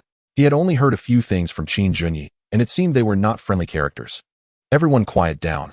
Quiet down. Suddenly a loudspeaker interrupted their thoughts. Dixon emerged from the cabin with a few people, and everyone in the camp turned their attention to them. The people behind Dixon looked quite fierce, especially the one with a scarred face, which sent a chill down people's spines. Let me introduce my companions behind me. They are the backbone members of our Tianqiong security team responsible for various important matters. After our discussions, we have adjusted our plans for the upcoming period. Please cooperate. If anyone refuses to cooperate, you can leave the camp now. Dixon raised the loudspeaker, his voice loud and firm. He knew that to unite this rabble, intimidation and coercion were the simplest and most effective methods. At that moment, a middle-aged man close to Dixon stood up trembling. His face was sallow, eyes bloodshot, and he spoke in a hoarse, slow voice. At this point, what can you possibly do? Why not bring out all the supplies and distribute them among us so we can have a good meal before we die? With your high and mighty attitude, of course you can talk big here. What you're saying now is just trying to make us work like slaves, isn't it? Faced with the middle-aged man's questioning, Dixon showed no signs of anger or impatience, instead calmly responding, I understand that right now everyone seems to see no hope. I also understand that most of you are starving. But I hope you believe that everything we are doing now is to ensure that more people can survive. This is also Mr. Jonathan's wish. Although he deceived you, it was a lie told with good intentions. Dixon's tone was filled with sincerity and determination, and the crowd below could feel the passion and resolve emanating from this blonde-haired, blue-eyed man. Additionally, I have one more thing to announce. Dixon's tone suddenly turned stern. I know that among you there is the murderer of Mr. Jonathan. If you have the guts, step forward. If I find out, I guarantee you will die a miserable death. Dixon's gaze swept across the crowd like a blade, and the atmosphere in the camp instantly grew tense. Meanwhile, Tianqiong below in the camp displayed a complex expression, trembling uncontrollably. Su Xingming beside him noticed this and merely placed a hand on his shoulder, gently patting him. Su Xingming knew very well that if Tianqiong were handed over, Dixon would definitely tear him apart. He could let Tianqiong return to the modern world to surrender, but he could never allow someone else to decide his fate in such a place. Seeing that no one in the camp stood up, Dixon was furious. As expected, a coward. I'm not interested anymore. Joseph, you come explain the plan. With that, Dixon left in a huff, handing the loudspeaker to Joseph, who looked red-faced and was about to erupt with anger. Hello everyone, I'm Joseph from the logistics department. Next, I will explain the arrangements for the future. Since everyone's contributions vary, we will implement a points system to exchange for supplies. First, Captain Johnny from the reconnaissance team will lead a group to go out hunting, and participants need to search for any resources that may have been left behind. At the same time, they need to catch some wild rabbits and small animals. Each participant can earn 2 points per day. Second, Captain Diego from the fishing team will lead a group for underwater fishing. Each participant can earn 2 points per day. Third, Captain Dixon will establish a shipbuilding team. We plan to construct a small sailboat that can carry at least 30 people for rescue missions. Participants in shipbuilding can earn 2 points per day.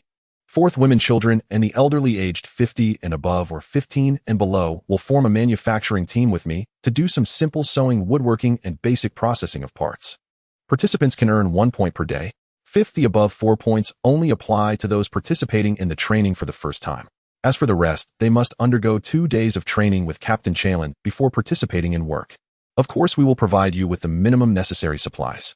As for the exchange of points, we will formulate it based on the existing supply situation at any time. At the same time, please trust us. Everything we do is to ensure that more people can leave this place. So we do not need people who want to reap without sowing. Do you understand? As soon as Joseph finished speaking, the camp erupted into discussions. Some expressed excitement as they viewed this as a path to survival, while others were anxious, particularly those who had previously seized supplies from others. Xinyue, you've been on this ship before. Do you remember those guys up there? Hearing this, Su Xingming turned to ask Xinyue. The one who just spoke on stage is Joseph, responsible for logistics. He's quite good. I've seen him a few times before and he was very friendly. I think what he says is credible. Hearing Xinyue praise Joseph this way, Su Xingming nodded thoughtfully. What about the others? The man to Joseph's left wearing sunglasses is Chalin. I hardly ever heard him speak. Every time there was an event on the ship, he would sit alone with a drink, making him quite unapproachable. Next to him is Johnny. I heard he was picked up by the captain from a very poor village, so he is very hardworking and willing to take risks. As for that scarred face, how should I put it? Diego doesn't have a good reputation on the ship, partly because of his fierce appearance and partly. I heard he was brought out of a criminal gang in southern Mexico by Mr. Jonathan with blood on his hands from several lives. After listening to Xinyue's report, Su Xingming began to ponder. A group like this is to start establishing a system for the purpose of sending these unrelated people away. That seems too far-fetched. But soon Su Xingming shook his head again. In any case, regardless of the current situation, Su Xingming could sense that a small kingdom belonging to Dixon's security department was gradually taking shape. As the heads of the security forces departed, the people in the camp began to discuss freely. So what do you think? I feel that these people do not seem friendly, or perhaps they only want to exploit us. I actually think the last person who spoke seemed quite amicable. He doesn't appear to be lying. What are you talking about at a time like this? You can't judge people by their appearance. I must tell you, these people are skilled at concealing their true intentions. That captain has deceived everyone for so long. Those under him are all cut from the same cloth. How could they be so benevolent? If you get fooled, don't say, I didn't warn you. You have a point, but do we have any choice? Did you not hear them say that they will implement a points system for exchanging supplies? Doesn't that mean if we don't work, we won't even have water to drink in the future? The last person's words undoubtedly hit the nail on the head. Supplies. This is an issue that all the survivors present cannot escape. Without supplies, one cannot survive on this deserted island. Realizing this, those who had been opposed fell silent. At this moment, Su Xingming and his group of 6 approached Qin Junyi, who was also accompanied by 6 people. Oh, Su Xingming, do you have something in mind to come find me? That's quite rare. Qin Junyi appeared surprised on the surface, but his tone revealed that this was all within his expectations. I came for two main reasons. First, I hope the 12 of us can merge into a larger group with the two of us coordinating the distribution of supplies within the group. How does that sound? Su Xingming was serious. Since he was starting to collaborate with Qin Junyi, he had to fight for some benefits. In Qin Junyi's team, there were two clearly formidable experts while here. If given a chance to relive his life, Su Xingming would certainly avoid being friends with Chen Bolu and Lu Jinghong. It was just too difficult. Sure, no problem, that's a minor issue. What about the second point? Second, I want to bring this guy into the decision-making group. Having said that, Su Xingming pointed to Zhao Tingchuan beside him. Hearing this, Qin Junyi was momentarily stunned. He did not expect Su Xingming to do this. Oh, are you sure? Aren't you being a bit too bold? That big guy might not be very smart, but it's hard to believe others won't notice. Yes, I'm sure. What do you think? Shouldn't be a problem, right? Really, you are indeed unpredictable. As long as he is okay, I as a messenger have no issues with it. At this moment, Zhao Tingchuan was very calm. The decision was a result of his and Su Xingming's joint deliberation. He needed to constantly keep track of the latest information to ensure the team could survive to the fullest. Entering the decision-making group was the simplest and most effective method, but it was undoubtedly a significant psychological test for him. All right, we've said enough. Let's work together harmoniously. Oh right, you two come with me to find that big guy. I need to fulfill the promise I made to him. Qin Junyi stood up, brushed off the sand on his clothes, and said to Su Xingming and Zhao Tingchuan, "Oh, Yuli, you should come too, just in case that big guy tries to hit me. You have to protect me." Second, young master, with your physique, even if you took a punch from Dixon, the probability of immediate death is 7. Sixth, the chance of fainting is 35. 8, and the likelihood of a concussion leading to a vegetative state is 14. 2 plus. Stop. I'm asking you to protect me, not to curse me. Do you understand? Qin Junyi began to bicker with Yuli. A person who usually appeared wise and calm seemed utterly helpless against this girl who was half a head shorter than him. Su Xingming, upon hearing Qin Junyi's words, suddenly became interested. In his eyes, this girl named Yuli seemed very fragile. Although she showed a bit of muscle, she was still not much better off compared to Xinyu. Hey, do I really think she's that impressive? Can she protect you from that big guy's hands? Su Xingming found it hard to believe. He had witnessed Dixon's strength firsthand. When riding on that fierce beast, Dixon displayed immense power and endurance. There was no way this small girl could withstand that. I think you just lack vision. Yuli, show him what you've got. As soon as the words left her lips, Su Xingming suddenly felt darkness closing in, and then he felt himself being lifted off the ground. By the time he realized what was happening, he was already upside down, impaled into the ground. Let me introduce you. Yuli is the permanent achievement coach of the judo and freestyle fighting groups under the Qin family subsidiary, Bai Wu Hui. She is also proficient in shooting reconnaissance and infiltration, and she... Hey. However, before Qin Junyi could finish his sentence, he too was lifted into the air and landed in the same position as Su Xingming, impaled into the ground. Second, young master, you talk too much. Qin Junyi struggled to get up from the ground, his head full of sand. Qin Gu is really... Sister is right. Qin Gu is too... After being taught a lesson by Yuli, he was then met with mocking laughter from the other two, making the group leader Qin Junyi seem rather lacking in authority.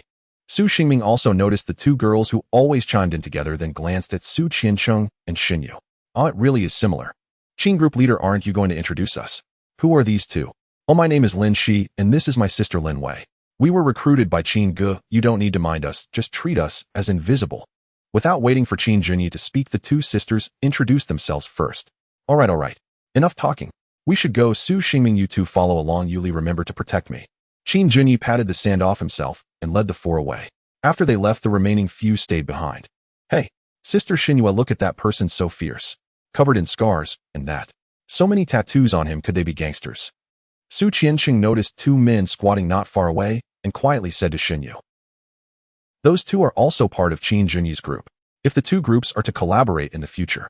Thinking of this, Su Qianqing shivered involuntarily. Those two gave her an even more terrifying impression than Dixon. Lin Shi noticed the expressions of Su Qianqing and Xinyu and immediately understood what was going on. She then shouted towards their direction, Hey, you two, there are two beauties looking for you. Huh? Hey, what nonsense are you saying? I didn't. Su Qianqing panicked, and then she saw the scarred man seemingly pick something up from the ground and start walking towards her step by step. What did he just pick up? Is it a knife? He doesn't think I'm a nuisance, does he? Could it be he's trying to show us some intimidation? Su Qianqing thought to herself, feeling extremely frightened. She saw the man approach her and suddenly raise his hand. Seeing this, Su Tianqiong immediately closed her eyes and cried out with a hint of a sob, "Don't hit me. Please. I'm just a weak girl. If there's something, take it out on my brother, woo woo woo." However, do you want to eat chocolate? Huh? Su Tianqiong could hardly believe her ears. She slowly opened her eyes to see the man holding a piece of chocolate in one large hand. "Do you want chocolate?" Seeing Su Tianqiong still hesitating to respond, she let out a chuckle and explained, "Oh, don't be misled by how fierce he looks. Actually, he gets nervous around girls and starts to stutter." Ah. Upon hearing this, everyone in Su Xingming's group stared wide-eyed in disbelief at the man before them, who was over 6 feet tall and covered in scars. Huh. When Xiao Wei and I first met them, we had the same reaction as you guys. Su Qianxing took the chocolate handed to her by the man, who said nothing more and quietly returned to his previous spot, seemingly engaging in a low conversation with the person next to him. "Hey, do you believe that those two are definitely talking about heart racing or something like that right now?" "No way. It doesn't look like that at all. We thought the same at first, but Brother Qin insisted that they were good people and we had no choice." Listening to Lin Zai's words, Su Qianxing still found it hard to believe that these two seemingly fierce men were actually as innocent as children inside. "What are their names? We should at least get to know them." The one covered in scars and carrying double swords is called Qinghua, and the one next to him covered in tattoos is his brother Qingyang. Brother Qin said they were brought out from their family. Xiao Wei and I were recruited by him, not as good as them. "Recruited? What does that mean?" "Oh, kid, is this the tongue oil you brought me?" Dixon glanced at the tongue oil brought by Qin Junyi, his facial muscles twitching slightly, and Su Xingming could even see the veins on his forehead throbbing. "Yes, this is the tongue oil I prepared for you." "What is this not tongue oil?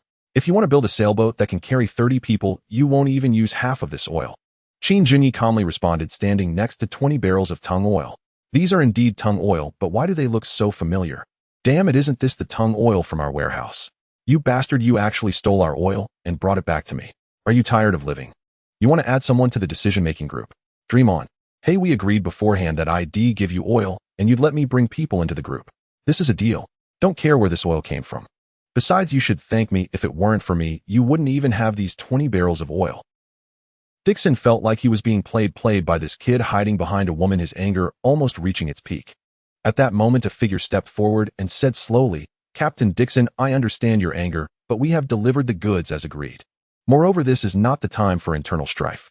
I believe this is also what Captain Jonathan does not want to see, right? As for whether I can join the decision-making group, please trust that I have enough judgment and strength. I will not disappoint you." The speaker was Zhao Tingchuan. Mentioning Jonathan, Dixon indeed calmed down. He knew that if Captain Jonathan were still here, he would definitely promote harmony between both sides. However, this pent-up frustration had nowhere to go. "Move the oil to the warehouse. You go find me some heavy sandbags." Dixon shouted at the security team members nearby. Then he turned back to Zhao Tingchuan and coldly said, "As for you, if you can't deliver results, I'll make you pay." After saying that, he strode away. How about that? I told you it would be fine." Seeing Dixon leave, Qin Junyi emerged from behind Yuli looking quite smug. "Second young master, Yuli expresses her strong disdain for you, very much so," Yuli said expressionlessly. Su Xingming was also speechless, not expecting Qin Junyi to have such a thick skin. However, he also breathed a sigh of relief as Zhao Tingchuan successfully entered the decision-making group. With Dixon's intelligence, he probably wouldn't think that the murderer of Captain Jonathan dared to get so close to him. This is what they call darkness under the lamp. By the way, when did you steal the tongue oil? And why is there so much? Yuli knows. Second young master has several large model cabinets. He feels lonely after traveling for so long, so he, Before Yuli could finish her sentence, Qin Junyi quickly covered her mouth to stop her from speaking. "Hey, don't listen to what Yuli is saying. I don't have any model cabinets filled with models. None. Upon hearing this, Su Xingming instantly understood. He seemed to know two such people himself. Su Xingming imagined the appearance of Chun Bo and Lu Jinghong in his mind, but it seemed that Qin Junyi's treasures had already sunk to the bottom of the sea. A real pity. Thinking of this, Su Xingming patted Qin Junyi's shoulder with a look of regret, leaving the latter quite puzzled. "All right, stop messing around and we should head back. We need to discuss tomorrow's task arrangements. Let's go." Zhao Tingchuan brought the topic back on track, fully aware that every day ahead was crucial. Whether it was preparing supplies, the shipbuilding progress, or heating arrangements, they needed to give their all. Perhaps because of a lingering sense of guilt, he gradually understood the intentions of Captain Jonathan at the time. As Zhao Tingchuan turned to head towards the camp, Su Xingming, Qin Junyi, and Yuli also stopped their playful banter and followed closely behind. Upon returning to the camp, Zhao Tingchuan, Su Xingming, and Qin Junyi gathered everyone together to discuss the upcoming task distribution. I discussed with Xingming and Qin Junyi and decided on this arrangement. Since all 10 of us participated in the previous training, everyone is qualified to participate in the first round of tasks. As for the brothers Qinghua and Qingyang, they should have no problem after 2 days of training assessments. Zhao Tingchuan spoke first. First, Yuli, you are the best among us. It's no problem for you to join the hunting team, right? No problem, I can do it. Yuli answered without hesitation. Good, then Lin Shi, Lin Wei, Su Qianqing, and Xinyue, you 4 girls will be responsible for the manufacturing team. Is that okay? We have no problem either. The 4 responded in unison, wearing confident smiles. Shenbo Erjing and Su Xingming, you 3 know some engineering theory. How participating in the shipbuilding task should be fine, right? Zhao Tingchuan turned his gaze toward them. Then you need to give me more food. Shenbo immediately interjected, causing everyone to burst into laughter. Shenbo, you really think about food anytime, anywhere. Lu Jinghong laughed the loudest, and Shenbo was not angry, as filling his belly was more important than face. All right, it's settled. But Su Xingming, you must supervise him closely. If he slacks off, don't blame me for being merciless. Zhao Tingchuan said half-jokingly. Understood.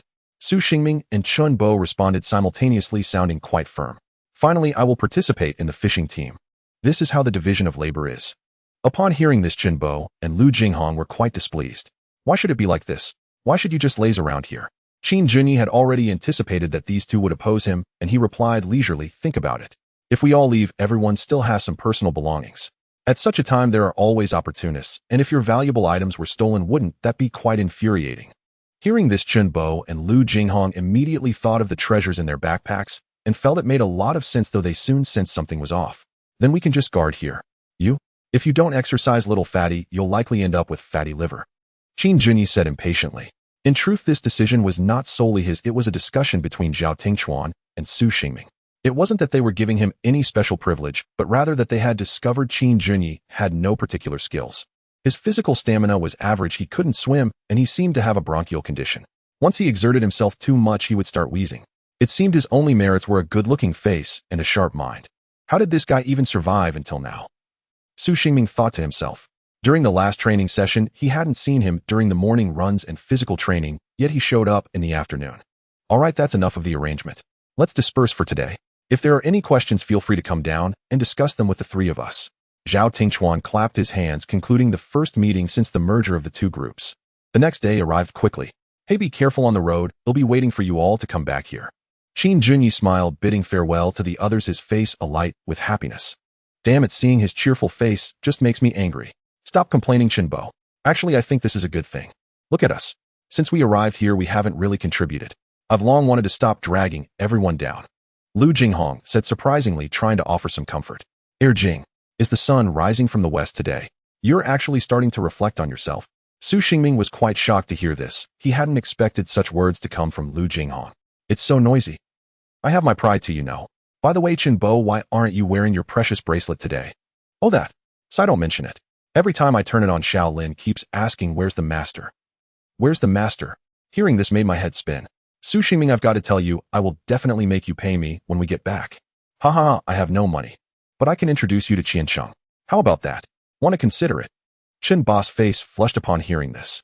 Before this, as a reclusive homebody, he had hardly any chance to interact with girls. Otherwise, he wouldn't be getting so close to Su Xingming and Lu Jinghong. Truly like attracts like. Forget it. Your sister is so beautiful and gentle. Look at me like this, how can I compare? Hey, you don't understand this. Don't be fooled by how quiet Tianqiong seems now at home. Let me tell you, she's a complete mess, with smelly socks everywhere. On weekends, she doesn't wash her face or hair either. She just sprawls on the couch all day. My mom says she will definitely never get married. And there's much more. They'll tell you one by one. Meanwhile, on the other side. Achoo. What's wrong, Tianqiong? Did you catch a cold last night? Xinyu looked at Su Tianqiong, who was sneezing nonstop. I'm fine. I don't know why suddenly my nose is so itchy. At this moment, Lin Shi chimed in. I'm telling you, someone must be talking bad about you behind your back. It's very eerie. Exactly what my sister said is right. Someone must be talking bad about you behind your back. Xinyu thought about this for a moment, and then began whispering to Lin Shi. Hey, your sister.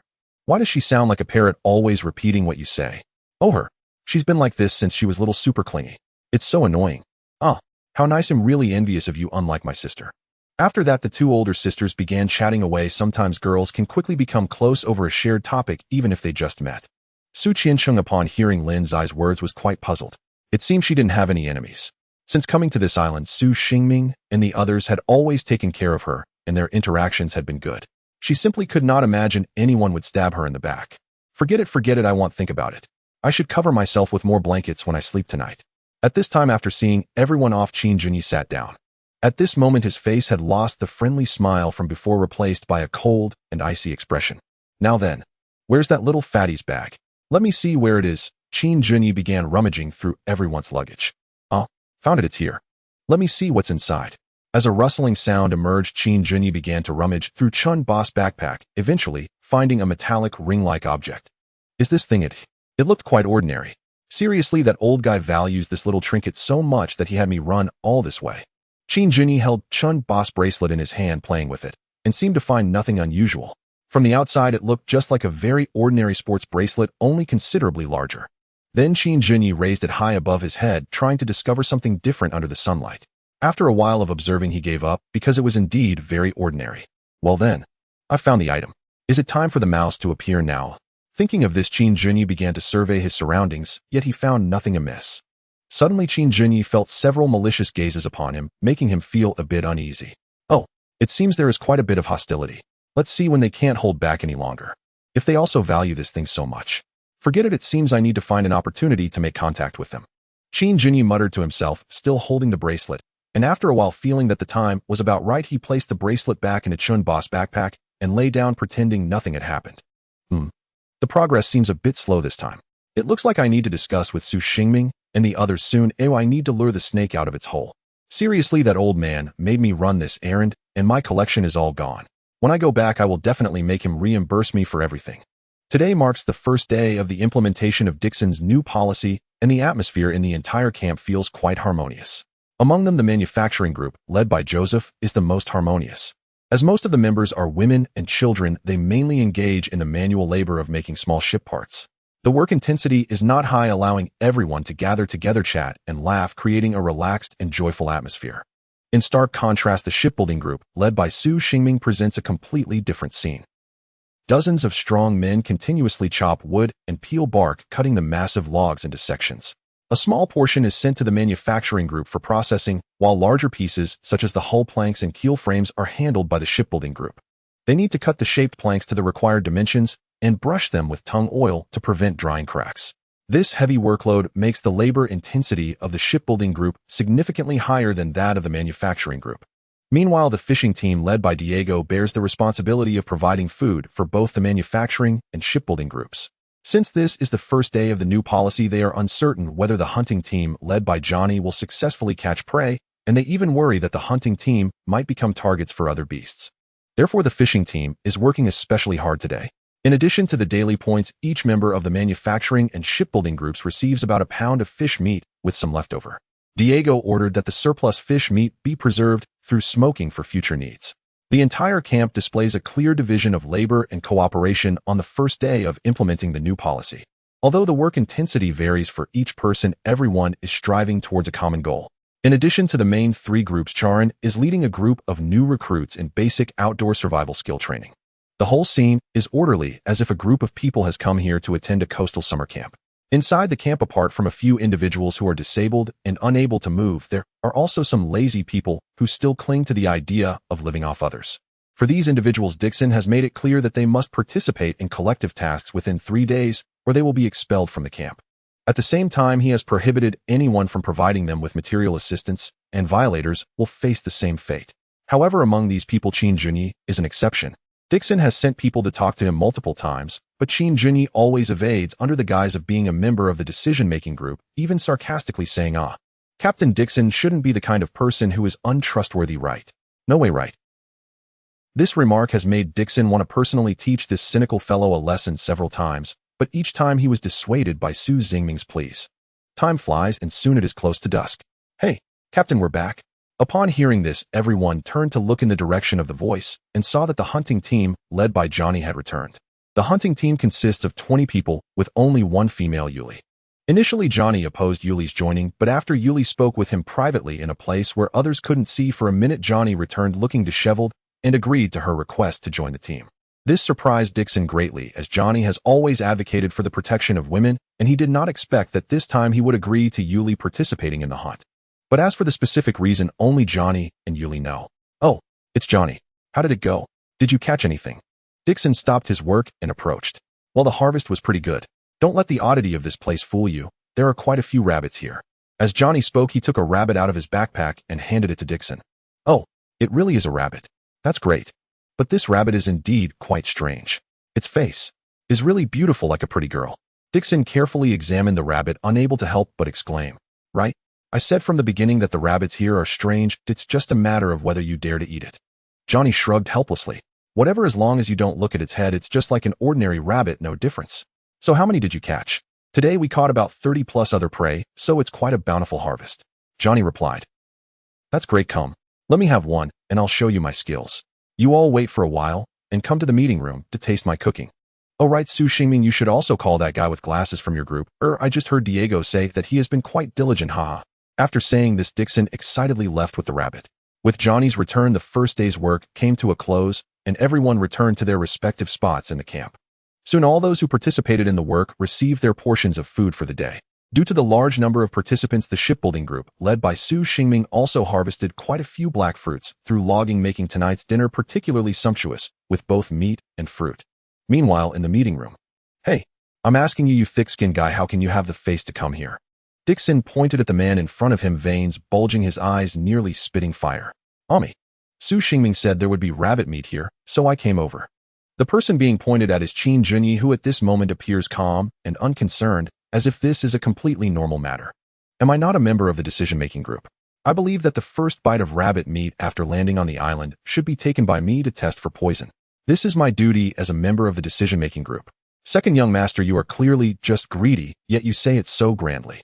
Yuli truly feels embarrassed for you." Yuli began to mock again, as if it had become her daily task to tease Qin Junyi. Qin Junyi did not respond to Yuli's words, as he had already gotten used to it. "Let me have a taste." Saying that, Qin Junyi picked up the knife and fork on the table. Not to mention Dixon's cooking truly has no complaints. That grilled fish with stone slabs from the last training session is still fresh in Su Xingming's mind. The roasted rabbit before him is golden and tempting, with a slightly charred skin brushed with Dixon's homemade barbecue sauce, emitting an unparalleled delightful aroma under the heat of the charcoal. Soon Qin Junyi cut a piece and sent it to his mouth, chewing it slowly with an expression of great enjoyment. How is it? Is it tasty?" The others looked at Qin Junyi's expression and asked in unison. "Of course it's delicious. This is my special secret recipe. This is a very special skill. I remember back at the old man's house." Dixon spoke proudly, already starting to boast, as he had complete confidence in this roasted rabbit dish. "Wow, so bad. The rabbit is dry and tough. There's no flavor at all. It's like chewing on wood." "Hey, what did I just say?" After Qin Junyi finished speaking, he wore a face of disbelief, looking as if he could not comprehend. "Did I just say that? You bastard. Looks like you have a lot of criticism for the dish I made." Qin Junyi saw Dixon's hair standing on end with rage, his expression one of incredulity mixed with unparalleled anger. I'm doomed. I'm dead." Just as Dixon's fist was about to strike, Qin Junyi, a figure swiftly flashed in front of him, blocking the blow in an incredibly strange posture. "Yuli, I knew you wouldn't abandon me." "Whoa," Qin Junyi said excitedly. "Second young master, don't misunderstand. This is all the first young master's order. I am merely following orders, so please don't overthink it." Yuli maintained a cold tone. Dixon appeared quite surprised. Last time Qin Junyi always hid behind this woman. It seemed he was well prepared this time as well. How could it be unappetizing? You tell me, where is it unappetizing? Dixon angrily questioned.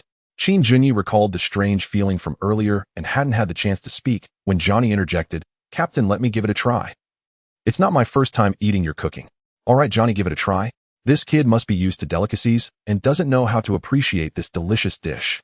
Qin Junyi fell silent again. He had just thought of a possibility, but wasn't sure yet and needed further verification. As Johnny took a bite of the rabbit meat after swallowing, Dixon eagerly asked, "How is it?" "Delicious, right? It's still made the same way as before. I've used a secret seasoning plus. Too unappetizing. I've never eaten anything this terrible." However, Johnny's words left Dixon dumbfounded. He never expected Johnny to say that as well. He immediately fell to the ground, trembling uncontrollably. Su Xingming, witnessing this scene, felt a bit of understanding.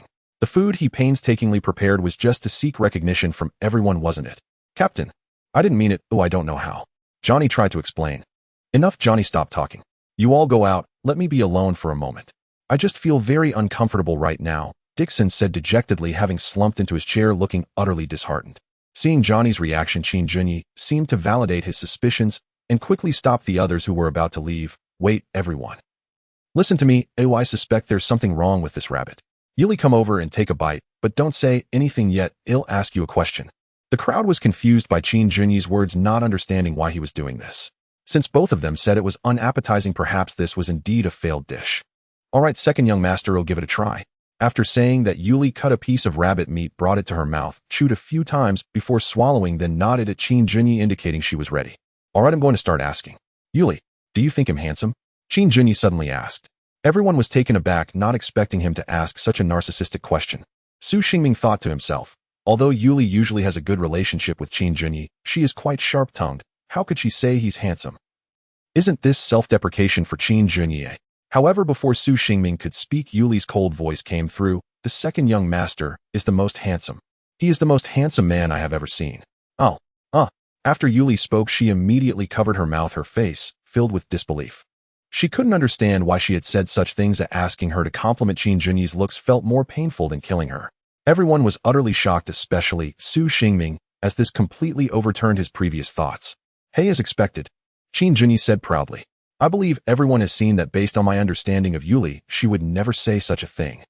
If it were usual, her answer would definitely be something like "Go die, you jerk." Now all of this happened after Yuli had eaten the rabbit meat. So, does everyone understand what I mean? The scene fell silent. No one spoke first.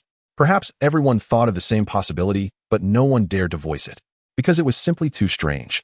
It seems everyone is reluctant to speak, so let me continue. Qin Junyi said confidently. The conclusion is that after eating this rabbit meat, the first sentence spoken by the one who ate it will turn into a lie that is completely contrary to their true thoughts. This is the truth. Everyone exchanged glances filled with confusion and shock. When Qin Junyi said this, it did not provoke a large reaction. Indeed, everyone already knew in their hearts, but the truth was too bizarre to believe. Meanwhile, Dixon, who was slumped in his chair, perked up upon hearing this. Really? Is it really like that? Captain Dixon, if you don't believe it, why not try it yourself? Qin Junyi said confidently, and the lack of reaction from the crowd was the best proof of his conclusion. All right, we'll give it a try. After saying that, Dixon also cut a large piece of rabbit meat and stuffed it into his mouth, chewing wildly. Oh, it's so unappetizing, it's really too unappetizing. Ha ha ha. Whoa. Dixon said while laughing about how terrible it was, then immediately burst into tears. It seemed he accepted this conclusion, finding solace in the fact that it wasn't actually unappetizing and the rabbit meat had led everyone to tell lies. In other words, the more everyone said it was unappetizing, the more delicious the dish was. After eating the first sentence will be a lie. Su Xingming pondered slightly, finding it too bizarre. He had never heard of such an absurd thing. Then he turned to Qin Junyi beside him. Hey, have you ever heard of such a thing before? How could you deduce this conclusion just from their reactions? Qin Junyi, feeling quite smug, replied. It's reasoning. This is reasoning. Stop it, second young master. You just got lucky, don't flatter yourself. Yuli started again, showing no mercy to Qin Junyi. I say, Yuli, this rabbit meat is quite good. Why don't you eat some more? After saying this, Qin Junyi lifted the entire plate of rabbit meat towards Yuli's mouth, while she of course was not fooled and resisted fiercely. So, Captain Dixon, should we still let everyone eat this rabbit? This situation is too strange, and there might be other side effects. Johnny was the first to raise this crucial question. This time their hunting team had caught over 30 of these wild rabbits. It would be too wasteful to discard them all, but if they ate them. Before Dixon could respond, Zhao Tingchuan, who had been silent, said after some thought, if the first sentence spoken after eating becomes a lie, just having this side effect, I think we can give it a try. After all, the supplies at the camp are scarce, and anything edible is exceptionally valuable. I suggest that those who ate the rabbit meat today observe closely. If no other adverse reactions occur after more than 12 hours, we can distribute it to everyone, just marking a note of precautions. What do you all think? Listening to Zhao Tingchuan's strategy, everyone did not raise any objections. Indeed, Zhao Tingchuan's point was very valid. There was too little food in the camp, and now there were several hundred people, while the number of wild rabbits was enormous. This would undoubtedly bring a lot of vitality to everyone. All right, approved. Let's do it. Afternoon tomorrow, if you all are still fine, then there won't be any problem. Dixon suddenly slapped the table, approving Zhao Tingchuan's proposal. You mean that kind of rabbit? NIS, it the same one we saw before. At the campsite, Xinyu immediately recalled the rabbit they had spotted together while desperately foraging for food when she heard Su Xingming's report upon his return. I'm not even sure if it had a human face. By the time Chuan and I got there, it was already roasted whole. And still that rabbit was eerily strange. Hey, think about it. Eating it makes you lie. Where on earth does such a thing happen? It's utterly bizarre. And the rest of the team fell silent, and none of them had ever heard of anything like it. Who cares? Rabbit meat is rabbit meat. And we starving to death. Why quibble over whether it's edible or not? Remember when you were in university, Xingming? You'd pick up buns dusted with grime from the floor and eat them without hesitation. Back then you didn't fret over hygiene. So why hesitate now? Bo spoke first. True to form for a true gourmand, no price is too great when hunger gnaws. Zhao Tingchuan interjected, Bo, all you think about is eating. What if it's poisoned? Let's wait until noon tomorrow to decide. For now, Qin Junyi and Yuli have already eaten the rabbit meat. Keep watch tonight. See if anything unusual occurs. Fine. Understood. Bo slumped crestfallen. The agony of having a delicacy dangled before his lips, yet forbidden from tasting, it was unbearable. Hey, Xingming, come here. I need to talk to you. And just then Lu Jinghong tapped Su Xingming's shoulder from behind, his expression uncharacteristically secretive. Irjing, just say it here. It's not like it's some grand secret. Well, I'm not entirely certain. You're sharper than most. I thought it best to consult you first. All right. NSU Xingming and Lu Jinghong then excused themselves, claiming they needed fresh air, and slipped away from the group. They walked far along the shoreline beyond the campsite. Su Xingming had never seen Lu Jinghong so enigmatic. Only after scanning the surroundings and confirming their solitude did Lu Jinghong finally speak. That rabbit? I may have a clue. I think it might be What did you say? Isn't it just an ordinary rabbit? Just let me finish. In seeing Lu Jinghong so uncharacteristically earnest, Su Xingming refrained from interrupting further. Though Lu Jinghong often seemed carefree and irreverent, Su Xingming knew his observational acuity and breadth of knowledge far surpassed his own. After all, unlike Bo, who spent his days indoors gaming and tinkering with tech, Lu Jinghong devoured obscure esoteric texts. All right. Go on, tell me what you've pieced together. And Xingming, have you ever heard the idiom Chuani, rumors breeding rumors? Of course I know it. So what? What does it have to do with this rabbit? And though Su Xingming rarely read beyond textbooks, he retained at least this basic literacy. And do you know how this idiom originated? Lu Jinghong pressed on. And how it originated? That ventures deep into my blind spots. So esteemed scholar Lu, would you enlighten me? Lu Jinghong ignored the teasing and after a thoughtful pause began slowly. The Shinijing Southwest Wilderness Classic Records. In the southwestern wilderness dwells the Isho, a beast resembling a hare bearing a human face and speech. It delights in deception, pointing east. It means west, speaking evil it implies good. What is that? Can you speak plain language, Irjing? You know my Chinese grades were abysmal. I can't parse classical prose. Lu Jinghong's sudden scholarly posturing gave Su Xingming a headache. As always in school, whenever he unearthed some arcane fact unknown to others, he'd lapse in a theatrical mystification. Let me simplify it. In legend says an ancient mythical beast resembled a rabbit, but possessed a human face and spoke human language. It reveled in deceit if it said, east, one must go west. If it declared something true, it was certainly false. And whoever consumed its flesh would never again speak truth. This creature was called the Isho, and the idiom Chuani originates precisely from this tale. Su Xingming stood stunned, not because he believed Lu Jinghong, but because, Irjing, are you exhausted? Maybe rest early tonight. Skip tomorrow's boat building shift. I'll cover your tasks with Bo and bring back extra rations. And indeed, Su Xingming plainly disbelieved Lu Jinghong's account.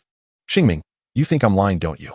And if even one word I utter is false, may celestial fire descend and reduce every book in my home to ash. Lu Jinghong raised 4 fingers and swore skyward. Offended by Su Xingming's skepticism, he bristled. After all, his personal library dwarfed those of the other 3 combined. It's not disbelief. It's just, well, you yourself said it's mythological. And in our modern world, no such creature has ever been documented. To ask me to accept it outright feels unreasonable. No. And you said eating its flesh makes one never speak truth again, right? Yet we've already tested it. Only the first sentence spoken after consumption proves false. That's a profound discrepancy. Lu Jinghong fell silent, reflecting. Indeed, Su Xingming raised a valid point. According to legend, consuming the Esha's flesh condemned one to perpetual falsehood, yet reality diverged sharply. Could I truly be mistaken? But still, it does fit. And he clutched his head, straining to recall any overlooked detail, when a hand gently lowered his arm. Irjing, I understand. None of us match your depth of knowledge in this realm.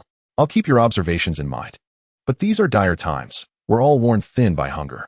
If this rabbit meat proves non-toxic and free of fatal side effects, perhaps we should withhold this from the group, for now. Agreed.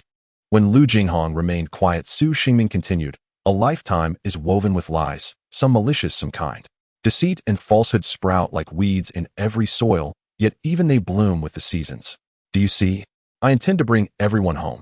Chunbo Chuan Chuan Tianqiong Xinyu, and you too. I refuse to let us perish here nameless and unexplained, so, and he paused mid-sentence, turned toward camp, and after a few steps glanced back. Oh, by the way, that last line, attributed to Edison. Heh. Lu Jinghong froze, watching Su Xingming's silhouette darkened, yet gilded by the setting sun. Something clicked. A quiet smile softened his face. Understood. And Xingming, let's go home. Hey, I called dibs. If the rabbit's safe tomorrow, no sharing. I'll eat my fill. I've starved for days. When Su Xingming and Lu Jinghong returned to the camp, night had quietly fallen. Several large bonfires were lit in the camp, casting a warm glow on everyone's faces. By the bonfire, people gathered in small groups, some whispering to each other, while others quietly enjoyed the warmth brought by the flames. Su Xingming scanned the crowd and soon spotted Zhao Tingchuan and Qin Junyi. The two were sitting by the bonfire, deeply engrossed in discussion. Seeing this, Su Xingming pulled Lu Jinghong over with a teasing smile on his face.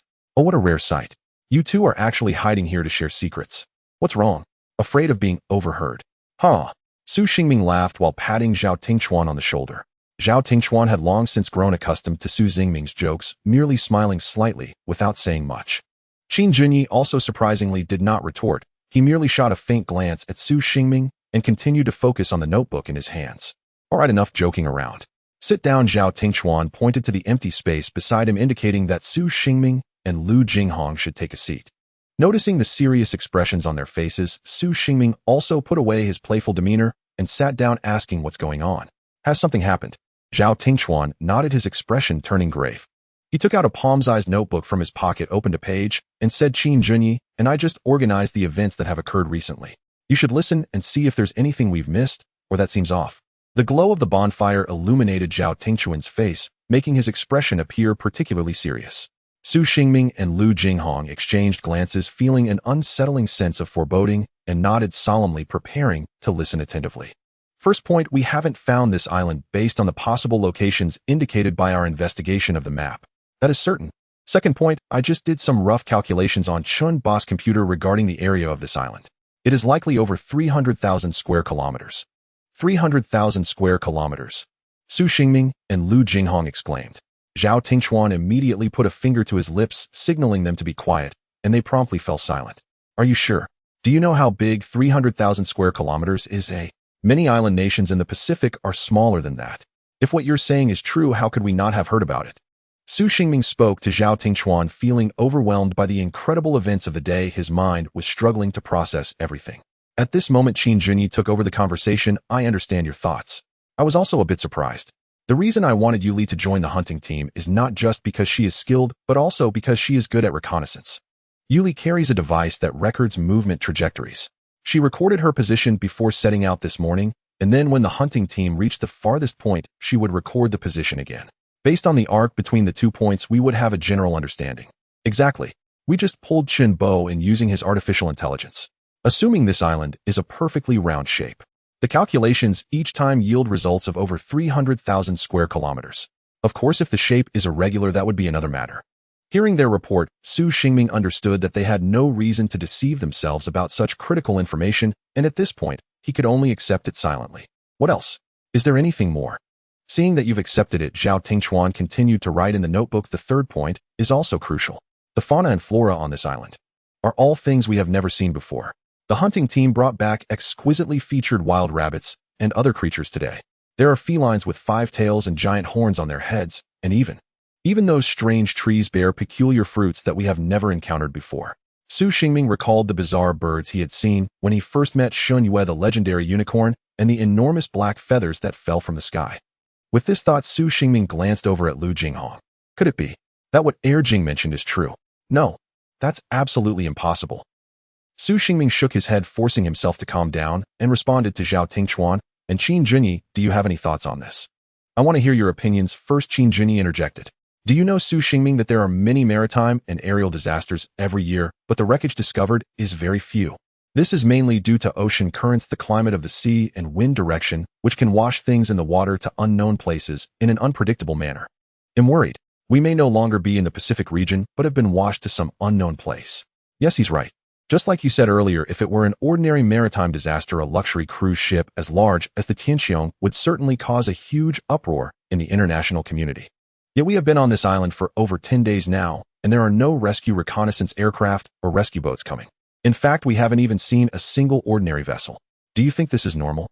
Faced with Zhao Tingchuan's question, Su Xingming actually understood this point well. It was just that he did not want to think seriously about it. Each time he pondered over these matters, he felt a twinge of despair, which was a thought he wished to avoid. What are your thoughts on Dixon's current shipbuilding plans? Dixon's original plan was to build a wooden sailboat and send an advance team to seek rescue.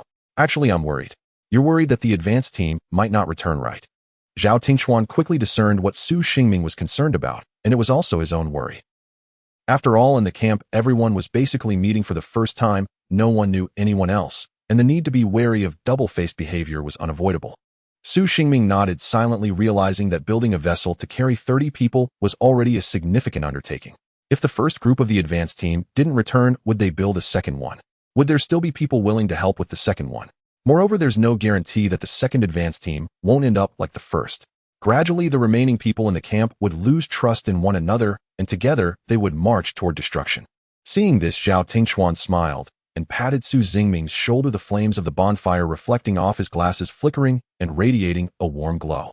This is why I must join the decision-making group. I will fight for a spot on the advance team, and I will not leave you behind. Seeing Zhao Tingchuan so resolute, Su Xingming felt a lump in his throat, and his eyes began to redden, unsure of what to say. Hey, what are you guys doing? Acting all brotherly. Ugh, how disgusting. Tisk tsk. Qin Junyi on the side expressed great disdain, as if he had seen something filthy. All right, let's head back. Everyone keep up the good work tomorrow, and strive to set sail as soon as possible. After speaking, Qin Junyi extended his fist, signaling the other three. Qin Junyi, Su Xingming, and Lu Jinghong understood the meaning and raised their fists to bump them together. Meanwhile, on the other side, Captain Diego. David woke up, and he wants to see the captain, but the captain is already asleep. I'm a little scared. So please go check on him. A security personnel reported to Diego, who was sitting on the deck gazing at the night sky with a glass of wine in hand. Oh, that guy finally woke up. Let me go see what happened that day.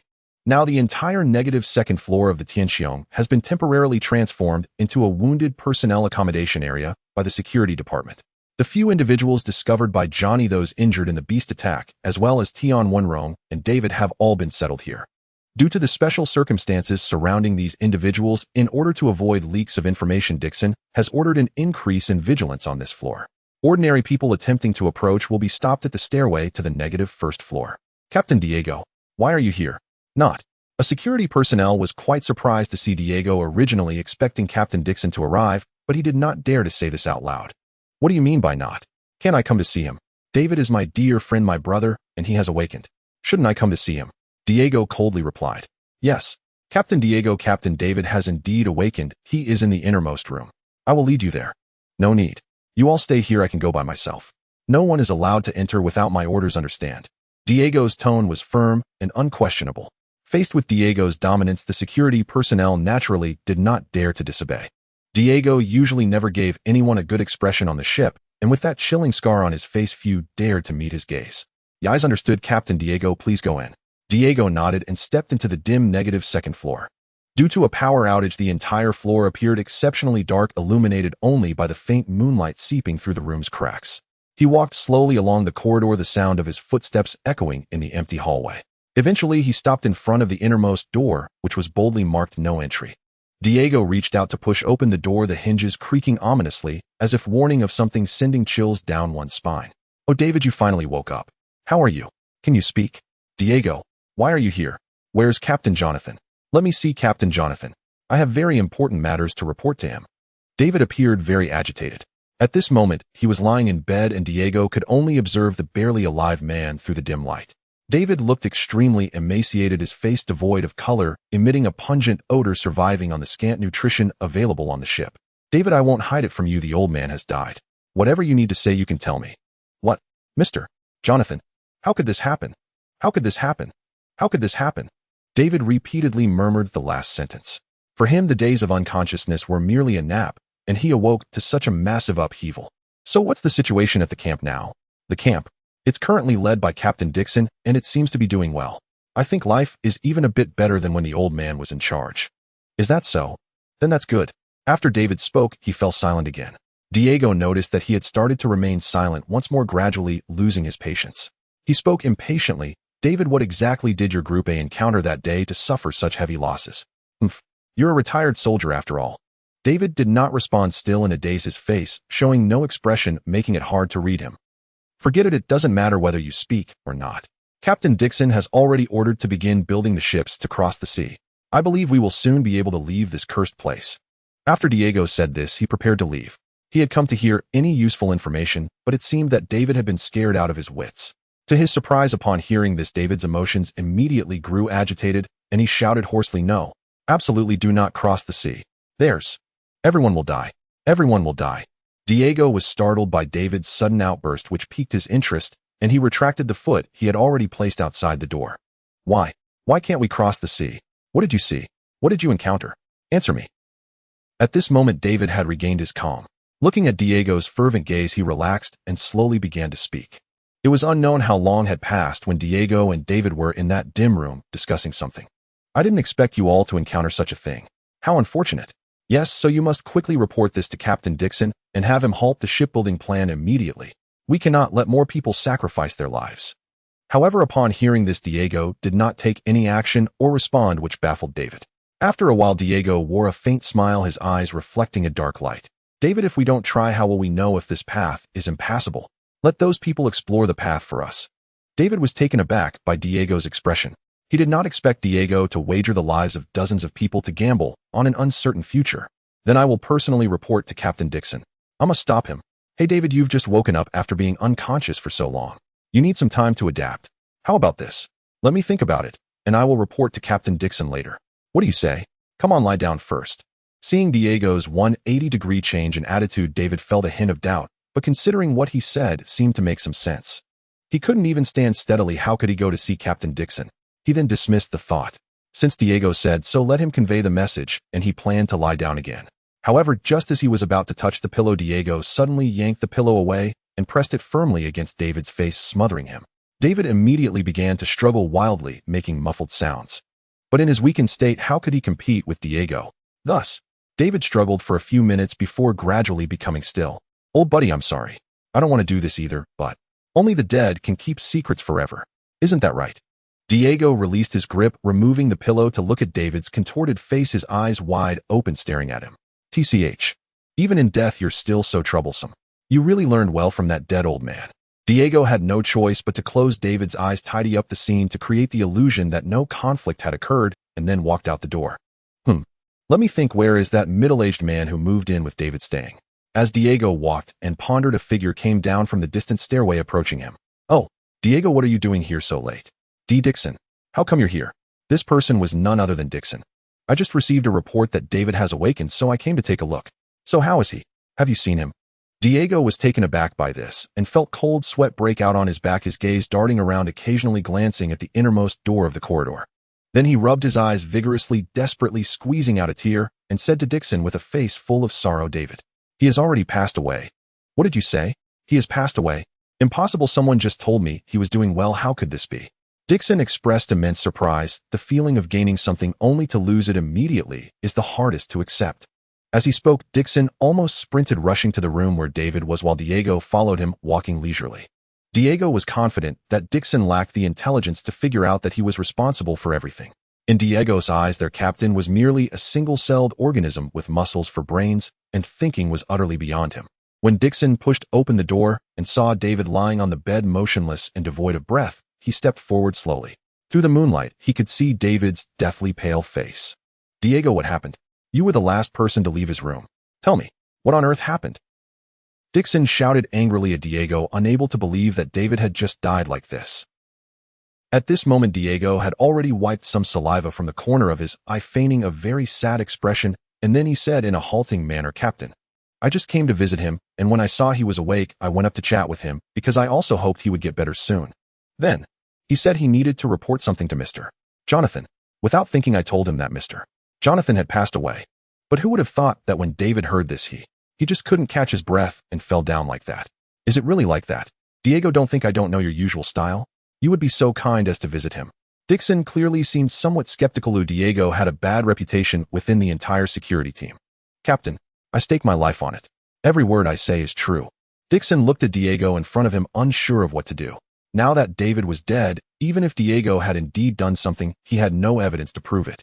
If he were to forcefully pin some crimes on Diego, it would likely instill fear in the others under his command. All right, I will believe you. But if I find out that this is not the case, I will definitely skin you alive. Yes, Captain. Did David say anything else? For example, what exactly happened to Tima that day? This. Diego's eyes were darting around wildly as he thought. No. I was just about to ask him, and he only said he wanted to report to Mr. Jonathan. Then, the events that just occurred happened. Hearing Diego's response, Dixon appeared somewhat disappointed. He was eager to know about Tima's tragic fate, but now. Dixon walked out of the room deep in thought, and Diego followed closely behind. When they reached the stairway, he suddenly spoke to the security personnel on duty nearby. Has the middle-aged man who returned with David woken up? Report, Captain. That person is still in a coma. We found that his head suffered a severe injury. Whether he can wake up is still uncertain. Hearing the report, Dixon thought for a moment, and then immediately ordered, dispatch more personnel. We must protect that person well. We must not let any mice take advantage of the situation. When Dixon said the last sentence, he clearly glanced at Diego behind him, startling the latter into a cold sweat. Let's go. Diego, it's stuffy here.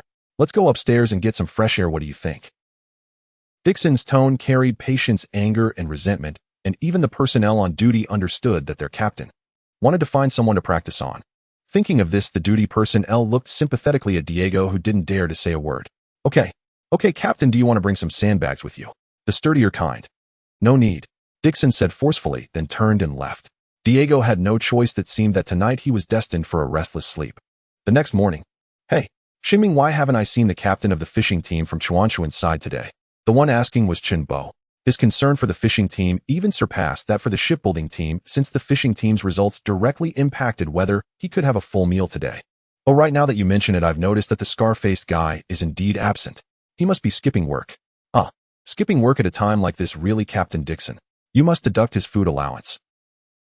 Besides Su Xingming and Chen Bo was Dixon, who was currently focused on measuring and cutting wood. Chen Bo's earlier words had caused him to stumble. Yes. I didn't expect that bastard Diego would skip work the next day. You're right.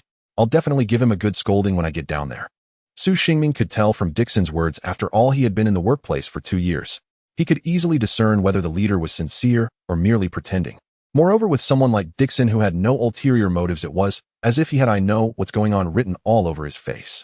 Therefore, Su Xingming chose not to continue the topic and instead glanced at the ship's hull frame, which was gradually taking shape, and asked Dixon, I didn't expect, Captain Dixon, that with your big build you could do such detailed work in shipbuilding.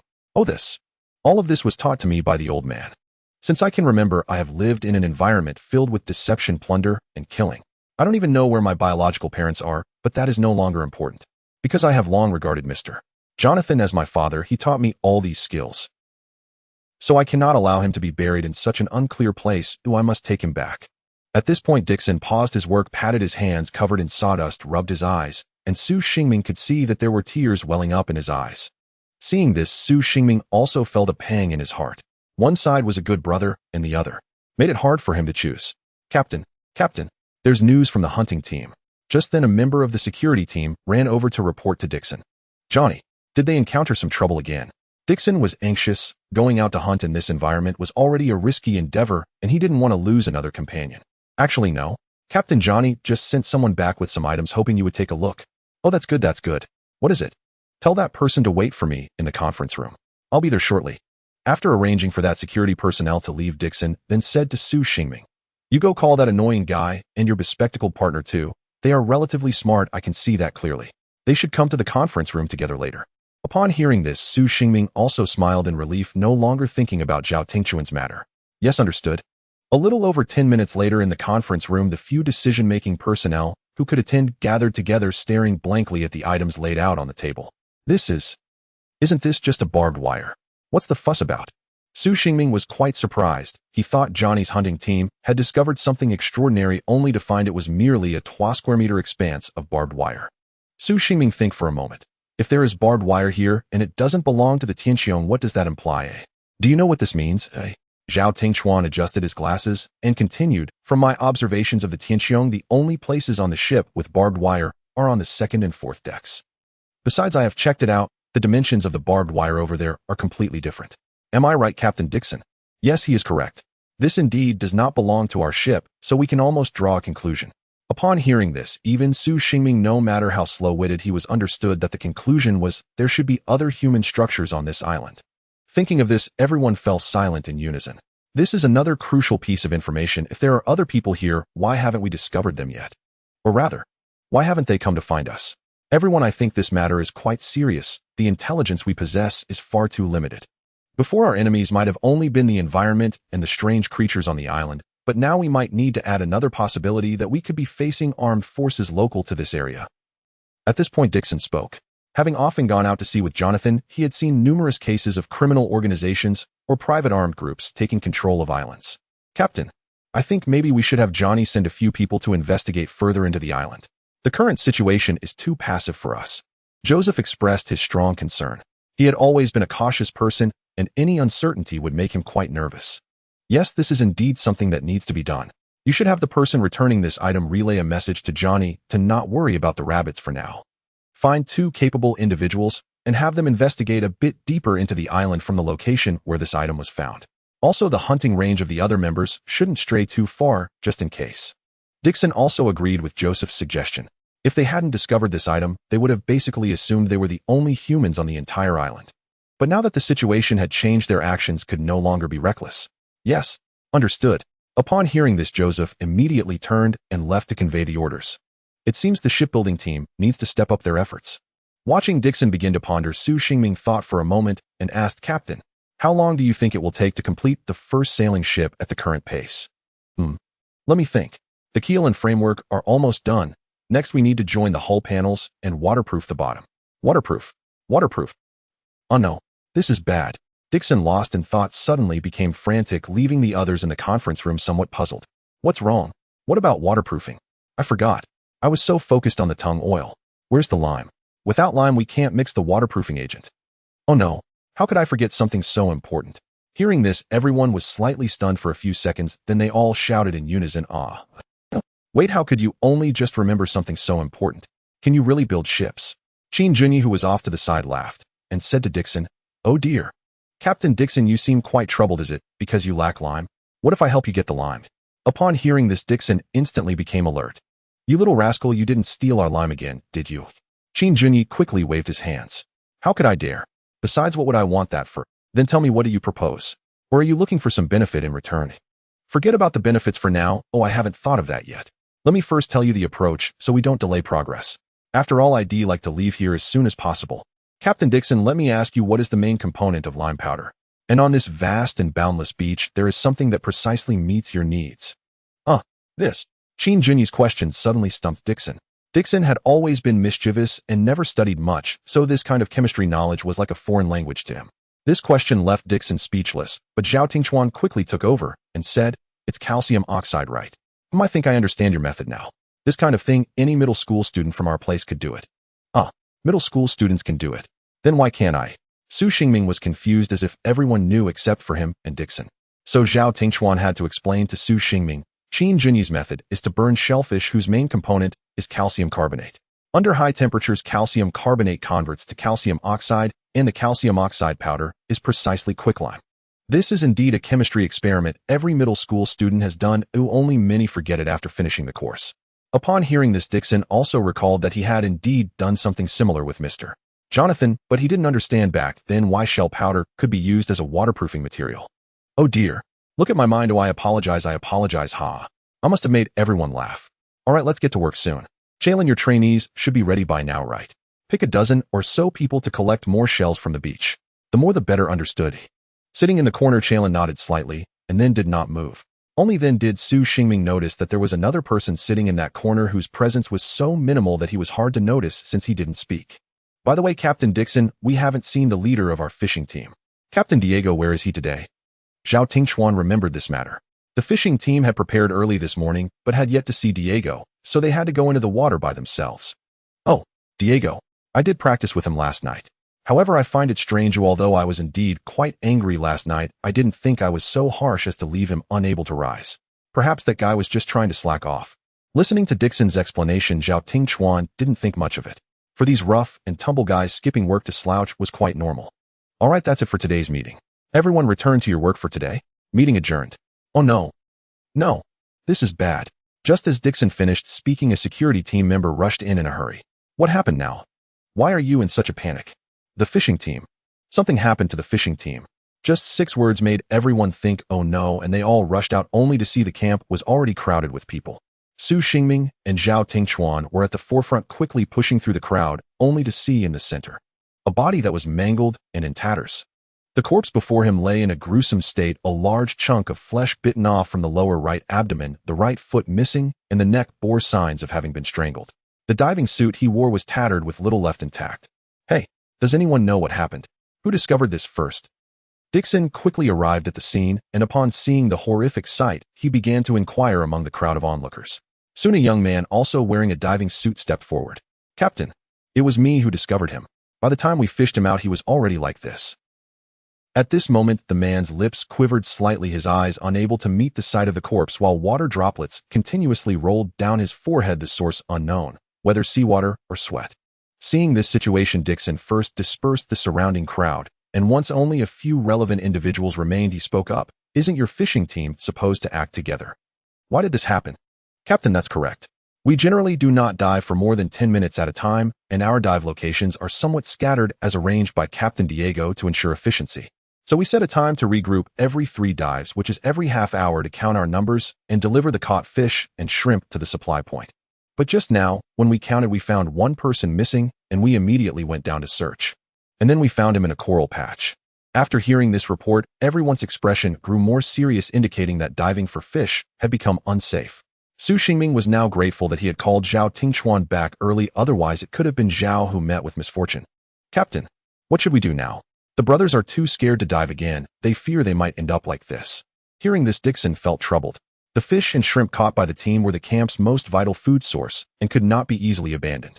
However, Dixon did not wish to gamble with his crew's lives. After some thought, Dixon said, in the next few days you all wake up a bit earlier, take advantage of the low tide to collect some shrimp and crabs washed up on the beach.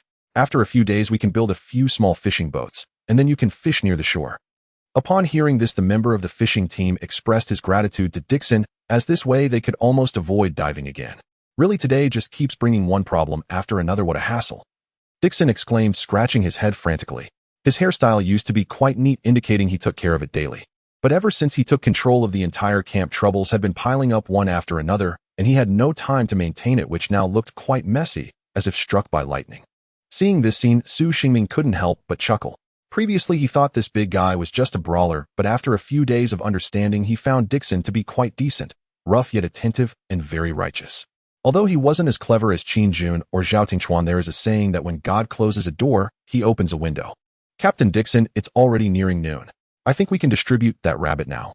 The camp's people look unwell from the lack of protein. Su Xingming said to Dixon, all right, he'll have the manufacturing team send some people to prepare this batch of rabbits, but we need to make it clear to everyone that the side effect of eating the first one is lying. I don't want to be blamed later. Ha ha, just take it as a compliment. After all, it's all lies. Dixon did not respond, but walked briskly towards the boat building area. Su Xingming noticed that his face seemed a bit flushed, perhaps out of embarrassment. Time passed quickly, and soon it was dusk. With the return of the hunting team, the day's work came to a close once more.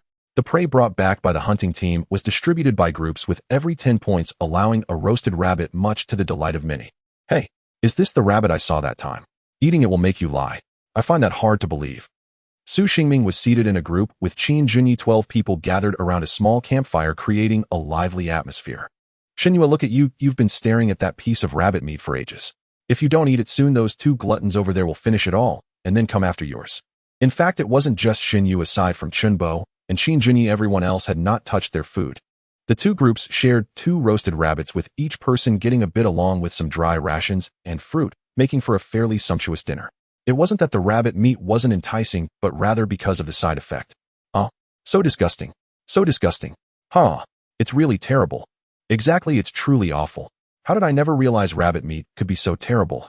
Chen Bo and Qin Junyi kept wolfing down the food while complaining about how bad it was, creating a very discordant scene which left others speechless. Hey, Minga, do you think this really controls people's speech? I can't imagine such a thing. Hee Tianqiong, why don't you eat a piece first? Then we can conduct an experiment, and well, no, right? Su Xingming said with a mischievous grin, already plotting how to tease Su Qianqing. Okay, all right. Su Qianqing picked up a rabbit leg and took a small bite, chewing it. After she swallowed, Su Xingming immediately asked, Su Qianqing, what time do you usually get up at home? Do you drink mineral water or milk tea? Do you order takeout or cook for yourself? Su Xingming fired off 3 rapid-fire questions, and Su Qianqing immediately blurted out, I get up at 6. I drink mineral water. I cook for myself. Huh. Su Qianqing quickly covered her mouth, realizing these were clearly not her true thoughts. She didn't understand how those words slipped out, as if she was compelled to answer. Everyone burst into laughter, while Shun Yu directly punched Su Xingming, feeling that he was always bullying Su Qianqing and not acting like a brother at all. Lin, she found it quite normal, thinking that wasn't a sister's role to amuse others. Among the group, only Lu Jinghong remained silent, staring blankly at the rabbit meat on the plate, lost in thought. Noticing Lu Jinghong's reaction, Su Xingming didn't find it strange. He understood Lu Jinghong's worry and said, Jing, it's okay, eat up. Only by filling our stomachs can we survive, right? Don't worry, we have everything covered. Hearing this, Lu Jinghong came back to his senses. When he looked up, he saw everyone looking at him with smiles on their faces, and in the glow of the fire it felt quite warm. He then glanced at the food on his plate, as if making a certain resolve before grabbing a large chunk and shoving it into his mouth. Whoa, so terrible. It's really so awful. Whoa. At this moment, not only in Su Xingming's group, but from every corner of the camp, the same cries of terrible echoed, quickly resonating throughout the entire camp. By the way, Yuli, what happened to that thing your hunting team discovered today? Any new findings? After dinner, the group gathered to chat, and Qin Junyi mentioned the discovery from earlier. According to Dixon's arrangement, Johnny's hunting team should have taken action in the afternoon. Second young master, I wasn't involved in the follow-up investigation. Perhaps the captain thought I was just a girl. However, in my judgment, this place is not simple. Yuli's words seemed quite ordinary to Su Xingming and the others. This wretched place. Of course it's not simple. If it were simple, they would have gone back long ago. Do you have any new discoveries? Zhao Tingchuan seized the opportunity, understanding that Yuli's skills were impressive. As a girl, her participation in the hunting team must mean she had exceptional strengths. Yes, I found this in a patch of grass. I didn't hand it over to Captain Johnny, but kept it to myself. Yuli then took out a piece of something wrapped in oil paper and unfolded it. Everyone discovered it was a small piece of iron sheet. Unfortunately, it seemed to have been burned at high temperatures, with half of it charred black, and in the middle of the iron sheet, there was a red pattern engraved. What is this? It looks like a capital M inside a circle. Su Xingming looked at the pattern and felt it was somewhat familiar. If this is an M, it is strange because the peaks are not of equal height, which is clearly abnormal. If it hadn't been burned, perhaps discovering the complete pattern would let us understand what organization exists on this island. Yuli, is there a way to restore it? Qin Junyi felt somewhat unwilling. The hard-earned clue had not led to any substantial progress. Second young master, I'm afraid that's not possible. In my judgment, judging by the degree of burning and the extent of corrosion, this has been around for at least several decades. With what we have at hand, it is nearly impossible to restore it. Well then there's nothing we can do. The group appeared somewhat disappointed. They knew too little about this place. In any situation, the unknown is the greatest enemy. On the other hand, in the conference room, Captain, this was discovered by the 2 we sent out in the afternoon. I didn't inform the other members of the hunting team. I wanted to show it to you first and see what you think. In the conference room, only Johnny and Dixon were discussing matters, and at this moment Johnny was holding up a piece of iron sheet as well. Let me see. Is this what you discovered in the afternoon? That's right. I chose 2 of my most trusted subordinates, and they explored the island for over 2 hours, finally bringing this back. I find the pattern on it somewhat suspicious. Johnny reported, in the iron sheet he held also bore a red circular pattern. This looks like a mountain peak. This is a mountain peak, or rather a triangular mountain peak. Johnny, your scouting skills are better than mine. What do you think of this matter? Captain, I believe that since such a thing has appeared, it indicates that there is definitely another organization rooted here on the island besides us. However, look at this piece of iron. It is made of high-strength stainless steel, and it is already full of rust. In my experience, it has likely been here for at least 30 years. Of course, due to climatic conditions, there may be slight discrepancies in the timing. After hearing Johnny's analysis, Dixon thought to himself, things from 30 years ago. If that's the case, is this organization still on the island? Are there more facilities on the island? Thinking of this, Dixon felt overwhelmed and recalled what Jonathan had previously told him. He gritted his teeth and said to Johnny, Don't tell anyone about today's discovery, including other members of the decision-making group. Our top priority now is still to build a ship and leave here. As for whether there are those things on the island, it has nothing to do with us. Don't let this affect everyone's mindset. Understood? Yes. Understood. Then, tomorrow we. Understood. Continue hunting. Diego's fishing team has also run into problems, and your hunting results are an important source of food. Please take care of it. Dixon rarely spoke to other security members like this, and even hugged Johnny, which made Johnny feel a bit awkward. Captain, you don't have to do this. When the captain was still around, he often taught me that life is the priority.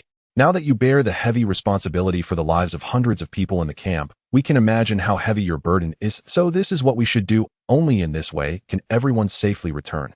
Hearing Johnny's words, Dixon couldn't help but feel a lump in his throat. Yes, when Captain Jonathan was alive, he only needed to sleep and exercise every day. Ever since that night, everything changed and Dixon began to feel a sense of responsibility. Perhaps it was guilt for not protecting Captain Jonathan, or perhaps seeing the victims reminded him of his own past, making him want to take everything into his own hands. But a person's strength is ultimately limited. Really, why are you speaking so sentimentally like a big man? You're going to make me emotional. If only Diego, that rascal, was like you, and Chalin, that dullard, never says a word all day. Only you and Joseph care a bit, ha. Hearing these words, Johnny couldn't help but smile. In his view, Chalin was not a bad person, just not good at communicating. In today's terms, he was socially anxious. Diego, on the other hand, was extreme. He had poor relationships with almost everyone, and with his ruthless methods, few dared to speak against him. Only Dixon could force him to submit. Damn it. I wish I had some alcohol right now. It's all Diego's fault. He drank all the remaining alcohol. Next time I'll find time to practice with him. Hearing Dixon's complaints, Johnny's eyes lit up as he took out a thumb-sized object from his pocket and waved it in front of Dixon. Captain, look at what this is. Looking at the purple-blue granules in front of him, Dixon's heart filled with joy. Grapes. Where did you find these? Wow, it's really not easy. Finally, I see something I recognize. Not far from the camp, about 3 kilometers southeast, there's a patch of wild grapevines. Although there are some weeds, if we bring some knives and harvesting tools, we should be able to gather a good amount. That's great. Then tomorrow you find a few people and bring back more. By the way, make sure to be careful and retreat immediately if you encounter danger. I'll find some large barrels and get Joseph to spare some manpower. We will brew wine and drink. The next morning, the news about the vineyard spread throughout the camp, and Johnny began to gather volunteers willing to go. Compared to the physically exhausting task of hunting animals, picking grapes sounded much easier. So many people volunteered to participate. Hey Mingo, I actually want to go too. I've been stuck in this camp all day and am going to suffocate from boredom. Su Tianqiong had long wanted to find an opportunity to go out and take a look. Although there might be potential dangers outside, Su Xingming did not think so. In his eyes, if he were to rank everyone's position in his heart, Su Tianqiong would undoubtedly be in the first place, so he did not agree to her request. Hey, please don't. I've been sitting here all day looking at these wooden stakes, and if this goes on, I'm going to turn into a wooden stake. Please, brother. Su Tianqiong used her charm. After staying in Su Xingming's house for so long, she knew very well that he was someone who responded better to soft approaches. Exactly, Su Xingming, the 3 of us really want to go too. The manufacturing group has had nothing to do these past 2 days. We've just been chatting. Now that there's an opportunity, we also want to contribute. Su Xingming turned to look, and the speakers were Shun Yu and Lin Shilin, the 2 sisters. For someone like Su Xingming, who had a thin skin, it was hard to resist multiple requests. As long as a few more people joined in, it was bound to work. I say, you 4. Did you all conspire together? What? Are you teaming up to corner me? Fine, I'm scared of you too, but I have a prerequisite. If you want to go, you can. Bring those 2 guys along. Su Xingming pointed to the not so far away Qinghua and Qingyang. They both look strong and will serve as your bodyguards. Huh, those 2. They are strong, but their personalities. Su Tianqiong recalled the scene from a few days ago when Qinghua spoke to her, leaving her speechless and embarrassed for quite some time. I don't care if they don't go, then you all don't go either. Su Xingming was firm in his stance. Deep down, he still didn't want Su Tianqiong to go out. Ever since the camp was attacked, his mindset had changed. He didn't know what other dangers lurked in the shadows, so he was extremely cautious. However, this time, Su Tianqiong insisted on going, and with several people advocating for her, it gave him a headache. All right, I'll go with Ming, guess word. After saying that, the 4 of them went to find the still bewildered Qinghua, and Qingyang, startling the latter into jumping up from the ground. Su Xingming listened for a long time, but didn't hear a single word from the 2 brothers. Soon after, more than 20 participants for the gathering were confirmed. Since Yuli had been in the hunting group, she knew the location of that vineyard. Plus, Johnny knew how capable Yuli was, so she led the team towards their destination. Meanwhile, Johnny continued to lead the hunting group on their capture mission. In an instant, nearly a quarter of the camp's population had left, making the place feel quite desolate. Hey, I say, Su Xingming, are you really okay with letting Tianqiong go out? Bo chatted with Su Xingming, somewhat puzzled. What? Are you that concerned about her? I know there might be danger outside, but what if I'm not around in the future? What will she do then? Who will continue to protect her? So I thought about it. Perhaps letting her familiarize herself with the environment here is also a good choice. Besides, you haven't really seen those two brothers with their muscles. They are no different from Dixon. Oh, are you talking about me? Dixon, hearing someone seemingly call his name, immediately approached, startling Su Xingming and Bo. Su Xingming then repeated what he had just said to Bo to Dixon. Oh, those two guys. I admit they are indeed strong, but if we're talking about the strongest, it must be me. If you don't believe me, let them compete with me. Dixon recalled the night when he and the Qinghua and Qingyang brothers worked together to deal with the giant beast, and the sensation in his hands at that time still lingered. Suddenly Dixon thought of something and asked Su Xingming, hey, have you noticed any archery experts in our camp? Archery experts? How would I know? If you held an archery contest, you might find out. Seeing that Su Xingming had no leads, either Dixon felt quite troubled. Ever since that day, he had been trying to find the person who shot those two arrows, but there was not a single clue. Don't think about it, just focus on building the ship. These things will come naturally, perhaps soon they will reveal themselves. Listening to Su Xingming's response, Dixon felt it made sense. Now, not only did they need to build the main sailboat, but they also needed to make a few small fishing boats, otherwise they would have nothing to eat. Thinking of this, Dixon shouted loudly, startling everyone in the shipbuilding group. Su Xingming and Bo nearby were almost knocked out from the shock. Oh, everyone work hard. Let's escape this hellish place soon. When we get back to the modern world, I'll treat everyone to a night of fun. Dixon's words evidently had a motivational effect, and everyone's actions noticeably sped up. Hey, Xingming, why is it a whole night of fun? What good food is there that lasts for a whole night? Shut up and do your work. Su Xingming was exasperated by Bo. He really only thought about food. At that moment, Yuli was leading the collection team, slowly advancing through the grass, and the surrounding environment was gradually changing. At the back of the entire team, Su Tianqiong looked at the scenery in front of her and felt it was quite novel. She had long been accustomed to wooden stakes and the sea. Suddenly transitioning to jungle and streams felt quite nice. After about 2 hours of walking, Yuli pushed aside the bushes in front of her, revealing a small clearing filled with green grass. In the clearing stood a dozen fruit trees around 3 meters tall. Between each tree, the branches and leaves intertwined, forming a complex web-like structure. And beneath that green net hung sparkling emerald green and purpler gems shining under the sunlight. Oh, there really are grapes. That's great, I really wanted this. The crowd cheered. They hadn't been this happy in a long time. Wow, Yuli, why didn't you tell us last night? You were hiding such a good place. Lin, she gasped for breath, looking at everything before her, seemingly complaining that Yuli had enjoyed this beautiful scenery alone. It's all the second young master's fault. I wanted to say it, but he interrupted me. Yuli maintained her usual cold demeanor. Walking 3 kilometers was a piece of cake for her. Ah, yes, I knew it had to be Qing's fault. Exactly, sister is right, it is Qing's fault. Listening to Lin Shi and Lin Weiss banter, Xinyu and Su Tianqiong burst into laughter. Ha, he's not even here, you talk bad about him, and he can't hear you. Why bother? Are you expecting him to sneeze? However, at the same time, achoo, who's talking bad about me? Damn it, lying down for too long makes my body rusty. At this moment, Qin Junyi lay on the beach looking at the belongings of the crowd, while constantly rubbing his already red nose, muttering to himself. It's been several days, and where did that mouse go? Hey, I heard that Captain Dixon wants to use these grapes for winemaking. Is that true? Xinyu held a small knife in her hand, standing on a stone, continuously cutting the grapevines, passing the clusters of grapes down to Su Tianqiong. I heard Minggu say it seems to be true. Those people on the ship are already craving them terribly. Really, men are so hard to understand. How can anything so bitter and astringent be delicious? I think it's better to make some grape juice instead. Su Tianqiong took the bunch of grapes handed to her by Shunyue, placed them into a prepared basket, and casually popped one into her mouth. The taste is just average, not as good as what we buy from the fruit shop downstairs. Tianqiong, you should be grateful. To have grapes to eat in this shabby place is already a blessing from our ancestors. Sister Shunyue, you really know how to joke, just like my brother. Hearing this, Xinyu's face flushed red, but fortunately, she was standing high enough that no one else saw. That Su Xingming is just an annoying brat, always making jokes at my expense. I'm nothing like him. I wonder if this vineyard is cultivated by someone. Oh, it looks pretty good. Xinyu suddenly changed the subject, deflecting the conversation. As another girl, Su Tianqiong naturally understood that Xinyu's excuse sounded forced, but she didn't point it out and continued to focus on her work. In contrast to the seamless cooperation of Xinyu and Su Tianqiong, the Lin sisters Lin Shilin and Lin Wei were having a less smooth experience. Hey, Xiao Wei, catch it. Can't you catch something from this little height? Sister, you threw it too fast. Way too fast. Oh. Bang. Another bunch of grapes fell to the ground, some of the fruit, flesh shattered.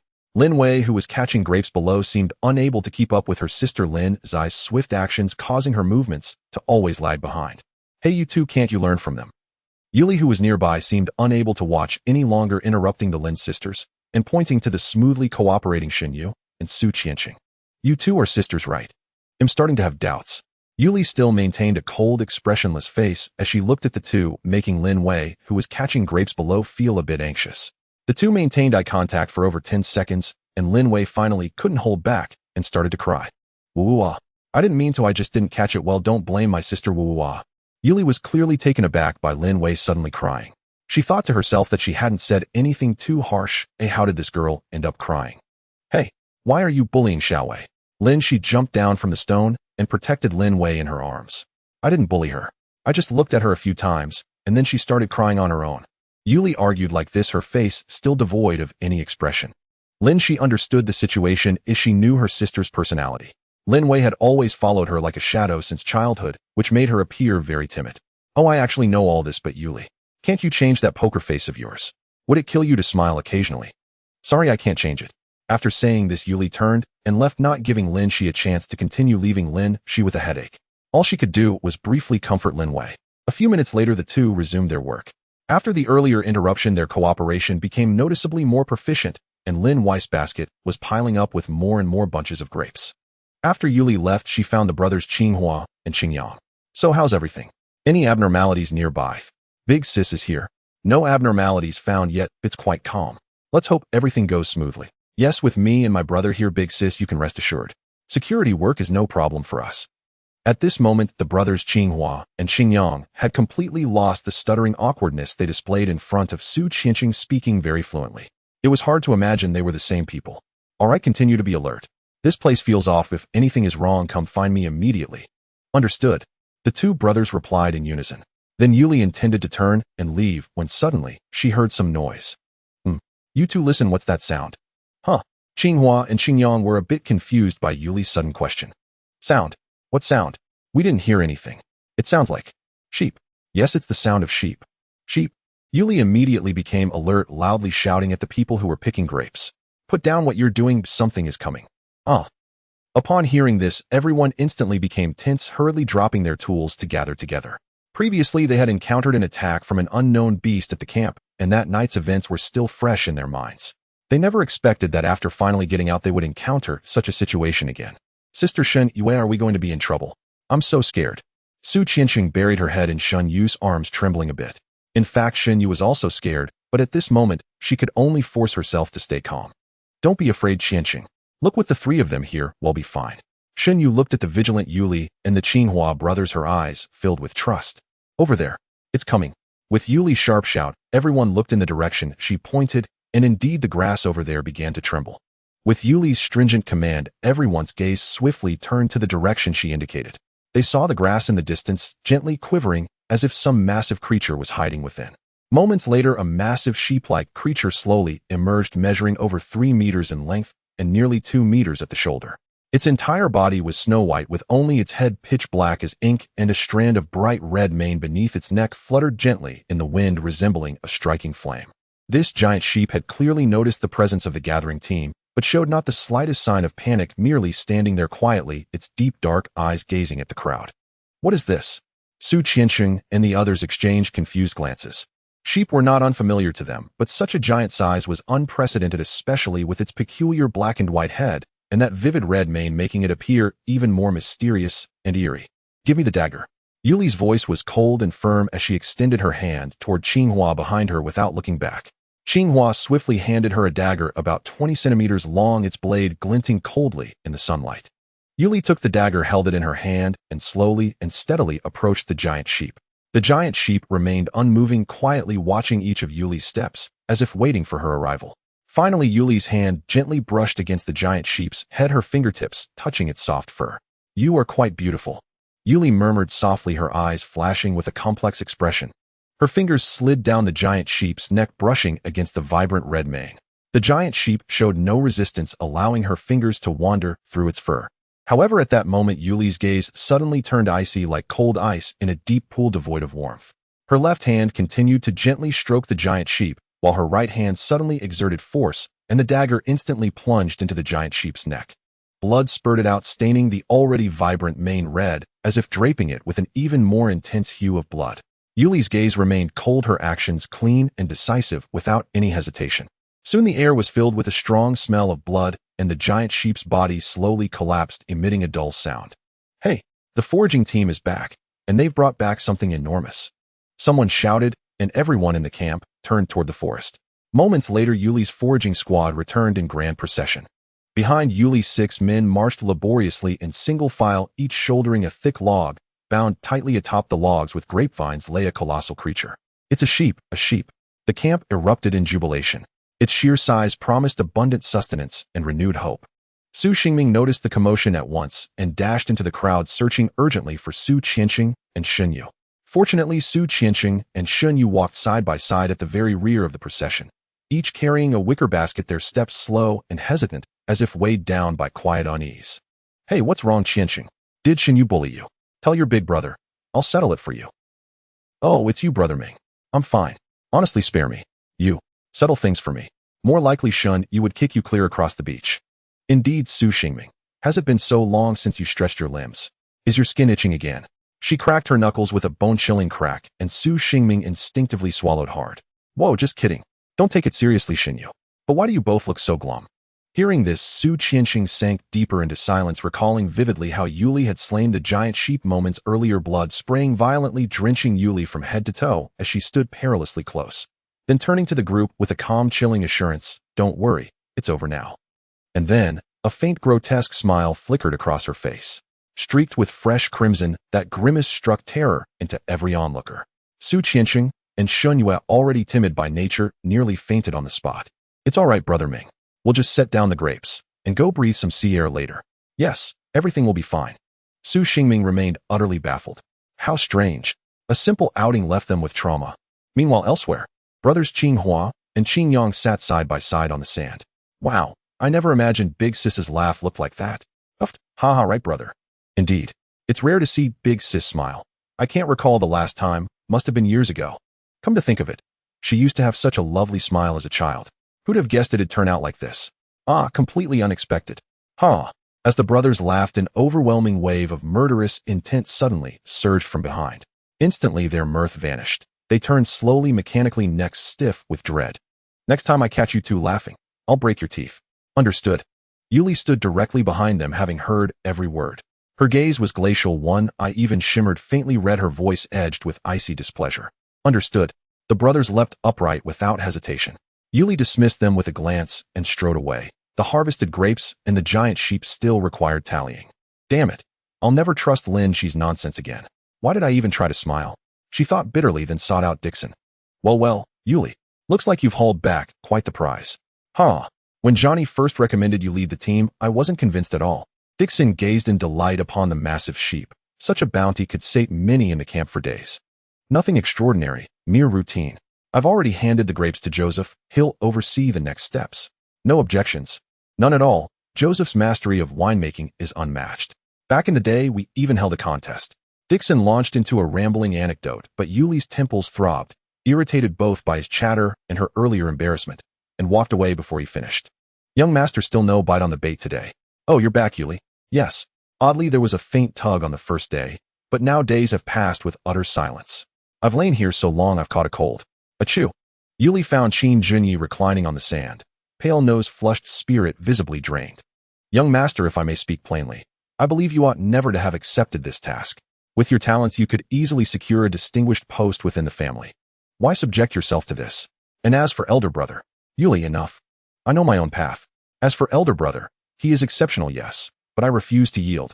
I have my convictions and my resolve. Qin Junyi trembled, not from chill alone, as Yuli's words stirred deep, volatile emotion within him. Yuli paused, startled by the intensity of his reaction, uncertain what had ignited such fervor. Yet after a moment's reflection, she moved gracefully before him and seated herself with quiet elegance. Young master, I've stood beside you both since childhood. I know you intimately. As an outsider, I perceive elder brother's profound sincerity and your own proud, unyielding grace. Once this mission concludes, and if we return safely, will you reconcile with him? Please. Qin Junyi gazed at Yuli before him. Traces of dried blood still smudged her cheeks, her pale blue athletic top stained vivid crimson, her dark brown, high ponytail whipping wildly in the sea wind. Yuli, you're smiling. A radiant flower-like bloom spread swiftly across her face, brightening her brow, softening at the corners of her lips, lifting them gently upward. Qin Junyi watched entranced, faint memories surfacing, a girl who once laughed freely, whose joy had long since faded, replaced by stoicism, relentless discipline, and self-taught martial prowess. Yuli, you're smiling. At last, you're smiling. Wonderful. Huh. Before Qin Junyi could revel in the moment, he felt himself lifted, then flipped violently upside down, and crashed headlong onto the sand. Young master, please compose yourself. My words are spoken. Reflect carefully. If there's nothing further, I shall take my leave. Her voice hardened once more into cool detachment, and she turned and walked away, leaving Qin Junyi bewildered. Was that just a mirage? Damn it. I must be running a fever. If only I had antipyretics. Unbeknownst to him, Yuli, already striding away, bore a faint flush across her cheeks, and a subtle, imperceptible smile lingered at the edge of her lips. Due to the intense training conducted by Chaolan over the past 2 days, the various positions in the camp have been filled with many new personnel. With more people, the tasks have become significantly easier. The giant sheep brought back by Li was quickly dismantled. Dixon ordered several large pots to be set up. Tonight, they would stew sheep soup to reward everyone for their hard work these past few days. Oh, long live the captain! Long live the captain! Hearing Dixon's decision, everyone cheered in unison. Hey Xingming, that guy Dixon really knows how to do things. You see, just a bowl of sheep soup can win people's hearts. Chen Bo, Su Xingming, and Lu Jinghong gathered together, chatting while they worked. Win people's hearts. Do you think that guy has such intentions? I think he's just craving it himself. He wants to drink it too. Haha, you're not wrong. That big guy is quite simple. By the way, why haven't we seen Chuan Chuan today? Isn't their fishing team off work? At this moment, Lu Jinghong was sawing a piece of wood and measuring it with a ruler, then frowned. Oh, Chuan Chuan. I saw him early in the morning before dawn. It seemed like he brought back a lot of shells and seaweed and headed towards the cabin. When I asked him what he was doing, he mysteriously wouldn't tell me, saying he would give me a surprise after it was done. Su Xingming recalled that when he got up to relieve himself this morning, he noticed Zhao Tingchuan acting mysteriously. If it weren't for Chun Ba's reminder, he would have forgotten about it. At this time, it was already close to evening, and Zhao Tingchuan had been missing for more than 10 hours. It would be a lie to say he wasn't worried. Hey Xingming, look. Isn't that guy over there? Su Xingming looked in the direction pointed by Chun Bo and saw Zhao Tingchuan holding something walking towards them. Xingming, what is Chuan Chuan holding? I can't see clearly. I should have brought my glasses. I don't know, I'm a bit nearsighted too. Jing, can you see it? It looks like some kind of white thing. Finally, when Zhao Tingchuan walked up to the three of them, they realized he was holding soap. Chuan Chuan, is this the surprise you mentioned? I thought it was something else. Can I just squeeze some hand wash that smells better than this? Su Xingming felt that Zhao Tingchuan's surprise was not up to expectations. Do you know? Joseph's warehouse is almost out of those things. With so many people in the camp, the consumption of toiletries is astonishing. If I hadn't accidentally run into him in a corner yesterday worrying, would you think I got up early for no reason? After listening to Zhao Tingchuan's explanation, Su Xingming thought carefully and found it somewhat reasonable. According to Dixon's current plan, the first wooden sailboat would take at least another half-month to complete. Moreover, it could only carry a few dozen people. The rest would have to wait for the advance team to find the rescue team and return, which they didn't know how long it would take. In such a place, even the slightest bacteria could be fatal, and this small square had become their reliance for survival. Chuan Chuan, you're really something. How did you make this? I can't do it. Su Xingming. How did you study chemistry? After crushing the shells, you get calcium carbonate, commonly known as quicklime. When you add water, it becomes calcium hydroxide, also known as slaked lime. After burning and grinding the seaweed, you obtain sodium carbonate. When slaked lime water is mixed with seaweed powder, the filtered sodium hydroxide solution mixed with oil will undergo saponification. Su Xingming listened, feeling confused. Ooh, what acids and calcium?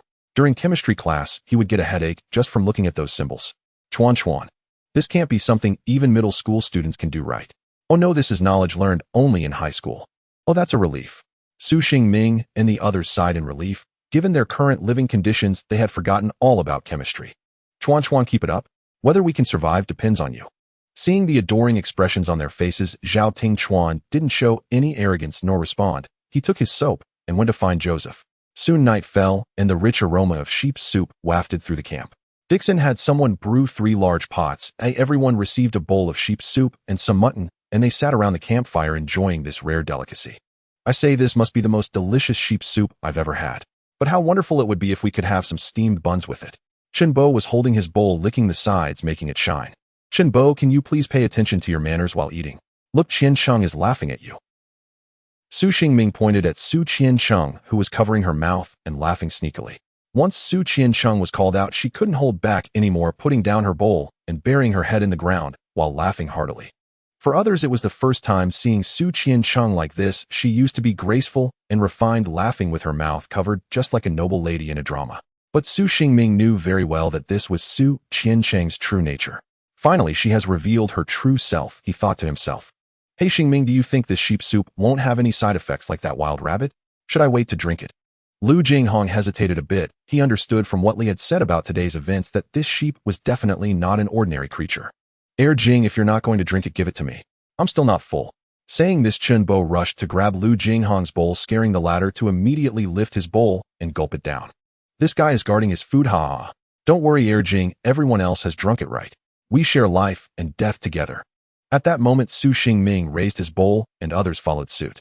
To tomorrow, let's drink this bowl of soup. After saying this, Su Xingming downed the soup in one gulp. If this were on sand, they would probably have smashed the bowls next. Hey Su Xingming, what do you think of this person, Li? At this moment, Shun Yu leaned over and whispered to Su Xingming. Li? I seem to have not spoken to her much, but she seems to care about Qin Jun quite a bit. She should be fine, but just. Then Su Xingming remembered the scene when he was thrown into the air by Li and shivered. But she's a bit fierce. Shin Yu pondered for a moment after hearing Su Xingming's answer and said, aren't we going out for foraging today? I noticed that she seems to have no emotions. When she killed that sheep, she was so close and she didn't even blink. I wonder if she... Are you saying they have ulterior motives?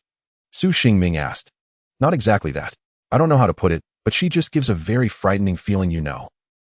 Her skills are so good, I think she must be extraordinary. All right, I'll pay more attention to her in the future.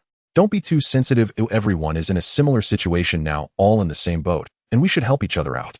Listening to Su Xingming's response, Shun Yu was speechless. Indeed, Su Xingming's emotional intelligence was quite concerning. At this point, she stopped speaking and quietly sat aside. As the people in the camp immersed themselves in this rare delicacy, a few crows suddenly cawed in the distant sky, breaking the silence of the night with their sharp and piercing cries. As midnight approached, the camp's inhabitants gradually fell asleep, with only the campfires, small and large, still burning outside the camp. You know, the captain was truly brilliant today. It's been ages since I've tasted such delicious soup. In my opinion, it's 100 times better than the soup served in five-star hotels. Yes, drinking this makes me miss my mother's soup. Two of the guards were chatting. After learning from past experiences, a small door was opened on the opposite side of the camp's fence. Outside this door, a safe house was built adjacent to the fence to protect the guards from wild beast attacks, allowing them to safely retreat back to the camp through the small door. Hey, have you noticed that the weather isn't good tonight? Usually at this time the moon is bright and the stars are sparse, looking beautiful. I didn't notice until you mentioned it. But who cares? If it rains, that would be fine. Have you noticed it hasn't rained since we arrived? Yes, indeed. Ugh, I'm so tired. If only I had a cigarette. Oh, come on. If there were cigarettes, would it be your turn? Captain Dixon and the others didn't even have a drink. Captain Joseph just sealed the wine today, and it will take at least 10 more days. Look at the dark clouds, ha. I was just joking, and you took it seriously. What's so interesting about those dark clouds? At that moment, the guard looked up at the sky and was surprised to find a small black dot beneath the cloud layer. Hey, what is that? There's a small black dot. No, wait, there are many small black dots. His companion looked in the direction he was pointing and also noticed several small black dots which seemed to be growing larger. Quick, get to the safe house. They immediately ran into the safe house without delay, no longer feeling sleepy, and continued to observe through the window. Caw, did you hear that? It sounds like crows. Oh, can crows fly that high? The two were quite nervous. Even if they were crows on this island, they surely were not ordinary crows. They continued to observe, and indeed those black dots were getting larger and larger. Oh no, they are truly coming for us. Quick, wake everyone up. They quickly returned through the small door to the camp, followed by the sound of drums. Ding, ding, ding. Wake up, wake up. Something is coming. Everyone hurry up. Get to the boat. The harsh sound of the drums pierced the quiet night, startling many awake. Some were still in a daze, rubbing their sleepy eyes, trying to grasp the situation. But as they all turned to look in the direction the guards were pointing, their expressions shifted from confusion to surprise, and then to panic. Indeed, the thing in the sky was now almost within reach, accompanied by a series of piercing, cawing noises the crowd could finally see. It was a crow. However, it was a giant crow. Hey, Tianqiong, stop sleeping. It's back. The attack is here. Get up. Su Xingming looked at Su Tianqiong, who hadn't woken up and had no choice but to forcibly lift her up, standing her upright. Surprisingly, this method worked. Su Tianqiong quickly opened her eyes, albeit still a bit dazed. At this moment, Shun Yu was also staring at the sky in fear, watching the approaching figure. She trembled and said, Su Xingming, do you remember before in the tree hole when you mentioned those giant black feathers drifting down from above?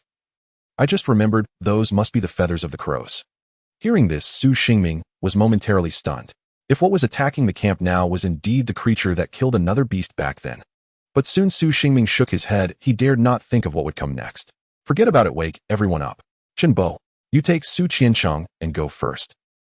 Su Xingming kicked Chen Bo awake, not having the time to explain as he saw Chun Bo's bewildered expression. Hearing Su Xingming shout, Shin Yu had to go and wake a few still sleeping individuals. Caw, boom. With several heavy thuds, piercing screams erupted from the crowd, and Su Xingming and the others slowly turned their heads, blankly gazing at the camp square. In the center of the square stood 4 gigantic creatures, completely black, towering over 4 meters tall, with a pair of broad black wings spread behind them. Just as Shun Yu had thought, these creatures indeed bore the characteristics of crows, their bodies covered in pitch-black feathers, with powerful hind legs and enormous wings that seemed capable of blocking the sky. However, shockingly, they possessed arms as robust as those of a human, their chests bulging faintly, revealing the muscular lines beneath the feathers. Seeing this scene, Su Xingming felt a moment of confusion. If the earlier encountered strange birds and beasts were still within the realm of his understanding, then the crows before him were far beyond his imagination. Their existence shattered all of Su Xingming's prior perceptions, filling him with unprecedented unease. However, he soon snapped back to reality. He had more urgent matters to attend to, leaving no room for hesitation. Hey, Xinhua, let's go. What are you dazed about? And you, Lu Jinghong, what are you dazed about? Have you been scared, silly? Su Xingming scanned his companions, continuously pushing them as they ran towards the direction of the boat. This was the first time he felt despair. The last time the camp was attacked, the invaders were merely a ferocious beast resembling a big cat. Although fierce, at least they could prepare for it in the future. But this time the attack was coming from the sky. It was utterly unavoidable. Ah, damn it. Hey, who's over there? Qinghua, bring that person along too. Su Xingming glanced at Qinghua, who was carrying Lin Shi and Lin Wei, and immediately called out to them, planning to have them escort Xin Yu and Su Tianqiong to safety. At this moment, Su Xingming and Zhao Tingchuan, not far from Lu Jinghong, were also frozen in place, terrified by the giant creature before them. Previously, observing it from a distance had not instilled fear, but now it stood right in front of them. The enormous size, coupled with its solid muscles and pitch-black feathers, added an aura of terror under the night sky. Chuan, have you ever seen a crow like this before? Su Xingming asked Zhao Tingchuan beside him, dazed. Su Xingming, are you really sure this thing is a crow? A crow over 4 meters tall? Are you joking?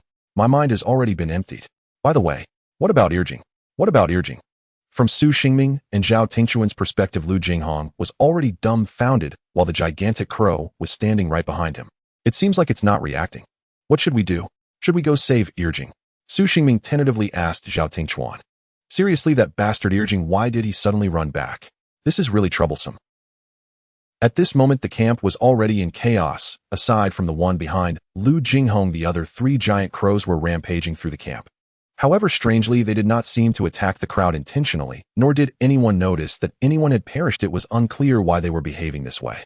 Suddenly, the crow behind Lu Jinghong moved as well. Su Xingming fixed his gaze and saw it slowly extend its claw towards Lu Jinghong. Not good. Irjing. Without a moment's thought, Su Xingming dashed out as Lu Jinghong was about 10 meters away from them. Irjing, run.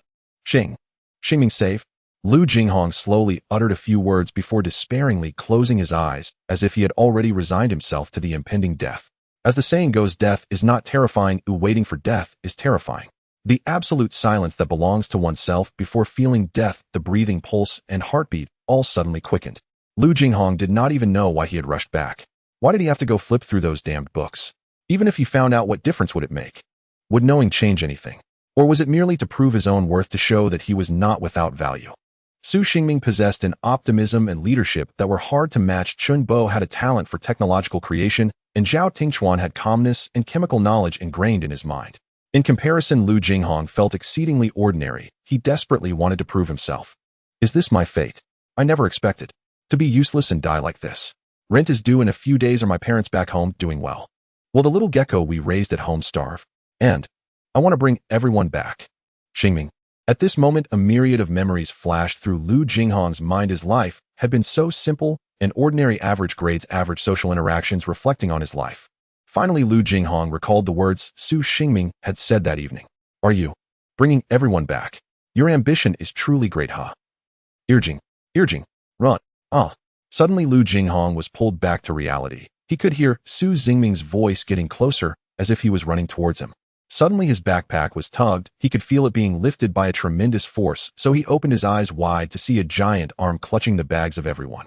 Its target is luggage. Why? Why are they fixated on this?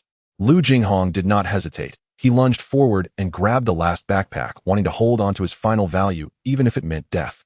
Irjing, what are you doing? Let go. Su Xingming rushed back and saw Lu Jinghong gripping one of the backpacks, tightly refusing to let go. Su Xingming could not understand why he was doing this. It was just some bags, and there was nothing particularly valuable inside. Besides, what could be more important than life? Unfortunately, he did not understand Lu Jinghong, nor did he comprehend Lu Jinghong's feelings. Lu Jinghong was thus lifted along with the many backpacks. The giant crow watched, its pitch-black eyes like black gemstones fixed intently on this human who was terrified, yet crying and shouting, unwilling to let go. Finally, it slowly raised its other arm. Su Xingming below was extremely anxious, but there was nothing he could do. He could only grab the sand on the ground and throw it at the monster. Irjing, let go. No. I won't let go even if I die. Whoosh. At this critical moment, a sharp sound of slicing air rang out. The crow's form trembled violently, and the claw holding the backpack loosened, causing Lu Jinghong and several backpacks to fall to the ground. Seeing this, Su Xingming rushed forward to help Lu Jinghong up, but shortly after, the giant crow resumed its actions, glaring at the two of them and preparing to strike once more. Su Xingming did not expect the monster to act so quickly. There was no time to escape. He had to tense up and hold on to Lu Jinghong tightly, and just as they were in despair, the fist suddenly halted in midair, suspended just 1 meter away from them. Then Su Xingming noticed that not only the one before them, but the other 3 giant crows in the camp had suddenly ceased their movements as well. Subsequently, they all raised their heads and gazed into the distance as if waiting for something. Could it be? Is there an even more terrifying creature coming? Su Xingming's mind suddenly filled with this horrifying thought. In the current situation, they were unable to cope. If something even more terrifying appeared, they would truly be annihilated here. Thus, they stood frozen for several seconds, but fortunately, what Su Xingming feared did not come to pass. The other 3 giant crows spread their wings and took off into the air with a flap, while the one in front of Su Xingming remained stationary for a longer time. Then it grabbed Lu Jinghong's backpack from the ground and flew off with the other 3. Is it over? Just like this. Everything happened too quickly. Su Xingming had yet to regain his senses. He felt a void in his mind. An overwhelming sense of powerlessness surged through his body, and then he felt darkness engulf him, causing him to collapse. Uncertain how much time had passed, somewhere on the island, an old man, stooped and frail, leaned against a wooden bed. Despite his advanced age, there was still a glimmer of sharpness in his murky eyes. By the faint candlelight beside him, he slowly turned the pages of a book with his dry, dark fingers, seemingly lost in thought. I heard the 3rd one was injured, is that right? The old man asked in a low voice, his tone hoarse, but carrying an undeniable authority. In response, a burly man, nearly 2 meters tall, with a robust physique, stood in the dim room, appearing exceptionally large. Yes, but it's just a surface injury, nothing serious. The man replied respectfully, his tone laced with caution. Understood. The old man nodded slightly, and after a moment of contemplation continued. You all should rest well. You don't need to participate in the action for now. Also, apologize to your second-in-command for me. After all, this matter was ordered by me. Yes, leader. The man straightened his back at these words, his voice booming. The old man smiled slightly at this and said with a hint of resignation, all right, what era are we in, still calling me leader? You youngsters really can't change your ways. Learn from those young people and call me village chief. It sounds much friendlier. The man was taken aback for a moment, then lowered his head and replied, yes, village chief. The old man waved his hand, indicating for him to leave.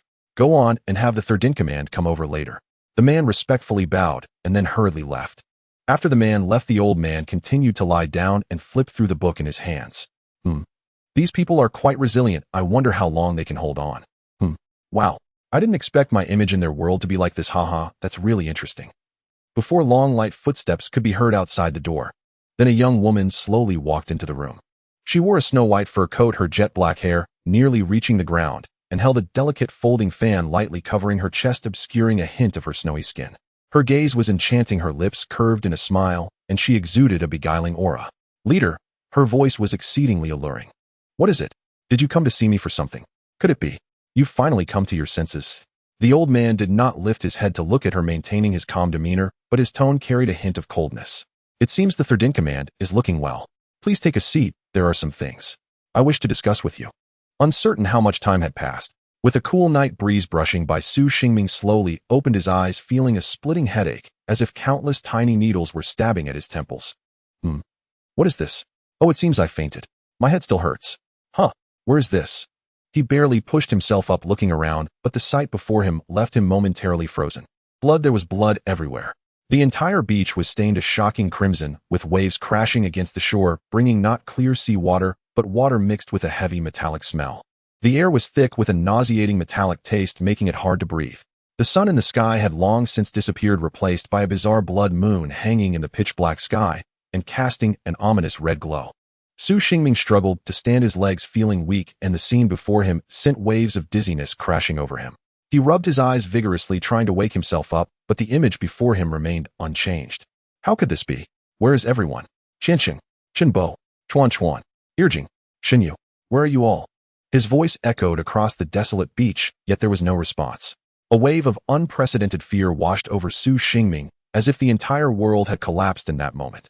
He looked around. The once familiar campsite now appeared unrecognizable. The fence, made of giant logs, had become dilapidated, stained with dark red blood, some of which had dried and turned thick and disgusting.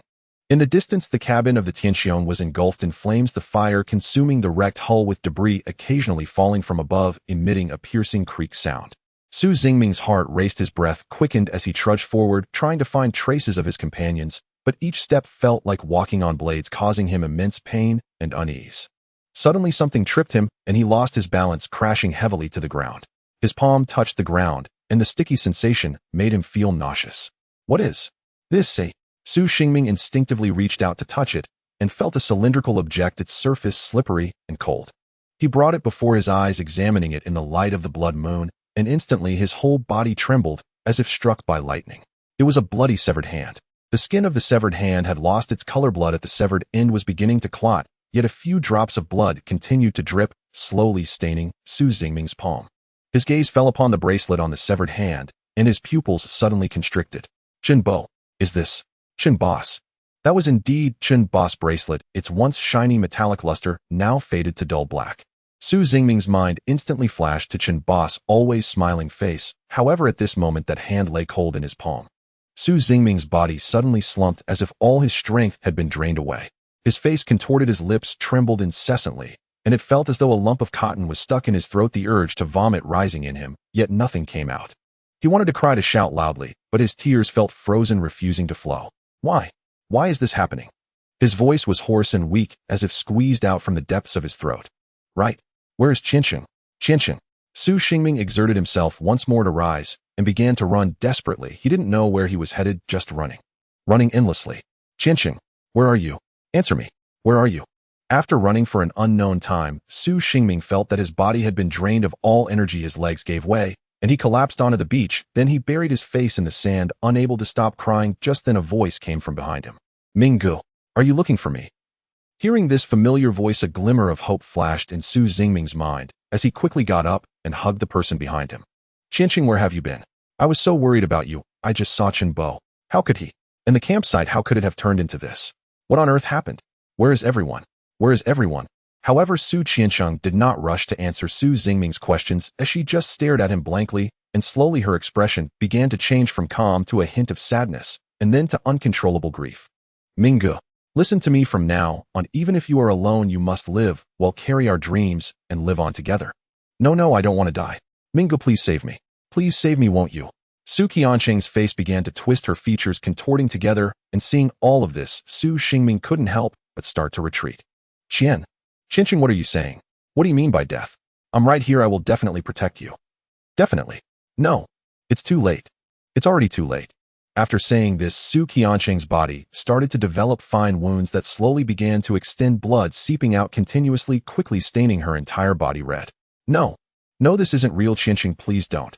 Su Xingming's lips trembled, his teeth chattered uncontrollably, and seeing the changes in Su Tianqiong before him, he charged forward once more and hugged his only sister tightly. Why can't the bleeding stop? There must be a way. There must be a way. Tianqiong, wait for me. You must wait for me. Su Xingming held Su Qianqiang's head tightly against his chest, as if he thought this could prevent the blood that was continuously seeping from her body, but in the next moment. Bang! Hearing that sound, Su Xingming felt something fall to the ground, and the weight in his hand lightened significantly. Su Xingming realized something, but did not dare to look down, fearing he would see something terrifying. Yet the sensation was too evident. Finally, Su Xingming looked down. Su Qianqiang's head still rested on his chest, her face no longer contorted, but instead wore a look of happiness. But on the ground lay Su Qianqiang's body, already riddled with wounds broken beyond recognition. This is hell, isn't it? Woo woo woo. Su Xingming began to scream hoarsely as if he wanted to unleash all his strength and emotions, continuously shouting. Tianqiong, walla, walla, Tianqiong, don't, huh? Minggu, what do you mean don't? Su Tianqiong looked at Su Xingming, who had suddenly sat up somewhat surprised. This kid, is he still dreaming? Tianqiong, don't mind him. Ha ha, Sister Xinyue, you must be really happy, right? I saw you anxiously pacing back and forth just now. I was not. I just wanted to take a stroll and didn't want to run too far. Hearing the familiar voices again, Su Xingming felt confused, and this time the glaring sunlight shone down on him, making him squint. What is this? Was that just now a dream? Su Xingming glanced sideways, seeing Su Tianqiong beside him, covering her mouth and chuckling about something, while Shunyu had her arms crossed, looking at him with a sense of reassurance. Oh, Xingming, you're awake. Finally, you're awake. Captain Dixon was just looking for you. You and Irjing were both here, sleeping soundly, while I had to do the work of both of you alone. I'm exhausted. You must compensate me when we get back. Chen Bo. You also? Su Xingming looked at Chen Bo in front of him and recalled the bloody severed hand. Witnessing everything before him, he could no longer hold back his tears and began to cry loudly. Walla. Mingo, what's wrong? You're awake, but still crying. I don't know. Maybe I dreamed of something delicious, but couldn't eat it. Chen Bo, you're just thinking about food. The three people beside Su Xingming were chattering back and forth, and hearing this, Su Xingming couldn't stop crying, only murmuring to himself, so good. It truly is. So good. After several explanations, Su Xingming learned that he had been unconscious for nearly a full day. On the other hand, Lu Jinghong's condition was quite dire. The excessive fear combined with some soft tissue injuries had left him still unconscious, and he had been transferred to the cabin by Dixon half a day ago. Minggu, did you just have a nightmare? You were sweating a lot. Listening to Su Qianqiang's concern, Su Xingming still felt a lingering fear. That dream had been too real, with the acrid smell of blood and the sensation on his hands, making him completely unaware that he was in a dream. I'm fine, I might have been too tired these past few days. By the way, where is everyone else? Su Xingming noticed that only Su Tianqiong, Xinyue, and Chen Bo were present, while the others were nowhere to be seen. Lin Shalin and the others went to fetch dinner for today, and it seems the Qinghua brothers went to carry out tonight's security duties. As for Sister Yuli Chuangu and that Qin Junyi. Oh, right, Qin Junyi. They seemed to have something to discuss and left for a while. Su Tianqiong reported everyone's whereabouts to Su Xingming. What could those three possibly have to say? It's quite strange. At this moment, Xin Yu approached with a gossiping expression, saying in a peculiar tone, Hey, do you think Zhao Tingchuan has taken a liking to Yuli and went to find Qin Junyi for help? Wow, that guy usually seems so stiff, though I didn't expect him to have such a side. Su Xingming was speechless. He knew Zhao Tingchuan's character well, and that guy would never initiate a conversation with a girl unless it was absolutely necessary. What is it about? At this moment on a beach outside the camp. Zhao Tingchuan, are you sure you saw it? Yes, I was watching when it happened. That monster suddenly stumbled, and an arrow pierced its left shoulder, looking quite deep. After hearing Zhao Tingchuan's response, Qin Junyi rested his chin on his hand deep in thought. So, when the monster first appeared and grabbed Lu Jinghong's backpack, the person in the shadows didn't act until the moment Lu Jinghong was about to be attacked. But why? Why at that moment? Was someone trying to protect him? Or perhaps? Qin Junyi continued muttering to himself, sitting down, and then lying down before suddenly standing up as if wanting to say something, but ultimately closing his mouth. Zhao Tingchuan and Yoli could only watch without being able to say anything. Does he usually act like this? Zhao Tingchuan felt a bit speechless. Why was it that besides himself, all the other guys in this group seemed a bit unusual? Yes, the second young master behaves like this when playing deduction games, and Yoli finds it quite troublesome. You always call him the second young master. Does he have an older brother? In such a large family, is he really allowed to be so idle? I'm sorry, but regarding that matter, Yoli has no comment. Zhao Tingchuan was resolute, but he wasn't angry. It was indeed a matter of privacy. Moreover, if such a family were to involve any business secrets, it could be problematic. But more importantly, he had witnessed Yuli's skills, and he didn't want to end up like Su Xingming being caught off guard. Oh, I understand now. Hearing Qin Junyi's exclamation, the two turned to look curious about what he was about to come up with next. If the timing of the mysterious person's attack was based on the crow's movements, then he struck when Lu Jinghong was about to be attacked. However, one point remains: he does not know Lu Jinghong, and thus has no obligation to save him. Therefore, there is only one possibility: it was for something else. You mentioned that Lu Jinghong was holding a bag, right? Yes, it seemed that way. The bag was bulging, so I think it must belong to Qin Bo. Hearing this, Qin Junyi exchanged glances with Yoli, and she instantly understood. Oh right, I forgot to mention Su Xingming has already woken up and asked you to go to him immediately. Before Qin Junyi could respond, Yoli spoke up, first addressing Zhao Tingchuan. Is that so? That's great. He finally woke up. Hey, how did you find out? Didn't we just stay together?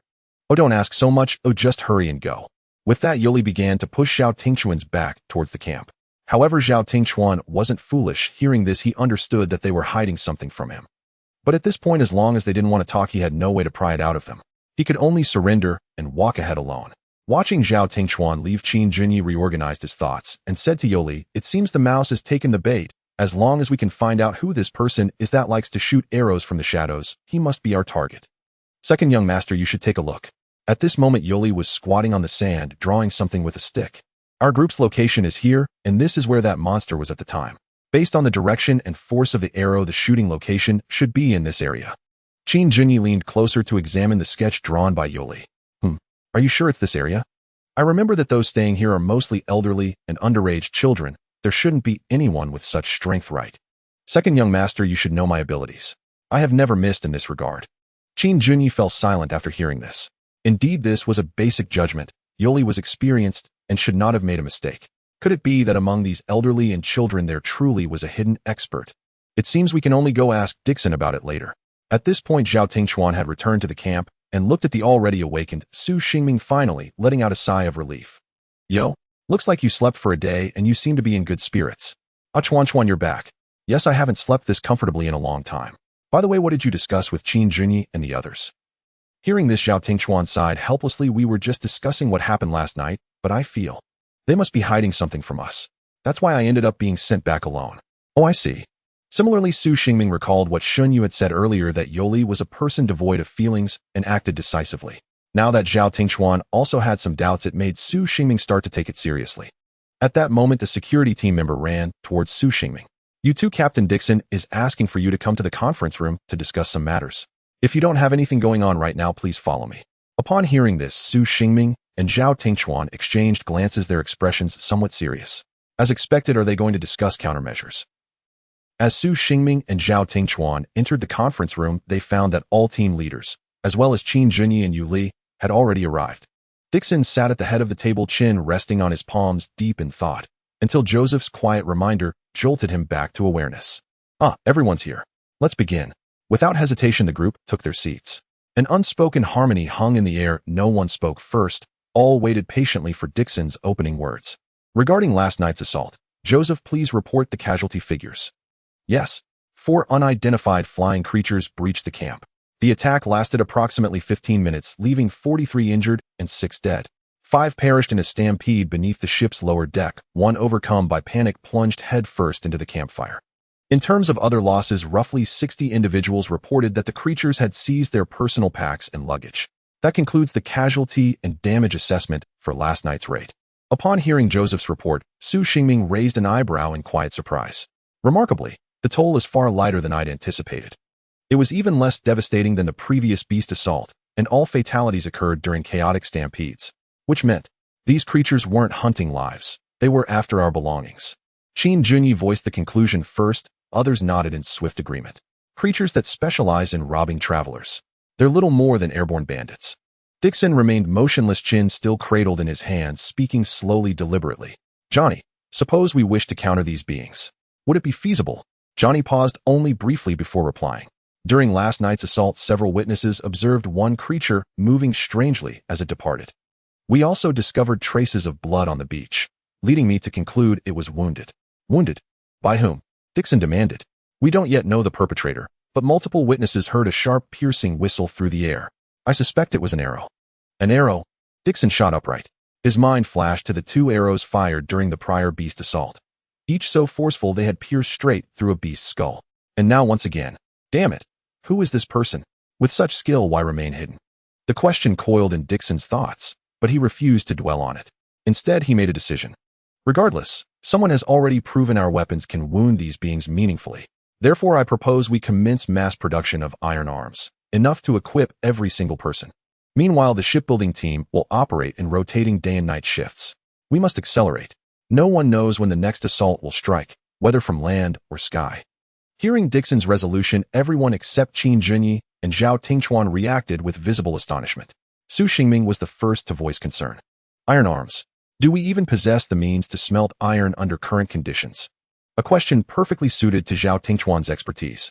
Smelting iron is not inherently difficult. The core challenge has always been achieving furnace temperatures high enough to melt iron, whose melting point reaches a staggering 1500 C. In antiquity, most civilian kills barely reached, or just barely attained, that threshold. Coupled with primitive techniques and high impurity levels, the resulting iron tools lacked structural integrity. But in our modern industrial era, virtually every ironworks melts, or at near 200 C. So, if we construct a kiln capable of sustaining 1500 C and use pre-refined iron as raw material. Zhao Tingchuan glanced at Dixon, who immediately grasped the implication. Indeed, it aligned precisely with his own plan. Though the Tianqiong vessel could no longer sail, its colossal ruined hull remained a treasure trove, tons of refined iron ready for extraction. The realization settled over the group like dawn. Looks like we're dismantling the ship. Haha. Joseph offered a wry, sorrowful smile. He'd spent the longest aboard the Tianqiong, and his attachment ran deepest. Diego, standing nearby, scoffed. Dismantling the ship. Look at you mourning like it's your child. It's wrecked beyond repair. Do you think you could float it again? If it could sail, we'd already be home. Enough, Diego. Are you itching for another round? At Dixon's sharp rebuke, Diego promptly sealed his lips. After 2 assaults, many have begun to fracture. Though the camp appears stable on the surface, further threats remain unpredictable. Thus, I must ask for your utmost commitment. Workloads will intensify. Aside from Johnny's hunting team, the manufacturing group will lend personnel to assist the shipbuilders with basic assembly tasks. Diego, you'll oversee kiln construction until the small fishing boats are completed in a few days. As for Charon, you'll lead a team of strong, able-bodied individuals to dismantle the 4th deck railing and planking. Both are forged from refined iron and relatively easy to remove. Charon merely nodded. Dixon didn't press further. That concludes today's meeting. Dismissed. As Dixon's words faded, the group dispersed. He turned to leave, only to feel a firm grip on his arm. Captain Dixon, we need a private word. Oh, it's you, the nuisance. What could possibly warrant your attention? It was Qin Junyi and Yu Li who held him. Nothing urgent. Just a few inquiries, Qin said calmly. Very well. Ask away. Dixon resumed his seat, curious to see where Qin intended to steer the conversation. Within our camp, among the elders and children, is there anyone particularly remarkable? Think carefully. Was there anyone exceptional? Qin recalled numerous youths participating in the first training cohort. Perhaps among them lay the person he sought. Elders. Children. Why ask? No particular reason, just a hunch. I believe an old friend is among them, though I've forgotten his face. I only remember he was extraordinarily capable. Any recollection? Yuli rolled her eyes. This sounded less like intelligence gathering and more like coaxing a toddler. Dixon would have been hard-pressed to answer. Yet suddenly he snapped his fingers. I remember. During the first training cohort, 2 teenagers, 16 or 17, stood out distinctly, one boy, one girl. Goodness, I'd nearly forgotten them. Honestly, they moved with unmistakable discipline. I noted them instantly. So, they're your friends. Yuli exhaled, deeply speechless. How she wondered had such guileless sincerity ever earned someone command. Oh, you do remember. Haha. Could you take me to meet them later? Qin extended his right hand in friendly gesture. Dixon mirrored the motion, palms clasping firmly. Agreed, without hesitation. Unbeknownst to the time and place, in a bright classroom. Hey, are you drawing? What are you drawing? Oh, it's you, Xiaoqi. I'm drawing the big house of my dreams. Look here. This is the yard with trees and flowers, and this is the gate made of iron. And there are also mom and dad. 2 children around 6 or 7 years old are leaning over a wooden round table coloring on paper with crayons. Not only is the paper covered in color, but the table, the floor, and even the children's faces are splattered with vibrant colors. Xiao Tong, Xiao Qi, you 2 are causing trouble again. This time I will teach you a good lesson. It's old Lu coming. Xiao Qi, run. At that moment, a middle-aged man dressed in a dark blue robe pushed open the door and entered the room. Seeing the chaos created by the 2 little ones, this man, known as Old Lu, felt quite overwhelmed. Hey, still trying to run? Now I've caught you 2, huh? With how mischievous you are, I reckon no other children will want to stay here, and it will just be the two of you stuck here for life. The two children caught by old Lu were struggling wildly, attempting to break free from the man's large hand, but the difference in strength was too apparent, proving utterly futile. Isn't it good to stay here for life? Xiaoqi really likes it here. Everyone is so nice. Xiaoqi doesn't want to leave. At this moment the girl shouted, and upon hearing this the man was momentarily taken aback, loosening his grip slightly. Sensing the release of the restraint, the two children exerted a sudden effort and broke free from the man's large hand. How could you stay here for life, you two fools? Soon enough, perhaps you will leave too. But this statement was audible only to the man himself. Time flew by quickly, and 6 months later, in an office, a man in his 30s dressed in a suit was smoking with his legs propped up on the coffee table. So, Teacher Lu, here is the agreement. Take a good look, and if you have no objection, sign it quickly. I'm in a hurry. Oh, can you really guarantee that those two children will be able to go to school after they leave? They are unfortunate children, having lost their parents at a young age. I don't want them. Before Teacher Lu could finish speaking, the man in the suit impatiently interjected, Of course, Teacher Lu, with our group's reputation, do you not trust us? All right, I'll sign, but you must guarantee that they can go to school. That is their wish. The middle-aged man picked up a slightly rusted pen from the side and shakily wrote his name on the paper. That's more like it. All right. These are a little token of appreciation from our boss. Just accept it. It's getting late, and I should be heading back. Oh, by the way, we'll come to pick them up the day after tomorrow afternoon. Goodbye. The time passed again. Old Lu, why? Xiaoqi and I don't want to leave here. Why do you want to drive us away? The scene shifted to the boy angrily shouting at the somewhat bewildered man before him, while the girl beside him was already in tears, wiping her eyes continuously. Xiaotong, listen to me. You two are very smart, but I cannot send you to school if you stay here. I'm sorry, I can only. Teacher Lu, you're lying. I clearly saw you took that guy's money that day. You must have sold me, and Xiaoqi. I did not. The man appeared somewhat helpless, unable to comprehend why the boy would say such things. He was clearly doing this for their own good, so why? At that moment, the door to the room was pushed open, and in walked the man in the suit from 2 days prior. Oh, what's this? Teacher Lu, haven't you talked things over with the two children yet? This won't do. I'm sorry, just take them away. However, you must promise me to keep your word. Otherwise, I won't let this old man off. Ha ha ha, naturally. All right, you two go take those little rascals to the car. After saying this, the suited man waved his hand, and 2 burly men entered from outside, carrying the 2 children as they walked out the door. Let go of me. Let us go. We won't go with you. The 2 children were struggling and shouting, but ultimately, all their efforts were in vain. All right, Teacher Lu will take our leave now. Oh, by the way, the boss asked me to convey a message to you.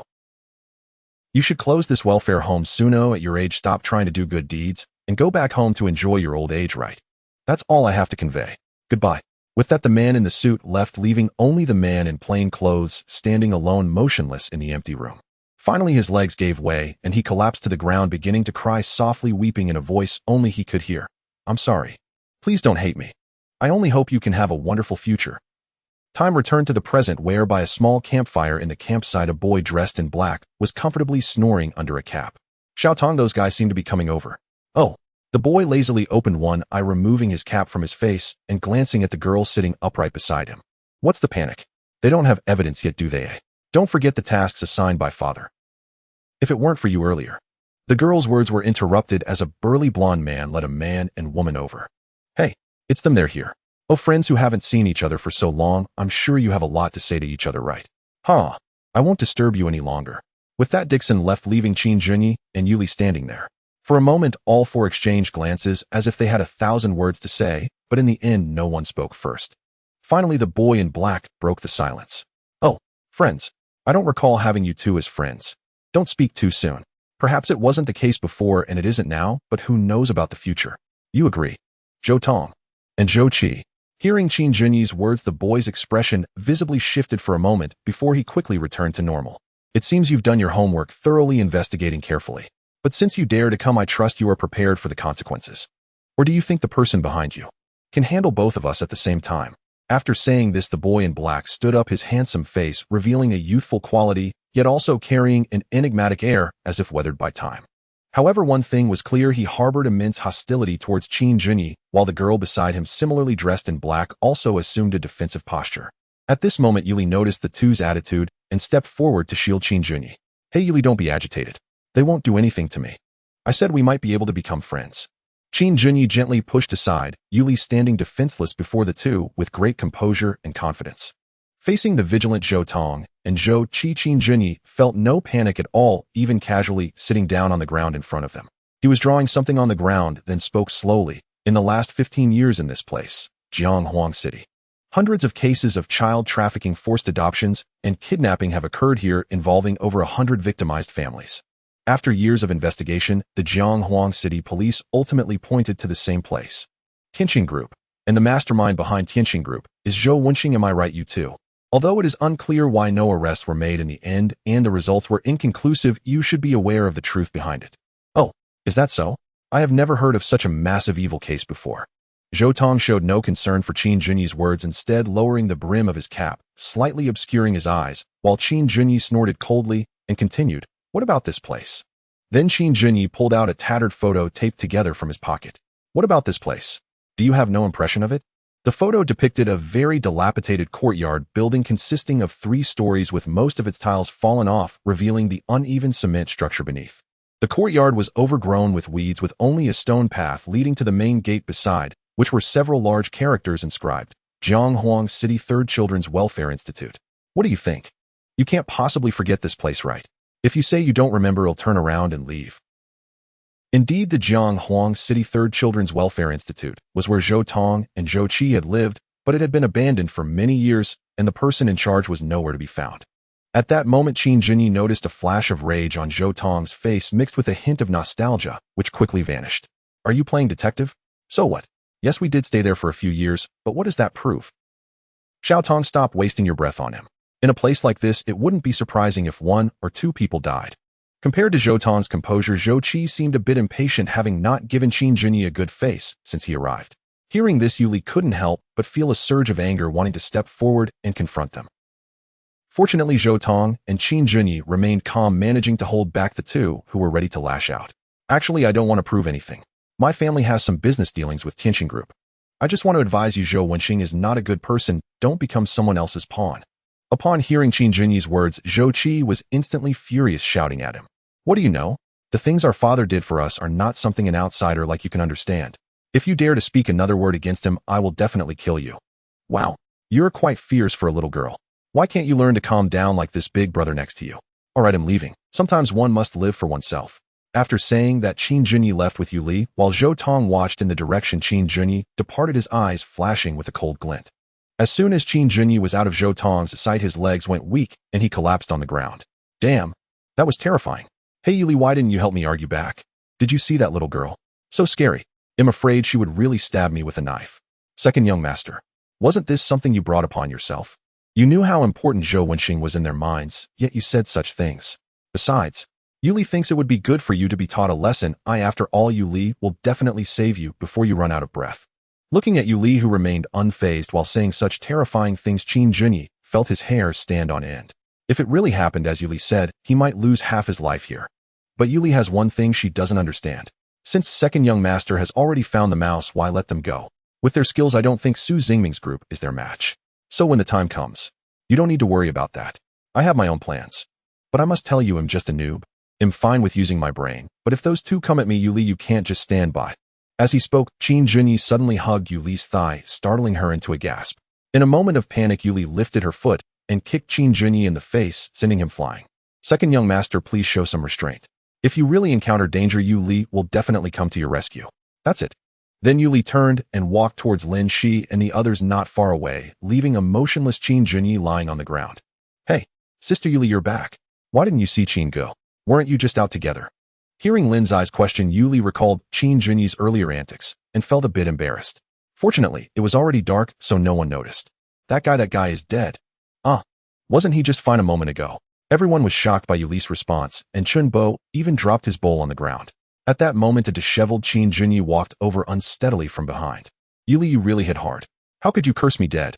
Whoa, my handsome face." Seeing Qin Junyi's appearance, Su Xingming immediately understood what had happened. He must have angered Yuli again and got a good beating. "Alright, since everyone is here, let me explain the outcome of the meeting. The workload is increasing and new tasks will be introduced. The shipbuilding team will also implement a 2-shift system." Zhao Tingchuan was explaining the content of the meeting to everyone, and upon hearing this, Chun Bo felt darkness sweep over him. 2 shifts. Is this some sort of exploitative factory? How is it that surviving on this isolated island is more exhausting than living in a big city? Oh, I'm going to die. Upon hearing Chenbo's words, Su Xingming teased from the side, Chenbo, just bear with it. Everyone's situation is the same. But if you want to lay down like Air Jing, you can let that guy Shin Yu beat you up, or it might be possible. Su Xingming, are you itching for a fight? Let me send you in to lie down. After all, you just woke up not long ago, lying down a bit longer is fine. Saying this, the two of them began to play a childish game of throwing sand at each other, leaving Zhao Tingchuan speechless. Chenbo, you don't have to worry. You have a special task. Here, go look for some materials tomorrow, and see if you can make this thing. After saying that, Zhao Tingchuan handed Chenbo a piece of paper. Chenbo took it, and saw it was a hand-drawn diagram, and upon seeing the words below, he exclaimed, "A blower? What are you doing with a blower, Chuan Chuan? Do we really need this thing?" Su Xingming was quite puzzled. This item was only used when visiting his grandparents' house in the countryside where they used firewood. Moreover, that is much more sophisticated than what Zhao Tingchuan has drawn on the blueprint. On Zhao Tingchuan's blueprint, the main body is a square wooden block stitched on both sides with leather, leaving a half-meter-long passage at the top, and similarly at the front. Su Xingming, let me ask you, what do you think is the maximum temperature that a typical earthen kiln can reach?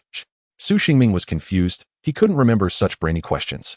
We need to melt refined iron, which requires a temperature of at least 1500 C, while a typical earthen kiln can only reach about 1000 C. The remaining difference of several hundred degrees requires us to continually supply oxygen for combustion. Do you understand?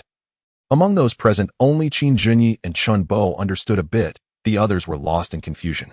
As the saying goes, let professionals handle professional matters. Zhao Tingchuan was responsible for ideas, while the others just needed to execute. According to Zhao Tingchuan's plan, after the new round of tasks was assigned, the time to shape the ship would be greatly reduced. The entire structure of the ship's hull had now been completed with good waterproofing and sealing. It appears that Dixon indeed had considerable skills. Perhaps in 3 to 5 days, when the main mast was erected, they could officially begin sea trials. So before leaving, he wanted to do more for those who remained here. Understood, Chuan Chuan, you just need to think, leave the rest to us. Su Xingming now trusted this brother wholeheartedly. Perhaps the incident of killing Jonathan left a shadow in his heart, and returning to modern society was uncertain, but for now Zhao Tingchuan was the most reliable person in the group. All right, for everyone's future, and to return to modern society as soon as possible, everyone get energized. That day is not far off. Su Xingming stood up and began shouting slogans with everyone's faces filled with expectation and hope. In the following days, with the new tasks arranged, everything went particularly smoothly. A formidable earthen kiln was erected on the outskirts of the camp. From the outside, it resembled a large wine bottle.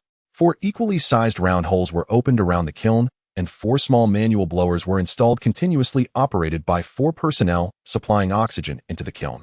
Initially, Joseph, as the person in charge, was concerned whether this was truly feasible. After all, this traditional method of iron making was a product from thousands of years ago. Fortunately, the results were quite good. The finished products already met the requirements for secondary forging. As the earthen kiln operated vigorously, batches of iron weapons were produced. Almost everyone in the camp of several hundred could have a machete, but this raised another issue. That was safety. Previously, without weapons, conflicts would result in mere fistfights, but now that they had weapons, would it lead to bloody conflicts, or even fatalities? When Dixon made this decision, he hadn't thought much. He merely believed that if unknown creatures attacked again, everyone could defend themselves with weapons. However, without danger, the people around became the biggest threat. Captain, look at this report. Today, 2 people got into a fight, and Drunai's one person had 2 fingers chopped off.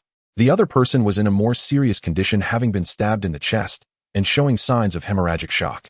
Joseph stood beside Dixon reporting, while Dixon was already somewhat overwhelmed, continuously tugging at his hair.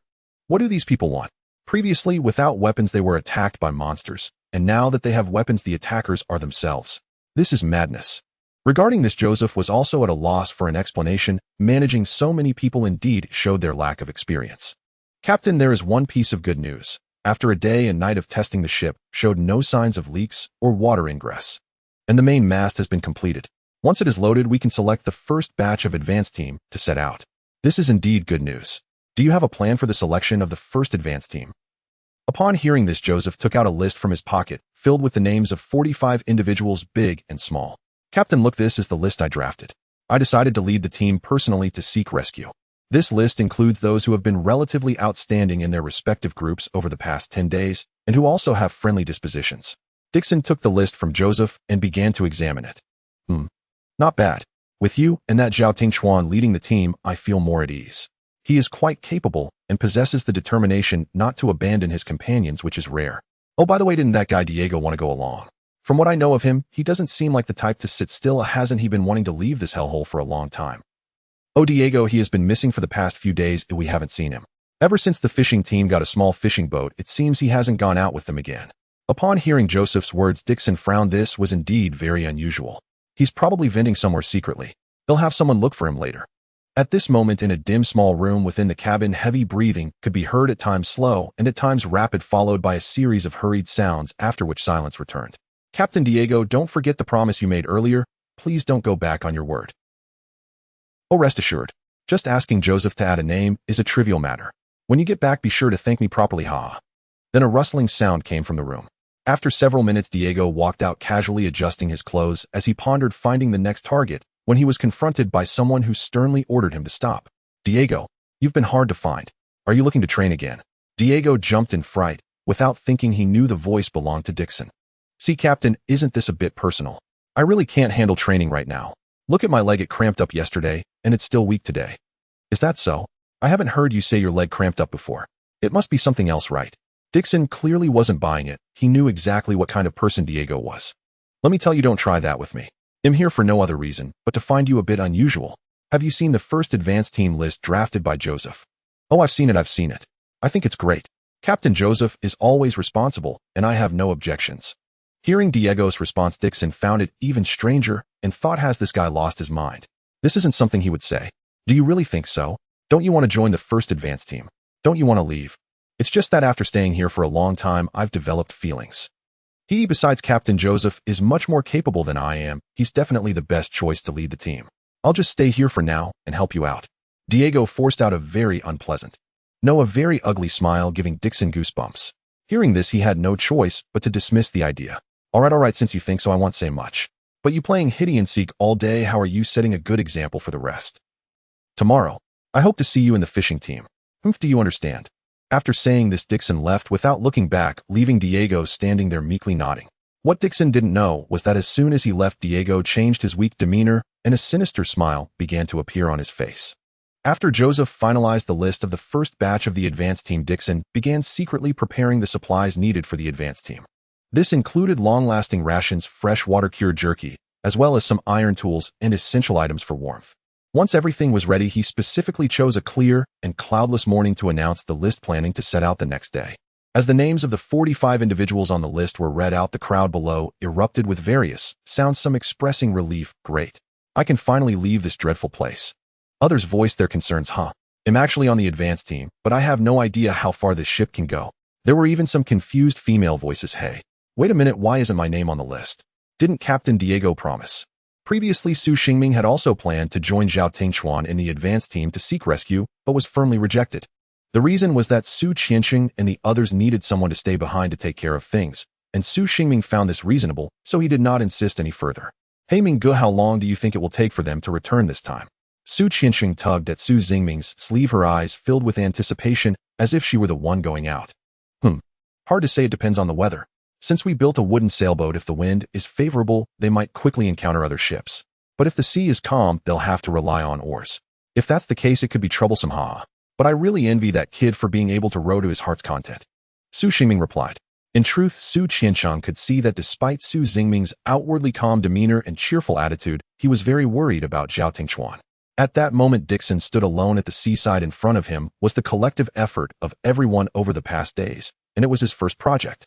There floated a wooden sailboat about 25 meters long and 5 meters wide, gently swaying on the water's surface, and Dixon watched quietly, without a ripple. Oh, Captain, what are you doing here? Enjoying your masterpiece? Ah, it's Joseph. Yes, I'm admiring it. It's truly beautiful. Hey, it doesn't even have a name yet. What name do you think would be good? After a moment of thought, Joseph slowly said, Let's call it the Star of Hope. How about that? What a corny name. Joseph, I can't believe you came up with something like that. What? Is it not good? Isn't this ship the hope of all of us? All right, you're right.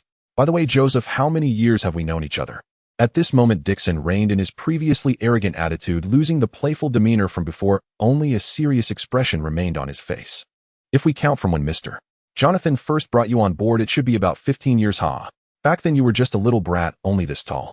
After saying this, Joseph playfully placed his hand on his thigh while teasing Dixon. You weren't much older then either. You even said I was too small, and I remember you defending a plate of apple pie from me, which led to us fighting. In the end, I even got a beating from the old man. You were definitely at fault for that. Ha, you still remember that. I've long forgotten. By the way, did you cry back then? Joseph laughed heartily and Dixon couldn't help but join in, but as they laughed, Dixon fell silent again. Now, the old man is gone, and you are about to leave. I wonder when we will meet again. Hey, why are you saying such sad things? A good friend is leaving. Shouldn't you send him off with a smile? If you keep talking like this, how can I leave with peace of mind? I can't. Joseph's voice faltered as he started to choke up. A friendship of 15 years is not easy to let go of. Yet now, for an uncertain future, they had to take a risk. Thinking of this, both felt a sense of loss and sadness, and they instinctively embraced each other. Not far away, 3 people were watching all of this. I didn't expect those 2, especially that big guy, could cry so sadly. Where? Chuan, lend me your glasses. Been having a hard time seeing. As Su Xingming reached for Zhao Tingchuan's glasses, Zhao Tingchuan not only refused to lend them, but also swatted away the hand that had reached out. You're really stingy, just like when school started. You wouldn't even lend me a tissue. Seeing Zhao Tingchuan's cold attitude, Su Xingming immediately played the emotional card, and Chen Bo chimed in. You 2 really have the nerve to say that. Back then I bought a box of tissues, put it on the table, and went out to buy breakfast.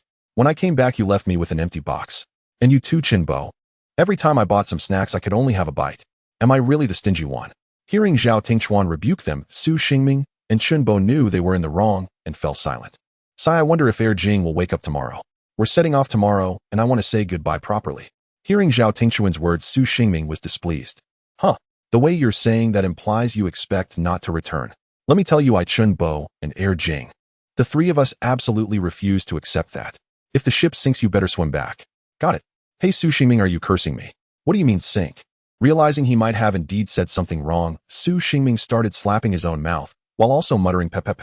Alright, I promise you too, and the Jing lying in bed. I will definitely come back. I'll bring the rescue team back with me to save you. Be sure not to starve before we return, ha. Zhao Tingchuan rarely smiled, at least in Su Xingming's memory. It was very rare, so rare that he could count it on one finger. But this time the smile looked so reluctant, so painful. Seeing this, Su Xingming stood up from the sand and raised his fist. Hey, we're leaving tomorrow, let's do this one more time.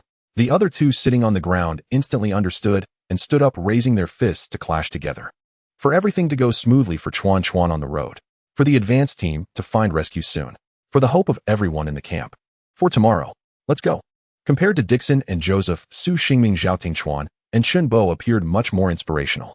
To outsiders, this seemed very out of character, but only when facing the people they were most familiar with could the deep-seated feelings in their hearts be released.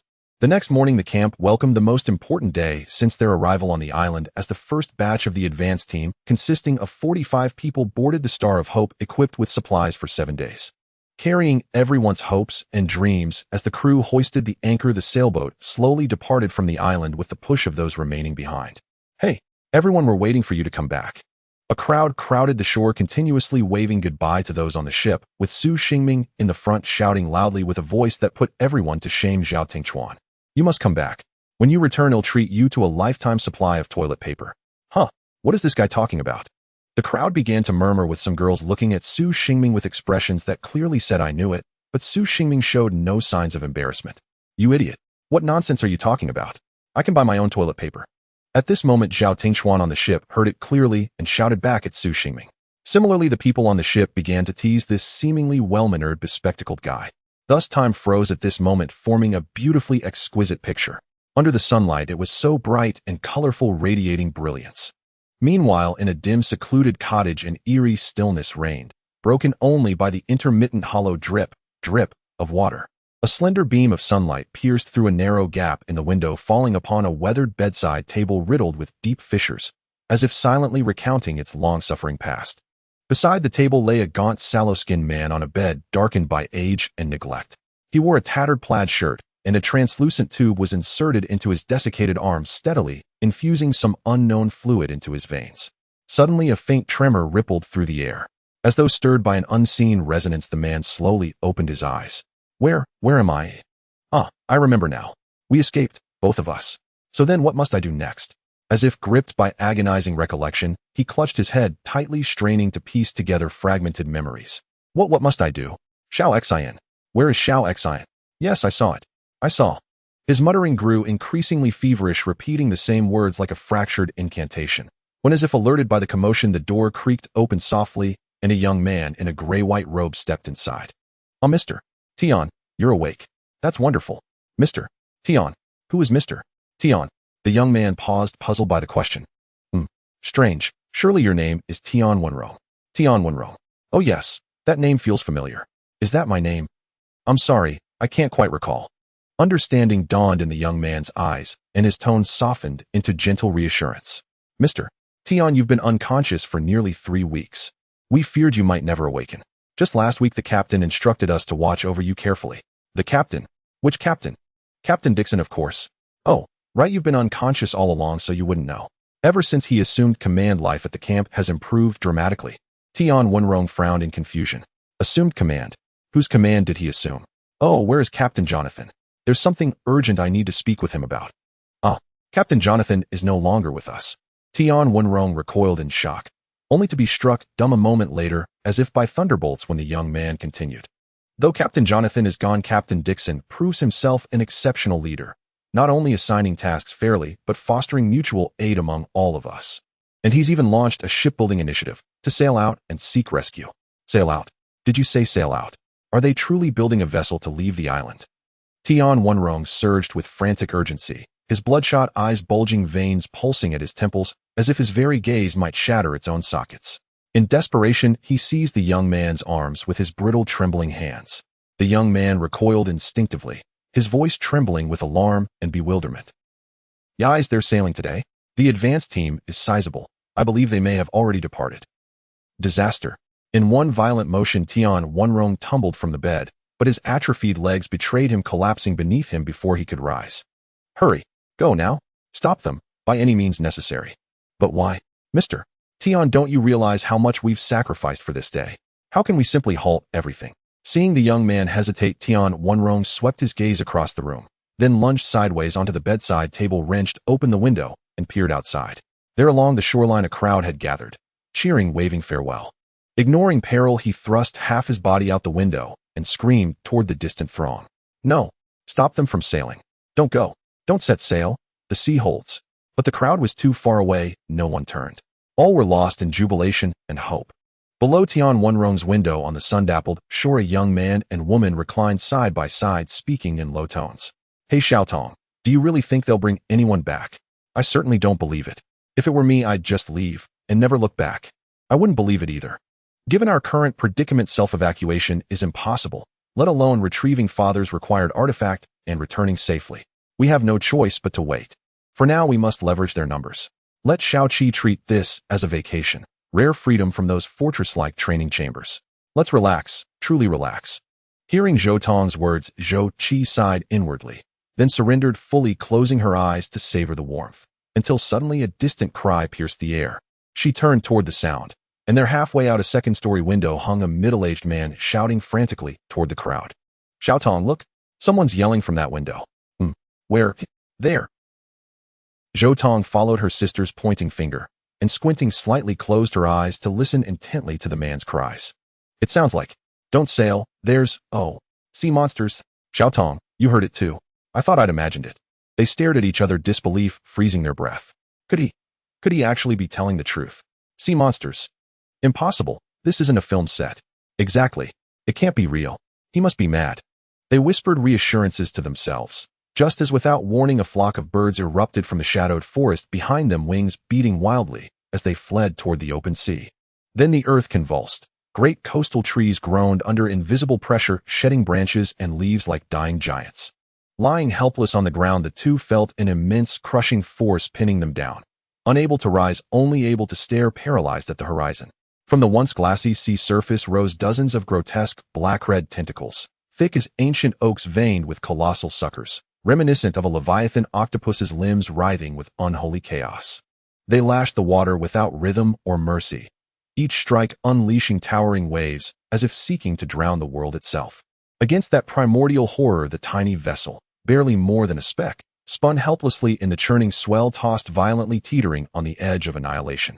On the shore, the crowd stood mute, frozen in primal terror. None had foreseen that their fortnight of labor would culminate in such utter, soul-shattering despair. In that suffocating silence, a young man in his 20s staggered upright, lungs raw with desperation, and screamed with every fiber of his being. Run! Run now! Chuan Chuan, run! Zhao Tingchuan, run, for your lives! Meanwhile, in a distant valley, tranquility and harmony intertwined, resembling a paradise.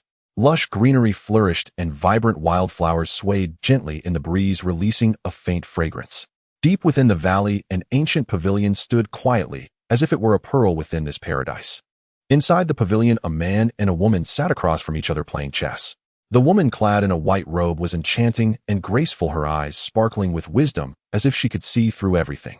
The man dressed in black had a deep and cold demeanor. At this moment, the woman spoke. It seems that the group in the distance appears to be taking action today.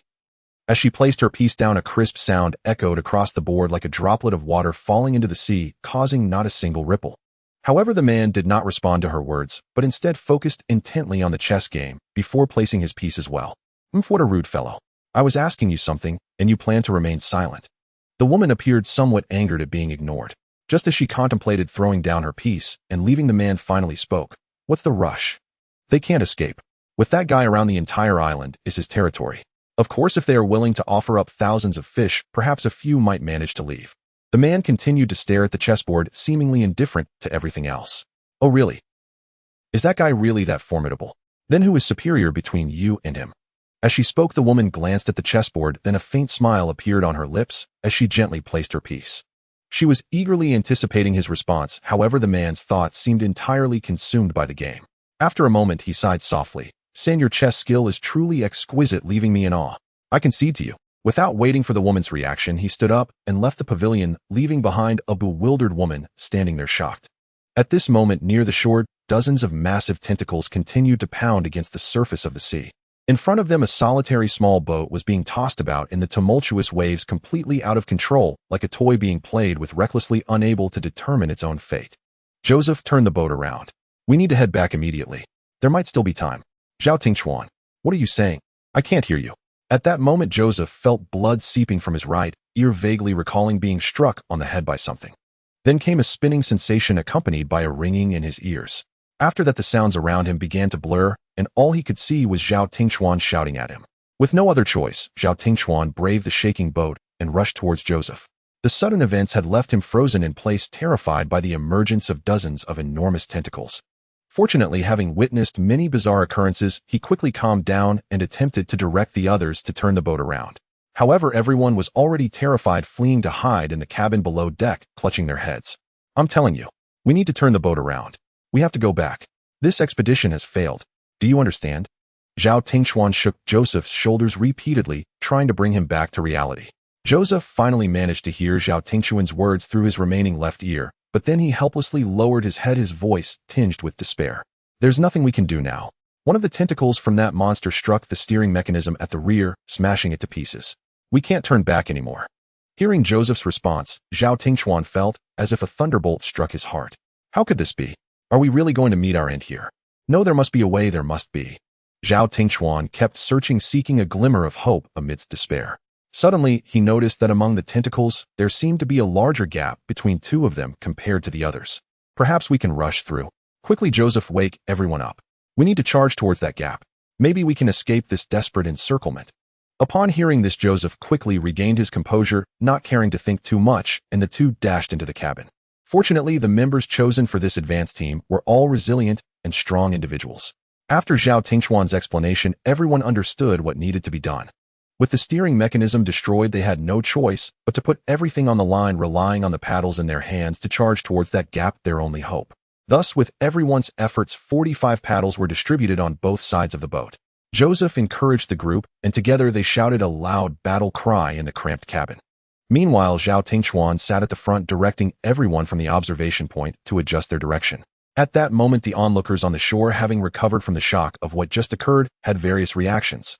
Some turned to flee, while others chose to stay, watching everything unfold, observing this final outcome. Among them, the most anxious were naturally Dixon, Su Xingming, and others, not just because of the boat, but also because their friend was on board. Finally, with the collective effort of everyone on the boat, it seemed that the vessel had stabilized its direction and was slowly moving toward the gap. Zhao Tingchuan felt a surge of joy as he observed through the observation point that the tentacles seemed to have stopped moving, no longer battering the sea surface, merely hovering in the air, writhing. Everything seemed to be progressing toward an ideal situation. Time flowed slowly, and whether on the shore or on the boat, hearts were in their throats. We're almost there. Almost there. A little faster, a little faster. Zhao Tingchuan watched as the gap drew nearer, knowing that if they could just hold on for 2 more minutes, they would be able to break free. At that moment, Zhao Tingchuan noticed an unidentified protrusion on the surface of the sea at the gap, gradually growing larger. What is this? What is happening? Oh heavens, spare me. Ha! Since Zhao Tingchuan was at the front, only he saw this, and a wave of bad premonition rose in his heart. Then he seemed to think of something, as if making a decision, and rushed out of the cabin, quickly reaching the deck. From a pile of luggage, he rummaged out a transparent glass bottle and threw it with all his might toward the back of the boat. After doing all this, when Zhao Tingchuan turned back again, the unknown protrusion had emerged many times, perfectly blocking the entire gap. At this point, Zhao Tingchuan could clearly see that it was not just an unidentified protrusion, it was a gigantic human head. This enormous entity had completely surfaced, its size astonishing, akin to that of a small mountain. The giant head's eyes radiated a golden glow, its mouth filled with jagged teeth, some remnants of unknown flesh hanging from it slowly opening. Looking at everything before him, Zhao Tingchuan suddenly felt no longer afraid, but rather somewhat relieved. He simply sat down, quietly observing. Perhaps people like me are simply not meant to be forgiven. Is this fate? Zhao Tingchuan suddenly thought of Captain Jonathan, the kind old man he had stabbed to death. The memories of that night resurfaced in his mind as vivid as if they had just happened. He looked at his hands, trembling uncontrollably, realizing that this was not fear. Rather, it was the weight of all hopes resting upon him. But ultimately, this is the dramatic conclusion that awaited him. At that moment, a pair of hands patted his shoulder from behind. Zhao Tingchuan turned to see Joseph. Hey, you little brat, you actually ran up here to enjoy the breeze alone. Really, you didn't even call me. How stingy. Ha ha. Ha ha, Captain Joseph, you came up too. Was it too stuffy down there? Of course not. Those people below are too troublesome, shouting non-stop, deafening my ears. So I came up to chat with you. Thus they chatted about trivial matters, completely relaxed at that moment, and the paddles on both sides of the boat ceased moving, returning to a feeling of drifting along with the waves. In this manner, the entire boat slowly and without resistance sailed into the gaping maw filled with the scent of blood and decay. Su Xingming, you must survive, you must uncover the truth behind all this, and you must escape from here. I believe you can do it, because we have been partners for a full 6 years. As the Star of Hope sailed into the gaping maw of darkness, the crowd on the shore began to collapse completely. They never imagined that their collective efforts over the past half-month, which they believed would bring a glimmer of hope for rescue, would result in the sailing ship disappearing within less than a mile in a manner almost filled with despair. This also meant that for the remaining survivors in the camp, attempting to build a ship to cross the sea and leave this place was now an impossible task. At this moment, feelings of despair and fear of the unknown swept through the entire camp again, as people wailed and mourned, as if lamenting to the heavens about the injustice of their situation. Among them, several individuals overwhelmed by grief and anger chose to end their own lives. Their lifeless bodies lay silently on the beach, delivering a second shock to those still living. Meanwhile, one man stood in stark contrast to the grieving crowd. He sat quietly on the deck of the Tianqiong ship, observing the crowd below his face, betraying no expression, while he savored a glass of freshly brewed wine. At that moment, a figure rushed towards him, grabbing his collar with both hands and lifting him up. Diego, speak. Did you already know this would happen? Did you know they wouldn't be able to leave today? If you don't explain yourself properly, I swear I'll end you. Yet Diego, being hoisted up, remained completely unperturbed, feigning grievance. As he said, Captain Dixon, what are you saying? I feel very saddened by the fate of the advance team. I swear to God, I truly had no idea. At that moment, Dixon was overwhelmed by a mix of emotions. He regretted proposing the plan to build a ship to cross the sea, blamed himself for allowing Joseph to board that ship, and felt anger towards Diego, who surely knew the problems, but had refused to inform them. Suddenly, Dixon recalled something. David, it was you who killed them, right? Someone just came to tell me that the middle-aged man who returned with Group A and David has awakened. After waking, he expressed extreme panic upon hearing about our plan to build a ship to cross the sea, even risking a fall from the window to convey the reasons to everyone. Unfortunately, it was all too late. His fearful reaction could only mean one thing: he knew there was something in this sea, and similarly David must have known as well. So, it was you. It was you who killed them. It was you who caused Joseph's death. And it was you who caused the demise of the entire advance team of 45 people. Dixon grew increasingly agitated, his arms tightly gripping Diego, as if he were trying to consume him whole. Dixon's face twisted with deep sorrow, as if enduring the cruelest torment in the world. His eyes were filled with anger and pain, as if questioning, why did you do this? Why? Captain Dixon, have you ever considered what kind of panic would ensue if the news had been disclosed at that time? Someone had to scout the way, didn't they? Do you really think you could save everyone? I tell you, that old man Jonathan was harmed by such misguided compassion, and you will meet the same fate. You. But before Diego could finish his words, Dixon slammed his fist into his face, sending Diego flying away, resembling a kite, with a cut string tracing a beautiful arc in the air before crashing onto the cold deck. What did you say? Are you insulting the old man? Oh, if it weren't for him, you wouldn't even know where you would have died. How dare you? How dare you say such a thing? Diego was evidently caught off guard by this sudden blow, lying on the deck for a long time, without getting up, gasping for breath, his right cheek already slightly sunken from the impact. However, instead of begging for mercy as he usually did, Diego suddenly broke into loud laughter. Humph, because of him. Without him, I would have died already. No, it's all because of him. I lost my once carefree life. It's all because of him. I lost my beast-like fighting spirit. It's all because of him. I ended up in this comfortable environment on this ship, becoming a useless person. Do you see this scar? Dixon, this is what the person you respect left behind. He never told you, did he? But do you know the shadow this scar has left in my heart? No, you wouldn't understand. You have never experienced my life, so you can stand on a moral high ground to accuse me. Now clouds began to gather in the sky, followed by a downpour. This was the first rain the survivors of the Tianqiong had experienced since landing on the island. However, the scent brought by the heavy rain seemed to mix with the smell of blood. In this rain, Diego continued to express the resentment in his heart, growing increasingly deranged like a demon emerging from hell. The heavy rain soaked his unique hairstyle, styled with gel, causing his long hair to fall down and cover one of his eyes. The other eye fixed intensely on the blonde man across from him, who glared back. What? Do you want to fight again? If I remember correctly, we have fought 186 times and I defeated you 186 times. How do you know it will be you who wins this time? Captain Dixon. Diego charged forward swiftly, his fist striking towards Dixon like a shooting star. Dixon nimbly dodged the blow, then turned around to punch Diego in the waist. Diego quickly reacted, bracing himself against the hit, but having just taken a solid punch from Dixon, he found this blow exceedingly strenuous, being pushed back several meters. Yet this could not diminish Diego's fighting spirit. He quickly adjusted his stance and retaliated with a punch aimed at Dixon's head. Dixon did not evade, either throwing a punch in return, and their fists collided in midair with a dull thud. Their bodies pressed tightly against each other, struggling for dominance. What's wrong? Diego, you talk a good game, but is that all the strength you have? Captain Dixon, how do you know I'm not using my full strength? I advise you not to celebrate too soon. Thus, beneath the torrential rain, the battle belonging to these two men continued for a long time, both of them utterly exhausted.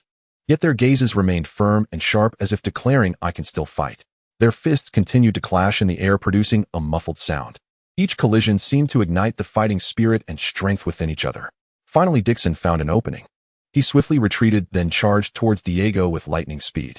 His fist struck towards Diego's chest like a sword. Diego attempted to dodge, but was already too late. Dixon's fist accurately hit his chest, producing a dull thud. Diego's body swayed slightly before he knelt on the ground. Oh, Diego, why are you kneeling? Didn't you claim to be quite capable? Clearly the last blow caused Diego significant pain. He felt a sharp pain in his chest, and simply trying to stand felt like his muscles were tearing, yet this did not seem to extinguish his will. What nonsense are you talking? That punch was no different from a tickle. Thus Diego once again stood unsteadily. He appeared quite disheveled, his hair in disarray, blood oozing from the corner of his mouth, and one eye already swollen shut. Meanwhile, Dixon was not in much better shape, gasping for breath with a large bruise on his left arm from blocking Diego's attack. Still being stubborn, then come at me again. I wouldn't mind beating you to death right here, if you can then give it a try.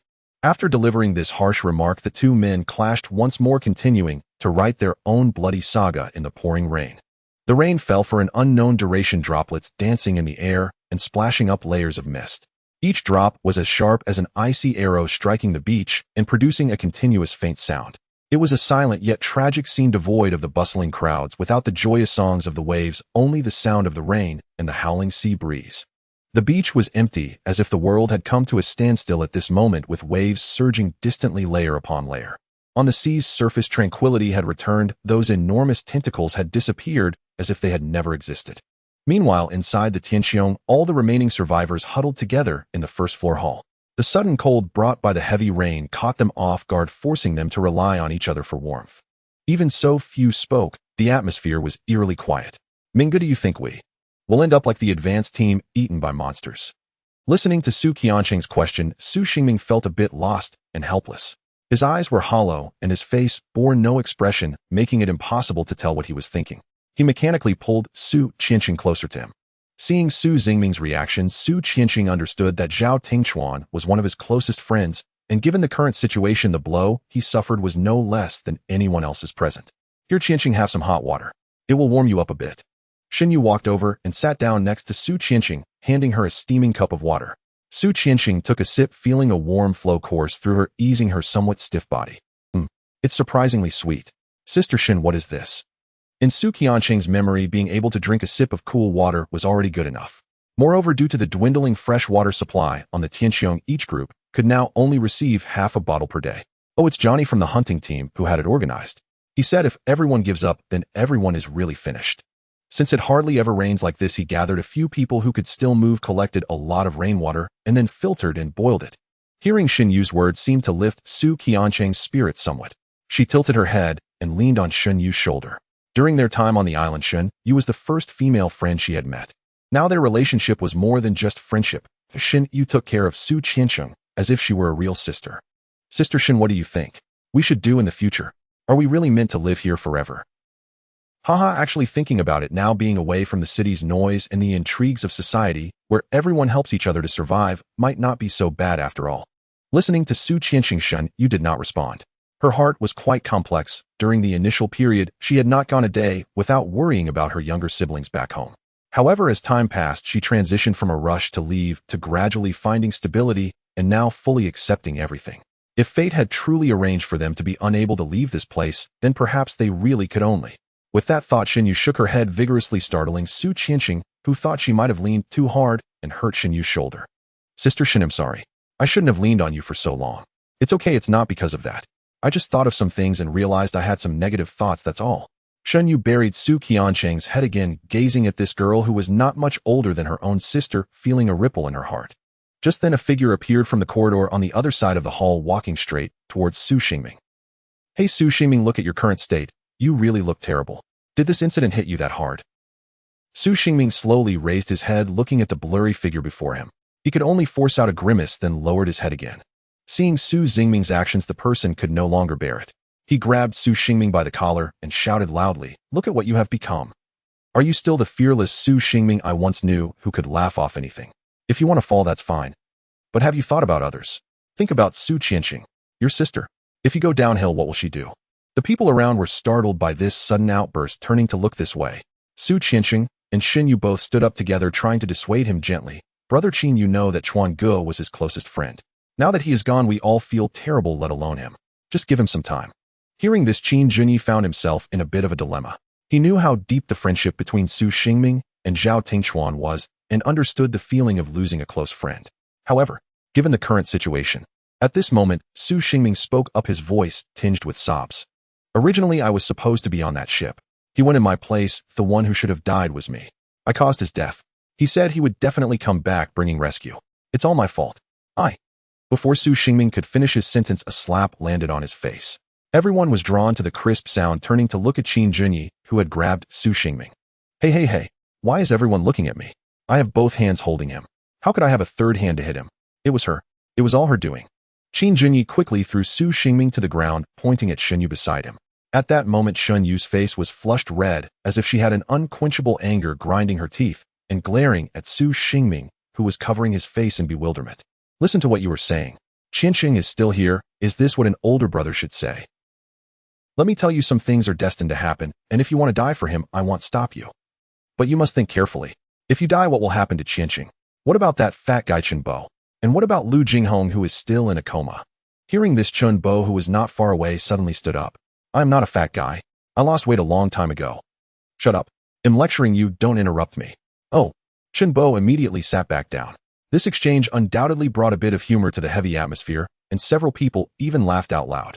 Seeing no one else speaking, Shen Yu grabbed Su Xingming by the collar and continued, the advanced team of Zhao Tingchuan had 45 members who died for us.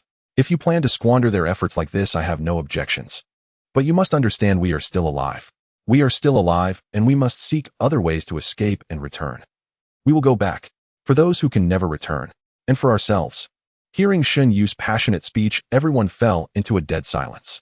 Then someone started clapping, followed by a second, a third. Before long, thunderous applause erupted throughout the entire hall. At the same moment, the rain outside ceased, the sky gradually cleared again, and a ray of sunlight streamed in through the cabin entrance, illuminating the entire hall, enveloping the ground in a golden glow. On the ground, Su Xingming's eyes were filled with tears. Despite the pain he had just felt, he had not shed a single tear until he heard Shen Yu's words, which unleashed a torrent of emotions crashing into the depths of his heart. Seeing Su Xingming's reaction, Shen Yu understood something and softened her tone, whispering to him, "If you understand, go down immediately. There are still many things to do, understand?" Seeing all this, Qin Junyi felt a sense of inferiority, reflecting to himself, "This guy is really impressive, he's much stronger than me." After the rain, the coastline appeared more vast and bright than usual, with the scorching sun baking the earth, and the sunlight reflecting off the sand, rendering it even more dazzling. At this moment, on the deck of the Tianqiong, a blond man stood there, his hair flowing freely, his entire body a vivid red. Under the sun's rays, he was constantly emitting heat, his figure resembling that of a ghostly deity, causing others to hesitate to approach. In stark contrast, another person on the ground had completely lost consciousness, blood continuously flowing from his mouth. His entire body, face, arms, chest, and thighs, was twisted to varying degrees, lying on the ground in such a state that he bore no resemblance to a human. At this time, a security officer quietly approached, fearing to disturb the blond man, but when he saw the state of the person on the ground, he couldn't help but gasp in shock. Dixon, Captain. What happened to Captain Diego?" The blond man merely glanced sideways at him, and then spoke in a commanding tone, "Don't be afraid, he isn't dead, he won't perish from such minor injuries, right, Diego?" Minor injuries? The security officer swallowed hard. If such injuries had occurred to them, they would have long been dead. This indicates that Diego's physical resilience is extraordinarily robust. He has merely lived in the shadow of the monster that is Dixon, making him seem somewhat ordinary.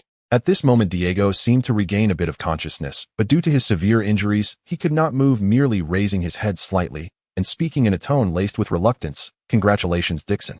With this you have won 187 victories, ha ha ha." Cough, cough. Diego then began to cough violently, spitting blood repeatedly before losing consciousness again. Witnessing all this, Dixon felt some pity and prepared to turn away. Before leaving, he instructed the security officer, who stood there in a daze, take him to receive treatment and find more people to watch over him. Don't let his life be taken so easily. With that, Dixon disappeared around the corner. After the recent battle, he appeared somewhat disheveled. Having just stepped off the deck, he swiftly turned into a dark corridor, collapsing in a corner while clutching his still aching abdomen. This was the first time he truly felt such pain. That bastard Diego seems to have held back before.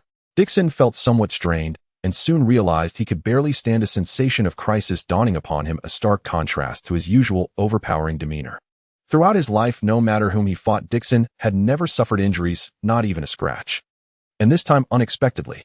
Thinking of this, Dixon recalled what Jonathan had said to him before. "Dixon, there are always stronger people out there, and the world is vast. Though you are powerful, you cannot remain invincible forever. Old man, do you think I really am fit to be a leader? Because of my decisions, Joseph died and 45 excellent members of the advance team perished. Can I really fulfill everything you entrusted to me? Can I really save these people? Joseph, he believed in me so much, but I..." Sitting alone in this dark corner, it felt like a small world belonging solely to him, where no one would know or intrude. He could vent his unwillingness and frustration here, and yes, he could cry freely. Just then, while Dixon was lost in thought, a voice rang out. "Hey, big guy. So you're here, huh? What's up? Crying, are we? Ha ha ha, how embarrassing. The invincible Captain Dixon actually cries." Hearing those familiar words, Dixon felt a bit dazed. Joseph had often teased him like this in the past. Slowly, he raised his head, tears blurring his vision as he looked at the indistinct figure before him. Joseph, is it you? Really you? You're not dead." The figure did not respond, but stood quietly. Dixon found it strange. Oh, was this an illusion? Or was he dreaming? Captain Joseph is no longer here. That's a fact, just like Chuan. They must be watching us from above, observing everything we do. If we are to deny ourselves here, wouldn't that mean letting down their expectations? We should pick ourselves up. There are others waiting for us. Come on, big guy. With that, the figure extended a hand toward Dixon. He was even more puzzled. If it wasn't Joseph, then who was it? Who could come looking for him? Was it Johnny? Or Chalin? It couldn't possibly be Diego. Though filled with confusion, Dixon still reached out his hand and shook it tightly. The moment their hands touched, he finally recognized the person before him. He was taken aback for a moment, then suddenly understood, breaking into a smile. "Haha, Su Xingming, it's you, huh? With a little chick like you think you can teach me a lesson?" Do you believe I can throw you out with just one hand? Ha ha. Look, how about this?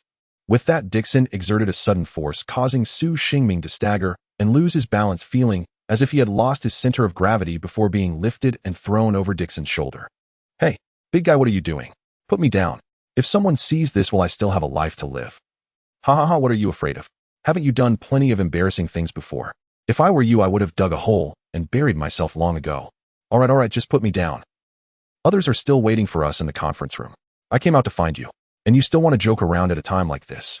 Hearing this, Dixon's expression changed. He stopped fooling around with Su Xingming and gently set him down, then spoke in a very low voice. Do you think I can still be the captain for everyone? I don't have your friend's knowledge, nor that annoying guy's intelligence. My scouting ability is not as good as Johnny's, and now even the shipbuilding skills I used to take pride in are no longer effective. Now I am just a brute with no brains.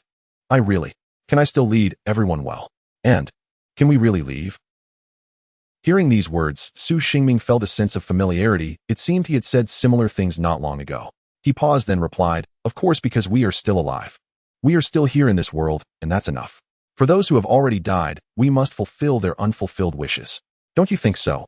Dixon was taken aback. He hadn't expected this. Looking at Su Xingming's face, he thought of Joseph. If Joseph were still here, he would probably say the same thing. If you brat, you really can talk. Let's go. Let's see where we can go next. Hey, what if we fly back? Huh. Captain Dixon, can you actually build an airplane? Of course not. I was just thinking out loud. Then why are you talking nonsense? If you could build an airplane, would all team up to beat you up? Huh. Why? Because you should have done it earlier. You've made us suffer so much. Both of them laughed together, exchanging banter, and at the same time, they both rekindled their confidence and hope. When Su Xingming and Dixon cheerfully arrived at the conference room, they discovered that in addition to the original personnel, Qin Junyi was holding onto a boy in black clothes wearing a baseball cap. The boy was chatting happily, but it seemed he was somewhat disinterested in Qin Junyi, appearing a bit irritated. Listening to Qin Junyi's incessant chatter, it seemed that the boy was about to lose his patience as his left hand began to tremble, as if he was about to clench it into a fist. Noticing this, Yuli, who was sitting beside him, acted promptly, as she gently placed her right hand on the boy's left arm and softly said, if you dare to move, I will treat you to a faceplant. Yuli thought her voice was very quiet, but since everyone else in the room was silent, they all heard it loud and clear. What is a faceplant? Is it delicious? Hey, little girl, why don't you invite me to try something delicious? Ha ha. Dixon evidently didn't know what Yuli was talking about, and with a cheerful expression, he stepped forward to engage her, one hand poised to pat her on the shoulder. Seeing this, Johnny, who was sitting opposite Yuli, immediately stood up and shouted at Dixon, Captain, it's getting late. Hey, let's hurry up and get to the point. Oh, you're right. Then let's do that. With that, Dixon retracted the hand he was about to use to pat her and turned to sit in the main seat. As soon as he sat down, he noticed Su Xingming, Johnny, and Qin Junyi looking at him with relieved expressions. What's wrong? Is there something on my face? Oh, it must be because that guy Diego hit me earlier. Oh, nothing. Let's get started. The three responded in unison, though they were also quite curious about who was stronger between Yuli and Dixon. In terms of sheer strength, Dixon had the overwhelming advantage, but Yuli's agility and movements seemed superior. Should they really let them fight? A terrifying thought arose in the minds of the three. I bear primary responsibility for the failure of this shipbuilding plan. Acting rashly without thorough investigation is truly regrettable for all of you. After speaking, Dixon stood up and slightly bowed to everyone. If any of you have thoughts on the upcoming situation, feel free to bring them up so we can discuss strategies together. Hearing this, Johnny was the first to speak up. In this plan's failure, we suffered quite a bit. Apart from personnel losses, our supplies, food and fresh water, are nearly depleted. Fortunately, it recently rained heavily, and we collected quite a bit of fresh water. After filtering and boiling it, it will be drinkable. However, regarding food, Captain, I just had someone tally it up. Currently, there are about 380 people left in the camp, or at this rate, we might not last a week. 380 people. When this ship set sail, there were over 2,000 of us. Now we are down to less than 40%. Dixon lamented this outcome, feeling a bit of heartache. That's because the tourists on the 5th and 6th floors have not yet been located. When we went out hunting earlier, we did not find any trace of others. Logically speaking, the number of people on those 2 floors should be larger, and there should be more of them than us, yet for some reason, we haven't found anyone. Johnny expressed his concern. Perhaps they have already. Think about it, from the 4th floor upwards, everything was obliterated. They may have sunk directly into the sea. We are fortunate to have washed up on the island, which is a small blessing in this misfortune. After listening to Johnny's report, everyone fell silent, realizing how dire the situation truly was. An oppressive atmosphere filled the entire conference room. Seeing that no one was speaking, Dixon began. In any case, worrying here is of no use. We need to think of other ways to see if we can leave here. It's no longer feasible to go across the sea. Perhaps we should consider exploring inland on the island to see if there is a path to survival. Advance inland. But the situation inside the island is too complicated along with those unknown creatures. The risks are a bit too high. Johnny expressed his opinion. As someone who had been on long-term reconnaissance, he felt this was undoubtedly a very risky endeavor. Staying at the camp would give them a survival rate of about 60%, but with so many people moving together towards the interior of the island, the survival rate might drop to less than 10%. After hearing Johnny's words, Dixon fell silent again. Indeed, for someone like him who had received professional training, surviving in the wilderness may not be that difficult, but most of the people in the camp were ordinary, and there were many elderly and young ones. How could they endure such harsh conditions? At this moment, Tianqiong spoke up. If we were to form a team of dozens of people composed of more specialized personnel primarily for search purposes, would that be feasible? In fact, prior to this, we had obtained a metal object with special symbols. After our discussion at that time, we suspected that there might be other modern artificial facilities on the island. Perhaps if we explored further, we could uncover the secrets of this island. Upon hearing this, Dixon was slightly taken aback. You have one too. Johnny had one before. I remember it was. It was a triangular mountain peak. It was an asymmetric capital M. Dixon and Tianqiong exclaimed in unison, yet they harbored doubts about each other's words, while Su Xingming quietly pondered triangular mountain peak. It sounds so familiar. I feel like I've seen a triangular mountain peak somewhere. Could it be? No way. Meanwhile, the boy in black next to Tianqiong seemed to have thought of something, but did not speak. Well, the one we obtained was burned, so perhaps we have the same item. Captain Dixon, could you take that item out for everyone to see? There might be some clues. As Tianqiong expressed his thoughts, he emphasized the importance of the matter. Dixon understood its significance and immediately began searching in a nearby cabinet. Soon Dixon found the piece of metal that Johnny had brought back and placed it on the table. Everyone gathered around to examine the symbol. The symbol was a large red circle with a triangular mountain peak inside it, and below the mountain peak were the large uppercase letters STHP, encircled by a flame pattern. Seeing this, Su Xingming let out a sigh of relief. This was their company's logo, uninhabited Technology. But that made sense. uninhabited Technology is currently just a small firm with a few dozen employees. How could they possibly have built facilities on such a deserted island? Moreover, this piece of metal seemed to be quite old, at least something from decades ago. Thus, everyone was left puzzled by this clue, as no one present recognized the logo, and once again they fell into silence. Faced with this unfamiliar emblem, everyone was at a loss for words. Hey Lao Qin, didn't your family run a big business? You haven't seen this either. Yet Tianqiong shook his head and said, No, I don't recall ever seeing this, although it does resemble your company's logo. But it's merely a resemblance. How about you, Yoli? You have a good memory, and do you know anything about it? Tianqiong turned to seek help from Yoli, who merely shook her head, slightly indicating her ignorance. Then it seems no one knows. Forget it. In any case, we can confirm that there are other human facilities on this island. Just this point alone makes me think it's necessary to investigate. What do you all think? Dixon, observing the situation, had to make a quick decision, otherwise everyone would be stuck in this deadlock. At that moment, a security team member burst in, followed by a middle-aged man. Their arrival drew the attention of everyone in the conference room. Director Tian. Oh, Su Xingming, you're still here. Su Xingming and the middle-aged man exchanged glances, both recognizing each other. What do you know each other? Dixon expressed some confusion. It was surprising to have familiar faces in such a long gathering. Previously, Tianqiong also brought his friend to the decision-making group. Yes, this is Director Tian Wenrong from our company, my direct superior. Oh, now it's all about titles. In a place like this, we're all the same. Director Tian Wenrong appeared very kind at that moment, a stark contrast to the demon boss in Su Xingming's memory, who constantly pressured him for work progress and occasionally demanded overtime. For everyone except Dixon, it was their first time meeting this person. At this moment, Tian Wenrong's complexion had improved considerably compared to when he first awoke, almost as if he were a different person. Ahem. Allow me to explain this. Tian Wenrong is one of the survivors who returned from Group A with David. Tian Wenrong, please share your experiences with everyone. Dixon, with a serious expression, looked at everyone present. The group braced themselves, attentively listening to every word that followed. For the entire camp, the two searching teams, A and B, were the first to be attacked, suffering heavy casualties, with nearly 100 people lost between the two groups. Aside from Chen Bo and the others who escorted Su Xingming back first, the only one left standing was Tian Wenrong, while the 6 members of Group B, found by Johnny, who were unconscious, had recently been declared dead. Mr. Tian, you may begin. Dixon signaled for everyone to quiet down, allowing Tian Wenrong to speak. After collecting his thoughts, Tianqiong began. What I am about to say I can guarantee with my integrity from the first half of my life, there is not a single lie. On that day, the night when Group A discovered the two survivors, Captain David made a decision to prioritize escorting Chun Bo and a dozen others with poorer physical conditions back to the camp. The remaining individuals would continue searching for supplies and other survivors along the coastline the next day. At that time, our main food source was hand-catching fish from the sea, combined with several people proficient in swimming considering the camp supply situation.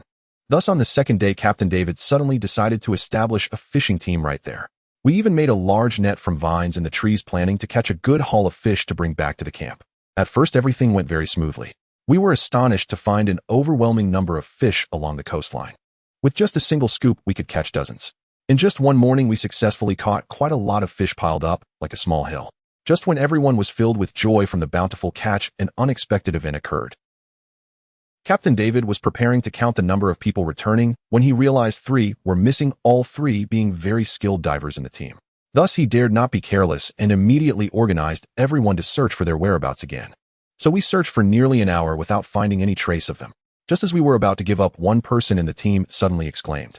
In his hand was a half-eaten corpse, and that corpse was one of the 3 missing.